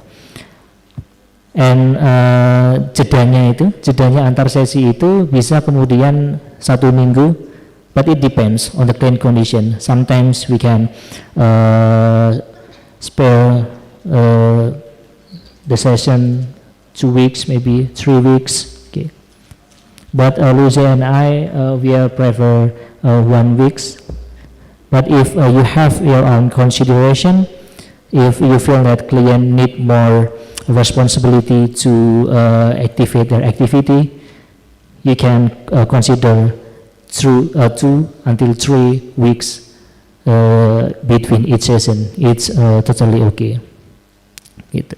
Jadi tergantung nanti perkembangan kliennya seperti apa. Kalau memang oke, ini kayaknya perlu semacam latihan dulu, kira-kira gimana sih? Itu 2 minggu dalam antar sesi itu juga enggak apa-apa gitu. Tapi kalau memutuskan untuk 1 minggu jedanya juga enggak apa-apa juga. But at least I need to highlight this because the behavioral activation is designed for at least 6 sessions. But the question is, how if the client have a better condition before the session 6, the 6th session? Yeah. So the answer is, we need to continue the process until the client have at least 6 sessions. Jadi tidak bisa, gitu. Jadi proses yang kami lakukan ketika klien itu memiliki kondisi yang lebih bagus sebelum sesi yang ke-6, itu kita tetap perlu melakukan intervensi ini. Ini yang initially we will discuss this with Prof. Ghazala and their Najis as well. We have a question because our client have a better condition before the 6th session. We asked them, and the answer is again, we need to continue the process before at least they have at least 6 sessions. That's the answer. Gitu. It's really important because from my perspective, I think Ghazala and his colleague designed this interventions as a standardized intervention. So at least we need to get at least 6 sessions. And as Ghazala and Lusi said previously, this is not, the behavior activation can also developed by people, bisa the psychologist. Di luar psikolog itu juga bisa mengaplikasikan ini. And the important thing that this is not only the Islamic perspective intervention, but the evidence-based intervention. And Lucy and I, trying to make this behavioral activation becoming the evidence-based treatment by the feasibility study and maybe later RCT and from the other groups. Jadi pada dasarnya we have many researches in Islamic perspective that we can use to explain the client condition, the mental health problem, but again, we have a lack of the evidence-based treatment that we can use to explain to the other parties in maybe from the Western, because sekuler misalkan gitu. Saya rasa akan tidak mudah juga untuk menjelaskan bagi orang yang sekuler atau barangkali tidak percaya sama sekali dengan agama dan spiritualitas, sehingga hopefully when we are trying to develop this intervention, trying to make it as evidence-based treatment, we can explain this. Bayu, mohon maaf. Okay, sorry. So maybe 1 more minute is fine if you want to go on. Well, please move forward. Okay, I'm so sorry because actually we still have clients subjective evaluation toward this intervention, but I want to show to you one of the graphic, please. Next slide. Yes, this is the graphic that we find from our client. So basically, when the client did more activity, the depression condition it's decreased. And it's so we can say it's like positively correlate, something like that. And we also find next please. Yeah. So this is the booklet that I said to you previously. The client write their idea about their problem, and The client said, how can you expect to achieve something extraordinary when you have not changed your bad habits? So basically, this booklet can be used as a self-client help, yes. And maybe it's also possible to test whether the self-client booklet itself can be used as a psychological intervention without the therapist attendance. I think so. So, okay, ladies and gentlemen, this is all that what I can say. Sorry, okay, if I have any kekurangan seperti itu. And thank you for your attention. And the final one, this is the client help booklet, and these are the manual that we have translated and adapted in Bahasa Indonesia. Thank you. Wassalamualaikum warahmatullahi wabarakatuh. Thank you very much, Bapak Bayu, for the insightful practice of PAM in Indonesia. So we have seen that it has been implemented and it was actually have a good, significant outcomes in individuals' mental health. And to highlight some of Bapak Bayu points, so it is important to considering clients' values, Bapak Bayu, before starting whether applying the behavior activations or its behavior activation for Muslims. And then the top 3 concerns, it always has spirituality and religiosity in every individuals that join the therapy. Also, he noted that there is a negative coping during the therapy from the individuals, that they said religious is not a factor associated with well-being, but it turned out with that it's important in during the therapy. That's it. And then it's also important that that they bring the topic of spirituality and religiosity during the therapy, even though in the beginning they said that it's not important. So we have all our excellent 3 speakers already. So now it's thank you very much for Bapak Setiyo, Ibu Lusi, dan Bapak Bayu. Now it's time for question and answers. So actually I have maybe thousands of questions in my head, but maybe later, we can go later. So, ladies and gentlemen, so everyone, if you have any question, please just raise your hand. Okay.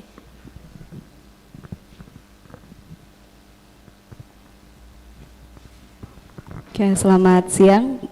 Dalam bahasa Indonesia diperbolehkan ya, Bu? Boleh, silahkan.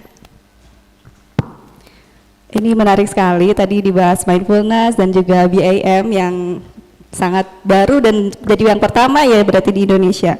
Ada 2 pertanyaan, yang pertama untuk Pak Setiyo. Tadi saya tertarik banget sama zikir dengan awareness. Nah, awarenessnya itu seperti apa gitu? Apakah dengan hanya kita menyadari apa yang kita ucapkan, misalnya Allahu Akbar, kita sadari setiap huruf yang kita ucapkan itu, atau juga sampai pada awareness bahwa posisi kita itu tidak ada apa-apanya dan Tuhan Allah lah yang maha besar gitu. Sampai di situ kah atau awareness yang seperti apa? Kemudian untuk terkait BIM sendiri, kami ini di profesi psikolog umum ada batasan permasalahan, normal bermasalah, dan depresi serta anxiety itu tidak masuk dalam list yang bisa kami tangani gitu. Nah, kemudian lalu BIM ini kalau dipraktekkan oleh kami sebagai lulusan psikolog umum itu sampai mana gitu. Dan kemudian sebenarnya banyak ya Bu pertanyaannya. Kemudian juga di 6 sesi itu di bagian mana kita itu memberikan nilai-nilai keislamannya gitu, karena ini kan untuk muslim, pemberian nilai keislamannya itu di bagian mana dan seperti apa? Apakah basisnya itu seperti ceramah atau seperti apa? Karena jujur Ibu, di kami itu di Gen Z kurang suka kalau misalkan dalam sesi konseling itu terlalu banyak Al-Qur'annya, terlalu banyak hadisnya, karena kesannya kita kayak lagi nggak konseling tapi lagi diceramahin gitu. Kayak gitu, dan itu mungkin pertanyaannya. Terima kasih. Thank you for your question. Mbak siapa, mohon maaf? Nabila. Nabila. Thank you for your question. So I think this question is addressed to three of our speakers. So the first one is to Bapak Setiyo Purwanto about the Islamic meaningfulness regarding the awareness, awareness in zikr. Monggo Bapak Setiyo, kami persilahkan. Terima kasih Nabila. Pertanyaannya tentu ini dalam konteks terapi ya. Kalau orang depresi itu zikirnya sampai mana, awareness-nya gitu ya, sehingga itu bisa mengurangi depresinya.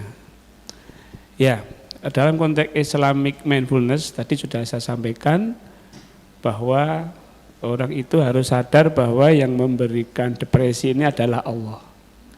Maka ketika zikir subhanallah, maka kesadarannya itu seharusnya sampai pada level bahwa Allah memberi saya depresi ini, Allah tidak salah dan Dia Maha Suci. Jadi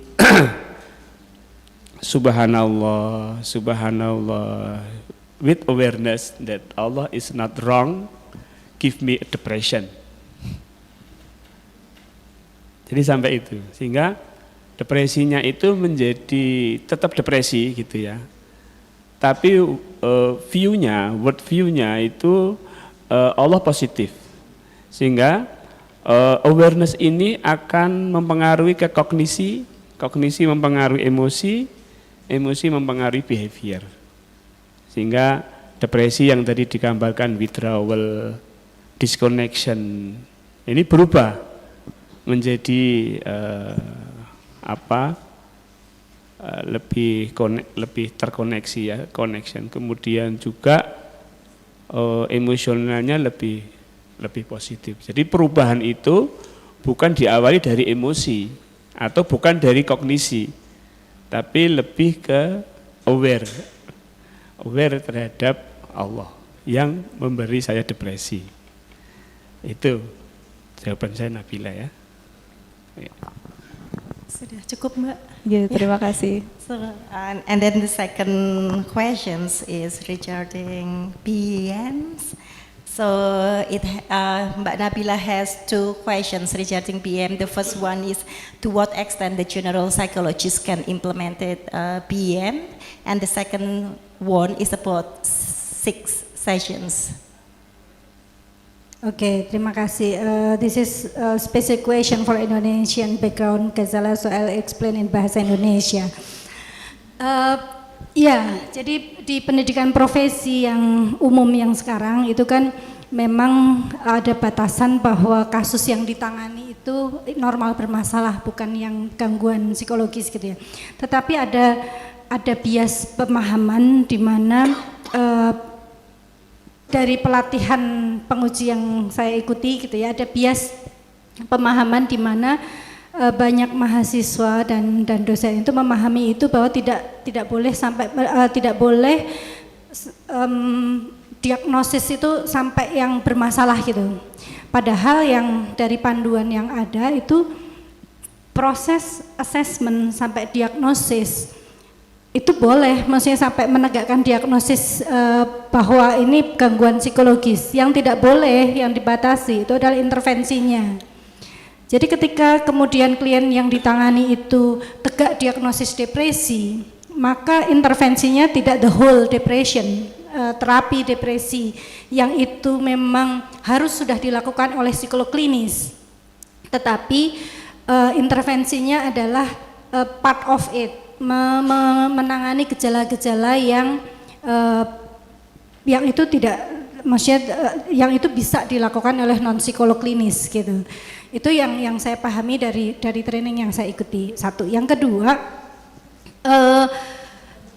berdasar itu gitu ya, karena memang BAM ini didesain bukan untuk psikolog saja, maka menurut saya itu tidak masalah. Karena itulah kemudian kami mengembangkan kurikulum modul untuk melatihkan ini bagi mahasiswa pendidikan profesi. Karena memang itu boleh dilakukan, tidak harus oleh psikolog, oleh mahasiswa profesi boleh. Gitu. Karena itu diangkat, ini angkatan berapa? 2 ya. Kata 2 kan yang sudah ikut ini ya, yang kemarin sudah ikut kelas kami BM, ya. Oh bukan, itu angkatan berapa kita ya? Angkatan 3. Oh, sorry. Angkatan 3 yang sudah kami training BAM. Jadi angkatan 3 itu sudah ada materi BAM untuk mereka. Dan itu bisa dilakukan. Jadi ketika assessment dan menegakkan diagnosis sampai depresi itu oke. Tapi kemudian intervensinya bukan terapi yang memang itu harus psikolog klinis gitu. Itu pemahaman yang jadi no problem dengan itu. Dan itu juga kenapa kami berkolaborasi dengan program profesi UMM untuk memasukkan ini dalam kurikulum mereka juga. Artinya no problem dengan itu. Itu yang pertanyaan pertama. Kemudian yang pertanyaan kedua, jadi kami tidak ceramah gitu. Kami tidak ceramah, tetapi tadi Pak Bayu menjelaskan tentang values assessment. BAM hanya bisa dilakukan pada klien yang memang memandang bahwa religious spirituality is very important in their life gitu kan. Hanya untuk orang-orang yang seperti itu. Kalau kebetulan saya punya klien yang kemudian putus di tengah jalan karena memang sejak awal ketika saya lakukan values assessment dia nggak really interested dan nggak merasa bahwa dia sholat enggak dan perilaku sehari-hari juga nggak menjalankan ini Islam dan menurut dia nggak penting gitu. Sehingga memang kemudian kalau pada klien seperti itu yang kami lakukan adalah hanya BA saja tanpa M. Jadi BA umum. Tetapi karena kebetulan klien ini pekerjaannya chef yang shift pekerjaannya itu sangat ini sulit sekali memegang komitmennya sehingga akhirnya oke lah kita akhiri saja gitu. Tetapi basically dari hasil values assessment-nya memang tidak cocok untuk BEM. Nah, di terapi BEM ini kami tidak ceramah, tetapi di sini yang tadi kami jelaskan booklet ini adalah tools salah satu yang menjembatani kami untuk menggunakan nilai-nilai Islam dalam proses terapi. Di sini di booklet itu ada ayat-ayat Quran yang dekat dengan kesehatan mental untuk memotivasi, untuk mempersuasi untuk changing their behavior. Kemudian ada hadis, ada cerita-cerita sahabat Nabi yang itu harapan kami gitu ya dipilih untuk bisa membantu klien itu meningkatkan awareness tentang persoalan hidup mereka bahwa yang mereka alami itu tidak lepas dari nilai Islam, tidak lepas dari hubungan dia dengan Allah gitu. Itu salah satu toolsnya, sehingga selama 6 sesi itu kami akan menawarkan gitu ya. Dalam assessment pertama kita akan ini problem hidupmu apa sih? Kemudian dari problem itu kita akan bawa ini hubungannya dengan praktek keislaman sehari-harimu seperti apa? Apakah selama terjebak dalam depresi ini misalnya, apakah ada hal-hal yang sebelum depresi dialami itu dilakukan, tetapi kemudian ketika terjebak dalam depresi itu hilang. Dan most of our clients itu mengatakan bahwa mereka itu banyak yang meninggalkan sholat. Banyak yang meninggalkan sholat, banyak yang kemudian yang awalnya, bahkan ada klien saya itu yang awalnya itu menghafal Quran, sudah dapat 2 juz, itu sama sekali berhenti dan tidak baca Quran lagi ketika terjebak dalam depresi. Nah dari situ, berangkat dari situ kita akan diskusi, apa yang membuat kamu seperti itu, mengapa kamu meninggalkan sholat. Bukan, kami hanya mendengarkan, kami hanya memfasilitasi mereka yang akan mengeksplor gitu ya, mengapa kok saya jadi nggak sholat gitu ya, gitu. Dari situlah kemudian terjadi diskusi. Salah satu klien saya itu problem utamanya dengan orang tua. Nah di situ proses diskusi kami itu tentang Luqman. Bagaimana Luqman mendidik anak-anaknya gitu ya. Dan dia itu work on him gitu. Jadi diskusi gitu. Jadi di sini ada banyak nilai, ada banyak ayat, hadis yang kemudian kita gunakan untuk titik berangkat. Kita diskusinya apa nih gitu. Apa yang paling menarik bagimu dari isi buklet ini? Apa yang paling menarik? Apa yang insightful kamu temukan di situ? Gitu. Nah, disitulah kemudian terjadi proses diskusi. Sebentar mungkin agak ini, tapi Lebaran ini saya mendapatkan pesan WhatsApp yang sangat menyentuh gitu ya, yang sangat alhamdulillah membuat saya sangat proud of apa yang kami lakukan gitu ya. Karena kalau saya bacakan semua panjang sih, cuma intinya jadi klien ini kebetulan adalah mahasiswa tingkat akhir, mahasiswa dari sebuah perguruan tinggi bukan UMS, tingkat akhir dan bermasalah dengan skripsi, kemudian meninggalkan sholat selama sekian lama. Beberapa bulan terakhir sudah mulai sholat tetapi meninggalkan subuh dan isya mostly, isya dan subuh masih hilang, kemudian ngaji sama sekali enggak gitu ininya. Ketika datang ke kami, ke saya kebetulan terapisnya saya itu dalam kondisi seperti itu. Kemudian skripsi tertunda 1 tahun tidak dikerjakan dan sebagainya. Nah, ketika Lebaran kemarin dia mengirim pesan ke saya dengan taqabbalallahu minna wa minkum, semoga segala kebaikan diterima Allah bla bla bla. Kemudian ini saya juga ingin mengucapkan terima kasih yang sebesar-besarnya kepada Ibu karena terapi yang Ibu berikan, alhamdulillah tahun ini saya dapat kembali merasakan suasana dan makna ibadah Ramadan yang sudah lama saya tinggalkan, yang sudah lama tidak saya rasakan. Hal tersebut sangat berarti bagi saya dan saya sangat bersyukur akan hal itu. Dan bla bla bla yang panjang. Tapi poin paragraf itu yang membesarkan hati saya dan menambah keyakinan saya bahwa it works gitu. Bahwa diskusi kebetulan ini sudah 6 sesi tapi belum akan putus. Kami perkirakan dia masih membutuhkan sekitar 1-2 sesi lagi, 7 sampai 8 sesi gitu. Tetapi alhamdulillah kabar terakhir skripsinya sudah submit sampai bab 4 gitu.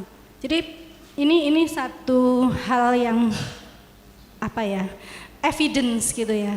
Bahwa ini bisa dan perubahan itu bisa kita lihat day by day gitu ininya. Begitu Pak Bayu mau menambahkan?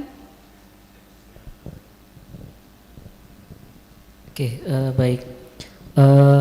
Pertama-tama saya ingin menyampaikan sekali lagi bahwa behavioral activation for Muslim ini memang secara spesifik itu didesain untuk individu dengan depresi.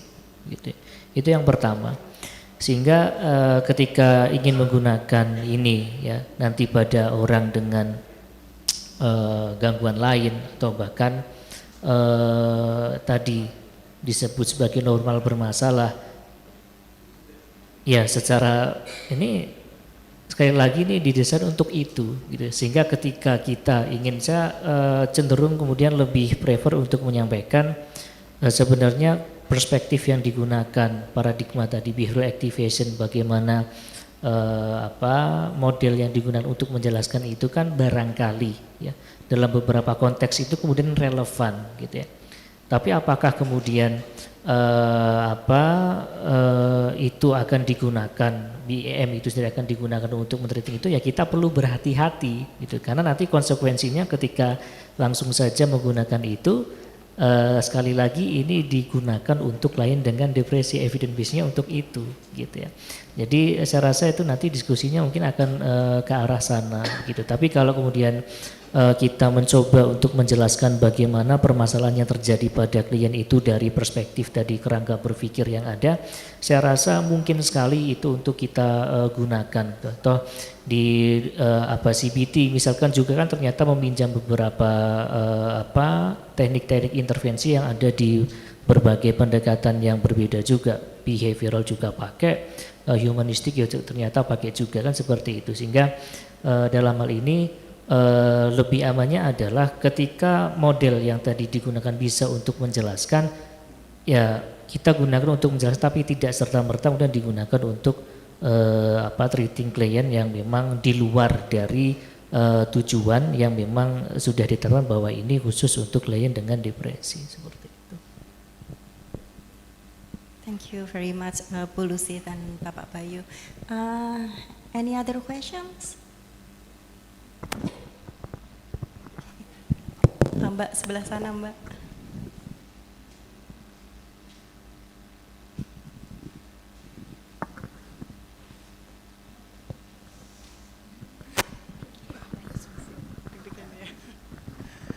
Terima kasih untuk kesempatannya. Bisa disampaikan dalam bahasa Inggris dan Indonesia ya nanti ya. Bismillah.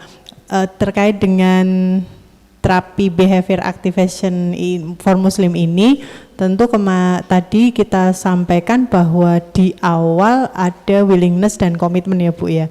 Mungkin ada strategi atau tipsnya untuk bisa kayak menumbuhkan, kan misal ini di luar konteks risetnya Bu Lusi nih, kalau di keseharian atau nanti kita in practice, daily practice kita sebagai seorang psikolog, apakah ini bisa dikombinasikan dengan teknik atau metode intervensi yang lain, terutama untuk meningkatkan dulu willingness and readiness-nya dia untuk bisa mengikuti sesinya kita nanti, dan apakah ini nanti tidak menjadi bias atau justru menjadi pelengkap atau komplementer dengan metode BAM ini, begitu Bu. Nggak Bu Lusi. I think Prof. Ghazala can help us to explain this tentang ini. Tetapi dari pengalaman yang sudah kami lakukan, kebetulan saya sudah menangani klien yang di luar research, artinya yang membayar gitu ya. Dari pengalaman yang yang saya lakukan, jadi di awal karena memang ini baru dan karena ini dengan minimal 6 sesi dan pertanyaannya kemudian salah satu yang ini adalah pertanyaan bayarnya berapa, cukup mahal gitu ya.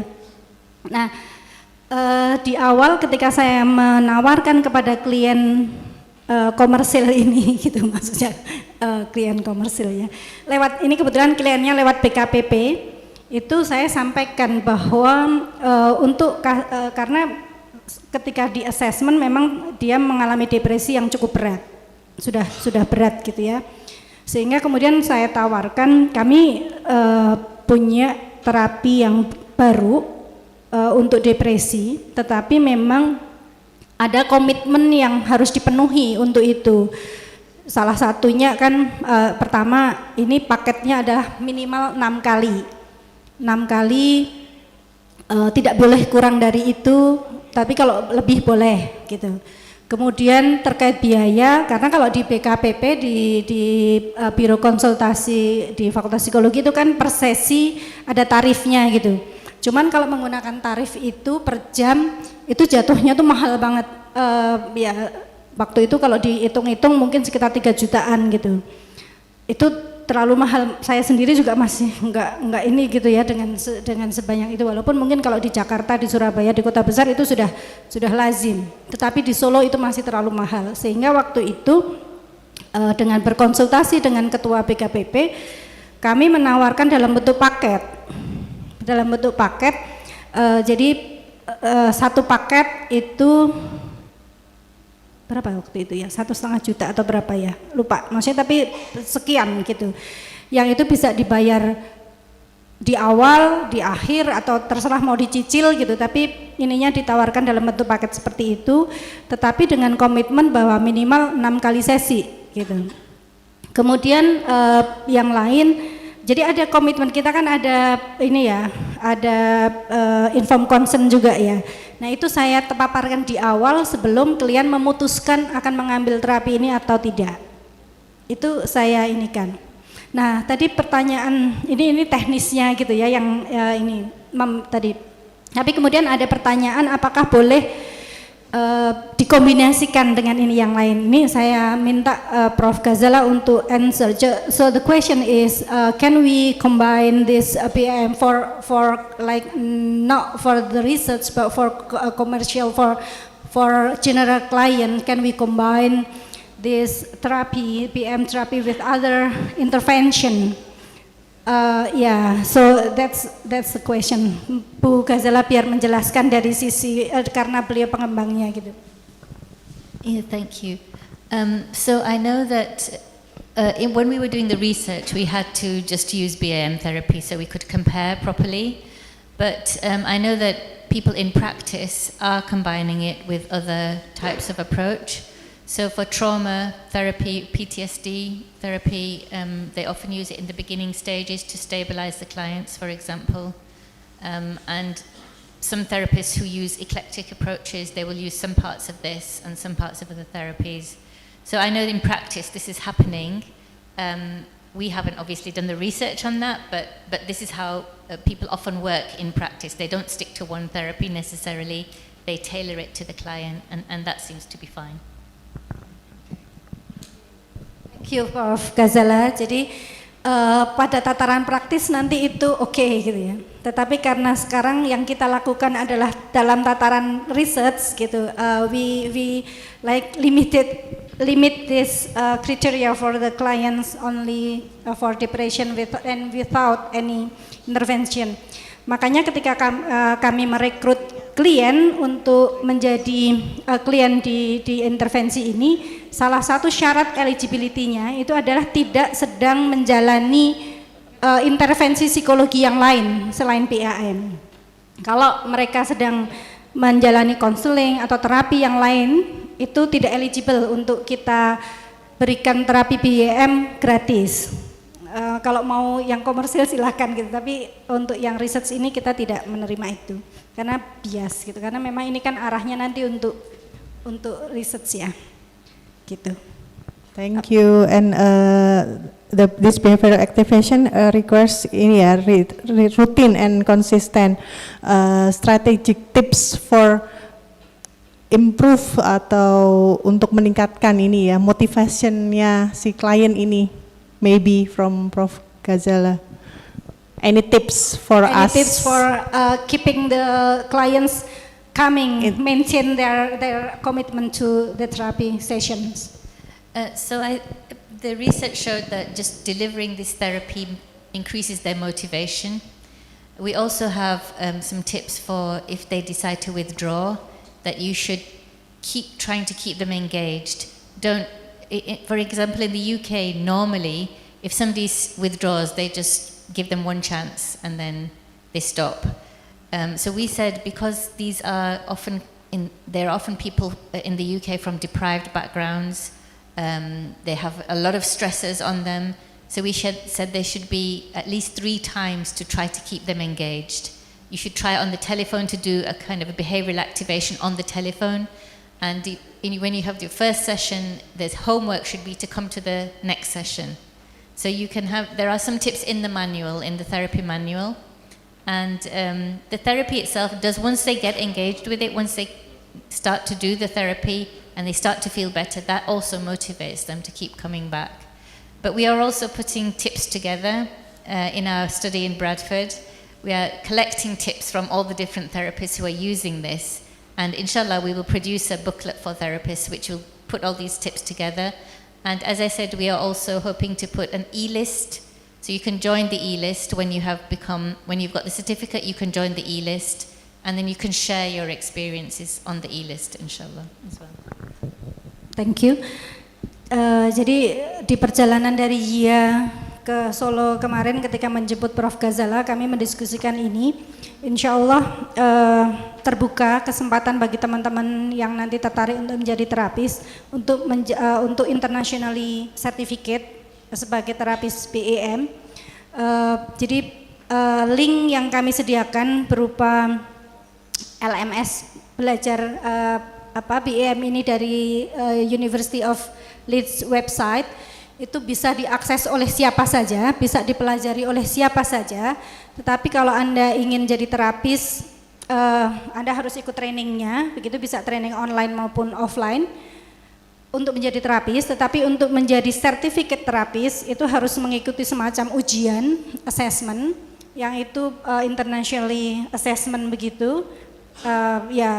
Kata Prof. Ghazala harus membayar beberapa ini gitu ya untuk dapat sertifikat itu. Nah, tadi kalau sudah sertifikat itu kami akan membentuk komunitas begitu, in the next step komunitas terapis di mana di situ kita bisa sharing, bisa improve, bisa ini saling belajar gitu dalam forum itu.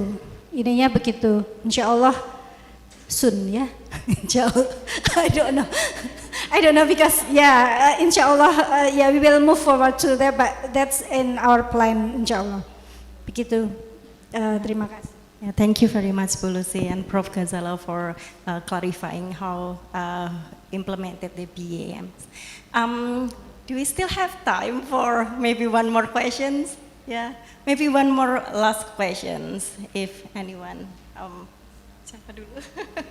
I can decide. Ya baik, terima kasih atas kesempatannya. Sebelumnya perkenalkan saya Hapsari dari Purworejo.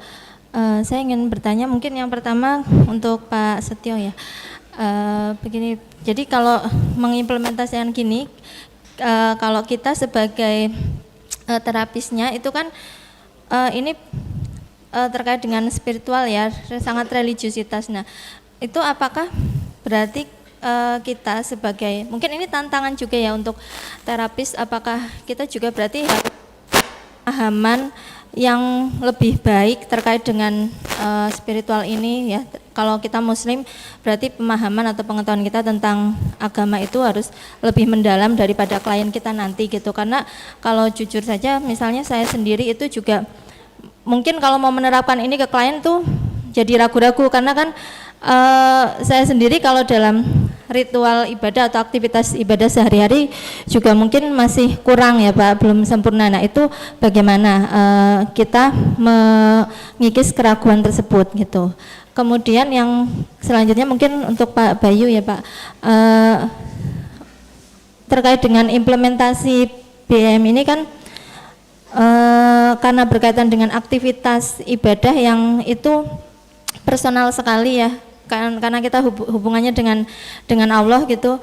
Bagaimana memastikan bahwa aktivitas itu memang benar-benar diterapkan, dilakukan oleh klien gitu ya. Apakah kita benar-benar bisa memastikan atau ngecek ini klien ini udah benar-benar menghayati, udah benar-benar mindful ketika beribadah, itu bagaimana? Saya masih belum punya gambaran ke arah sana. Mungkin itu saja, terima kasih. Okay, thank you very much. Mbak siapa tadi, maaf? Hapsari, yeah, thank you. Mbak Hapsari has two questions addressed to Pak Setiyo and Pak Bayu. So the first one is to Pak Setiyo. So the question is, should the therapists have good understanding of spiritual or religion aspect to deliver the therapy? Monggo Pak Setiyo. Iya, terima kasih Bu Hapsari. Jadi di dalam Islamic mindfulness atau terapi mindfulness Islam ini tidak memerlukan pemahaman agama yang seperti ustadz-ustadz itu ya. Jadi sebenarnya kita menggunakan ritual-ritual Islam seperti sholat, zikir subhanallah, alhamdulillah, kemudian asmaul husna, itu sebagai zikir anchoring, jadi sebagai alat untuk kesadaran. Jadi yang penting di sini adalah, yang penting terapisnya itu bisa menyadari makna setiap ritual yang digunakan untuk terapi. Jadi terapi ini kan namanya mindfulness. Jadi terapinya itu lebih pada kesadaran. Yang diterapi itu sebenarnya lebih ke awareness-nya, atau dalam Islam yang diterapi lebih ke soul-nya, ke jiwanya. Asumsinya bahwa ketika awareness-nya berubah, maka kognisinya berubah, emosinya berubah. Maka Allah tidak akan merubah nasib suatu kaum sampai kaum itu merubah kesadarannya. Innallaha la yughayyiru ma biqaumin hatta yughayyiru ma bi anfusihim. Nah, anfusihim itu sebenarnya yang harus dirubah gitu. Dalam konteks ini ya, yang sehingga dengan jiwa yang berubah, dengan nafs yang berubah itu depresinya itu bisa berubah. Maka sebenarnya kalau logikanya orang itu kalau sadar, maka dia lebih sehat. Ya, lebih ekstrim lagi itu ya. Orang gila itu kalau sadar bahwa dirinya gila, itu sembuh itu. Jadi sebenarnya kesadarannya yang perlu diterapi. Sehingga untuk menjadi seorang terapis itu nggak perlu paham hafal ayat sampai hafal Quran sampai sekian juz atau pemahaman, enggak. Yang penting justru adalah awareness-nya daripada konselor atau terapis. Maka sebenarnya kalau saya boleh menawarkan lebih mudah Islamic Mindfulness ya daripada BAM. I'm sorry, promosi ya. Baik, saya kira gitu ya. Thank you very much, Bapak Setiyo. So maybe the short answer is no, yeah, Bapak Setiyo. So the important things on the counselor awareness, that's the point. Is that answer your questions, Mbak Sari? Yeah. And then we move to the second question to Bapak Bayu. So the question is like, it's regarding the implementation of PAMs, like how to control the client if they conducted the religious practices or not. Oke, yang pertama saya ingin mengklarifikasi terlebih dahulu ya, karena ini cukup sering ditanyakan oleh teman-teman yang terlibat di training sama di beberapa diseminasi yang kami lakukan juga gitu. Jadi meskipun ini merupakan behavioral activation for Muslim, aktivitas yang kemudian bisa kita aktivasi itu tidak selalu hal-hal yang berkaitan dengan peribadatan gitu. Itu tidak selalu seperti itu.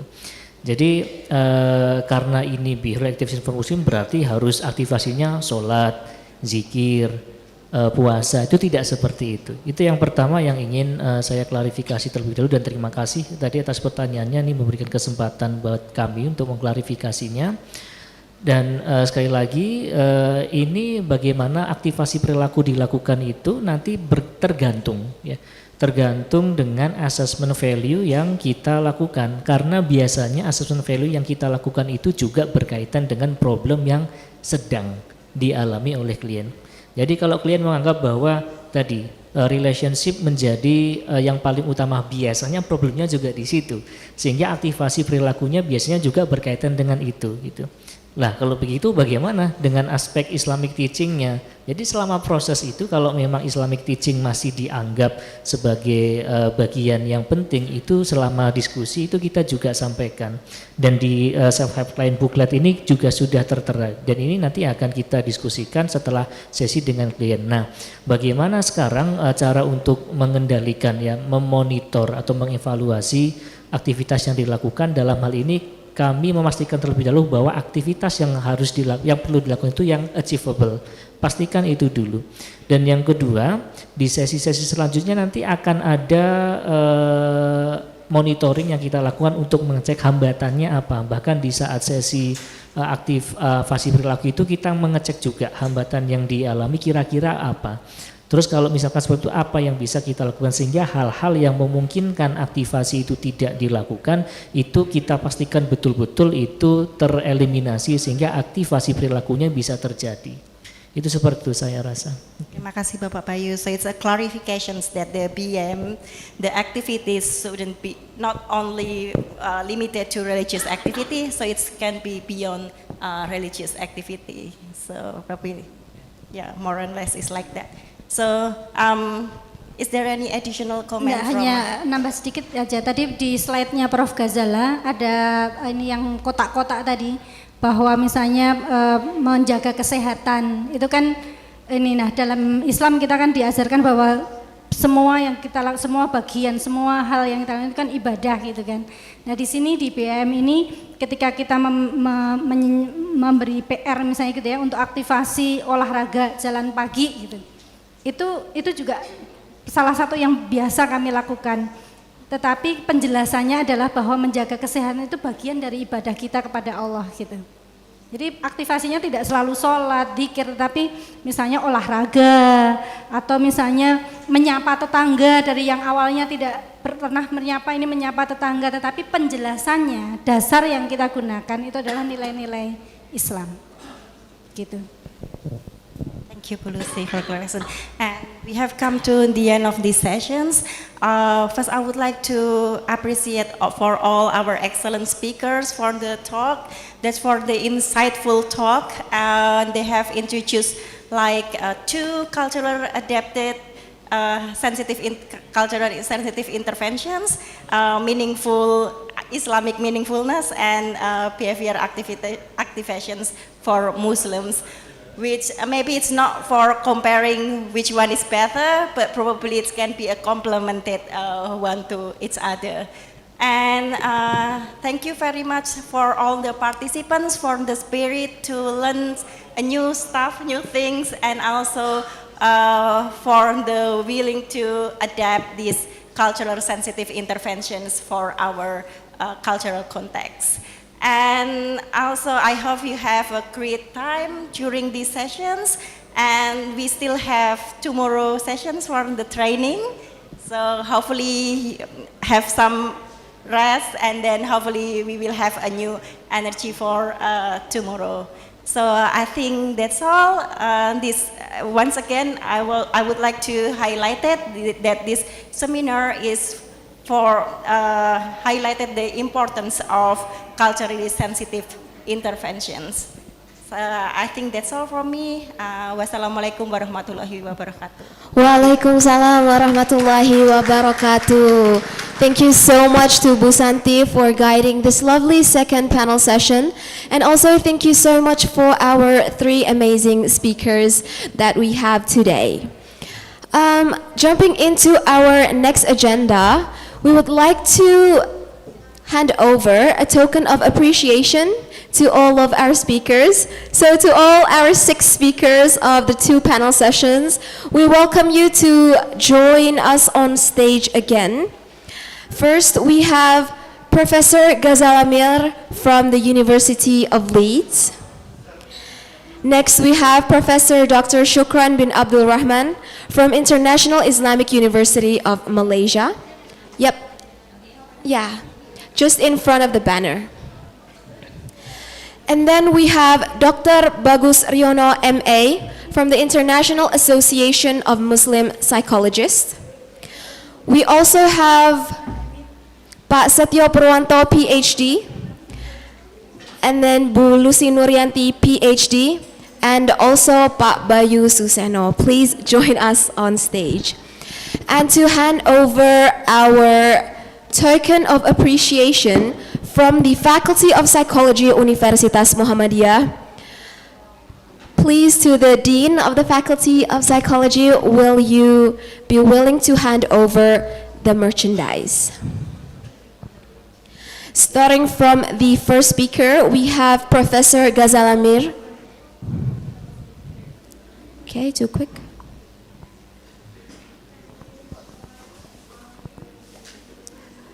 Thank you so much for the fruitful information and content that you have shared with everyone here today.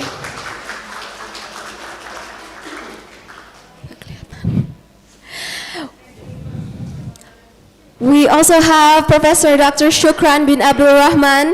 Thank you so much for coming from Malaysia all the way here to share your knowledge with us. We have Dr. Bagus Riyono MA from Universitas Gajah, Mada. Thank you for sharing your knowledge with us here. From Universitas Muhammadiyah Surakarta, we have Pak Setiyo Purwanto, Ph.D.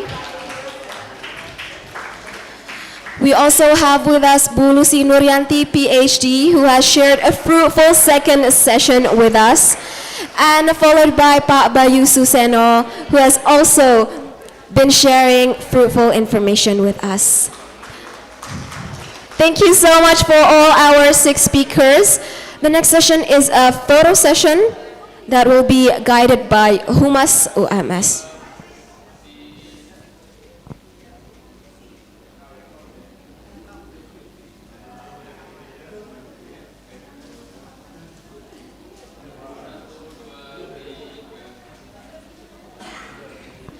Thank you so much for all the speakers, but can you please stay on the stage because we want to take a picture with all the participants here. The picture session will be guided by Humas, Universitas Muhammadiyah Surakarta. So if you could please. Okay, for all the participants, can you please come on stage and join our lovely speakers?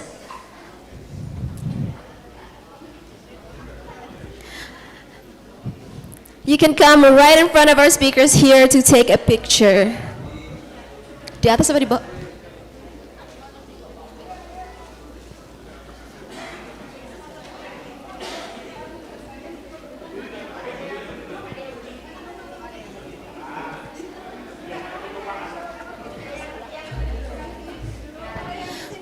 Okay.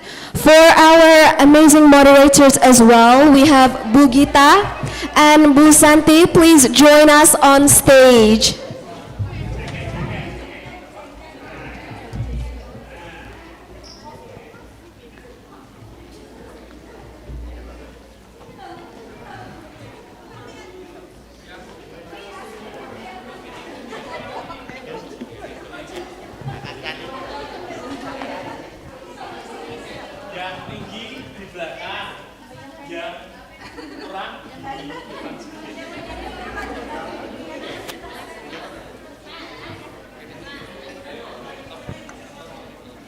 Oke, mungkin yang baris, mohon perhatiannya.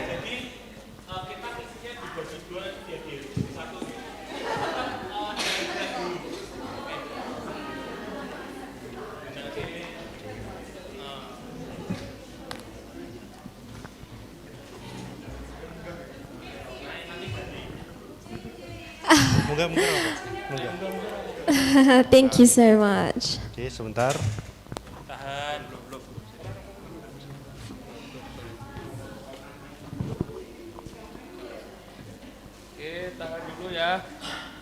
Tahan dulu bentar. Oke, 1, 2, 3. Boleh ganti gaya bebas. Kelihatan semua. Tahan dulu 1, 2, 3. Oke. Sekali lagi gaya bebas, Ge. Bapak sekali lagi, Pak. Mbak sekali lagi.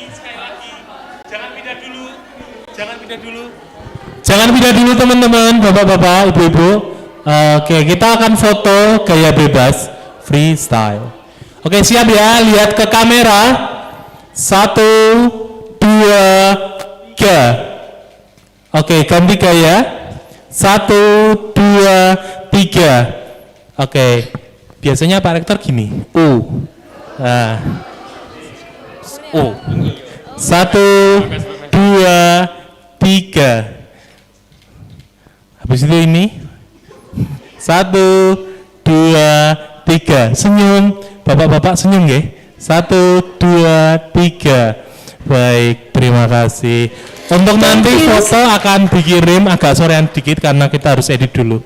Thank you so much everyone for the enthusiasm as we reach the end of our event. The pictures will be shared this afternoon as our team does need some time to produce.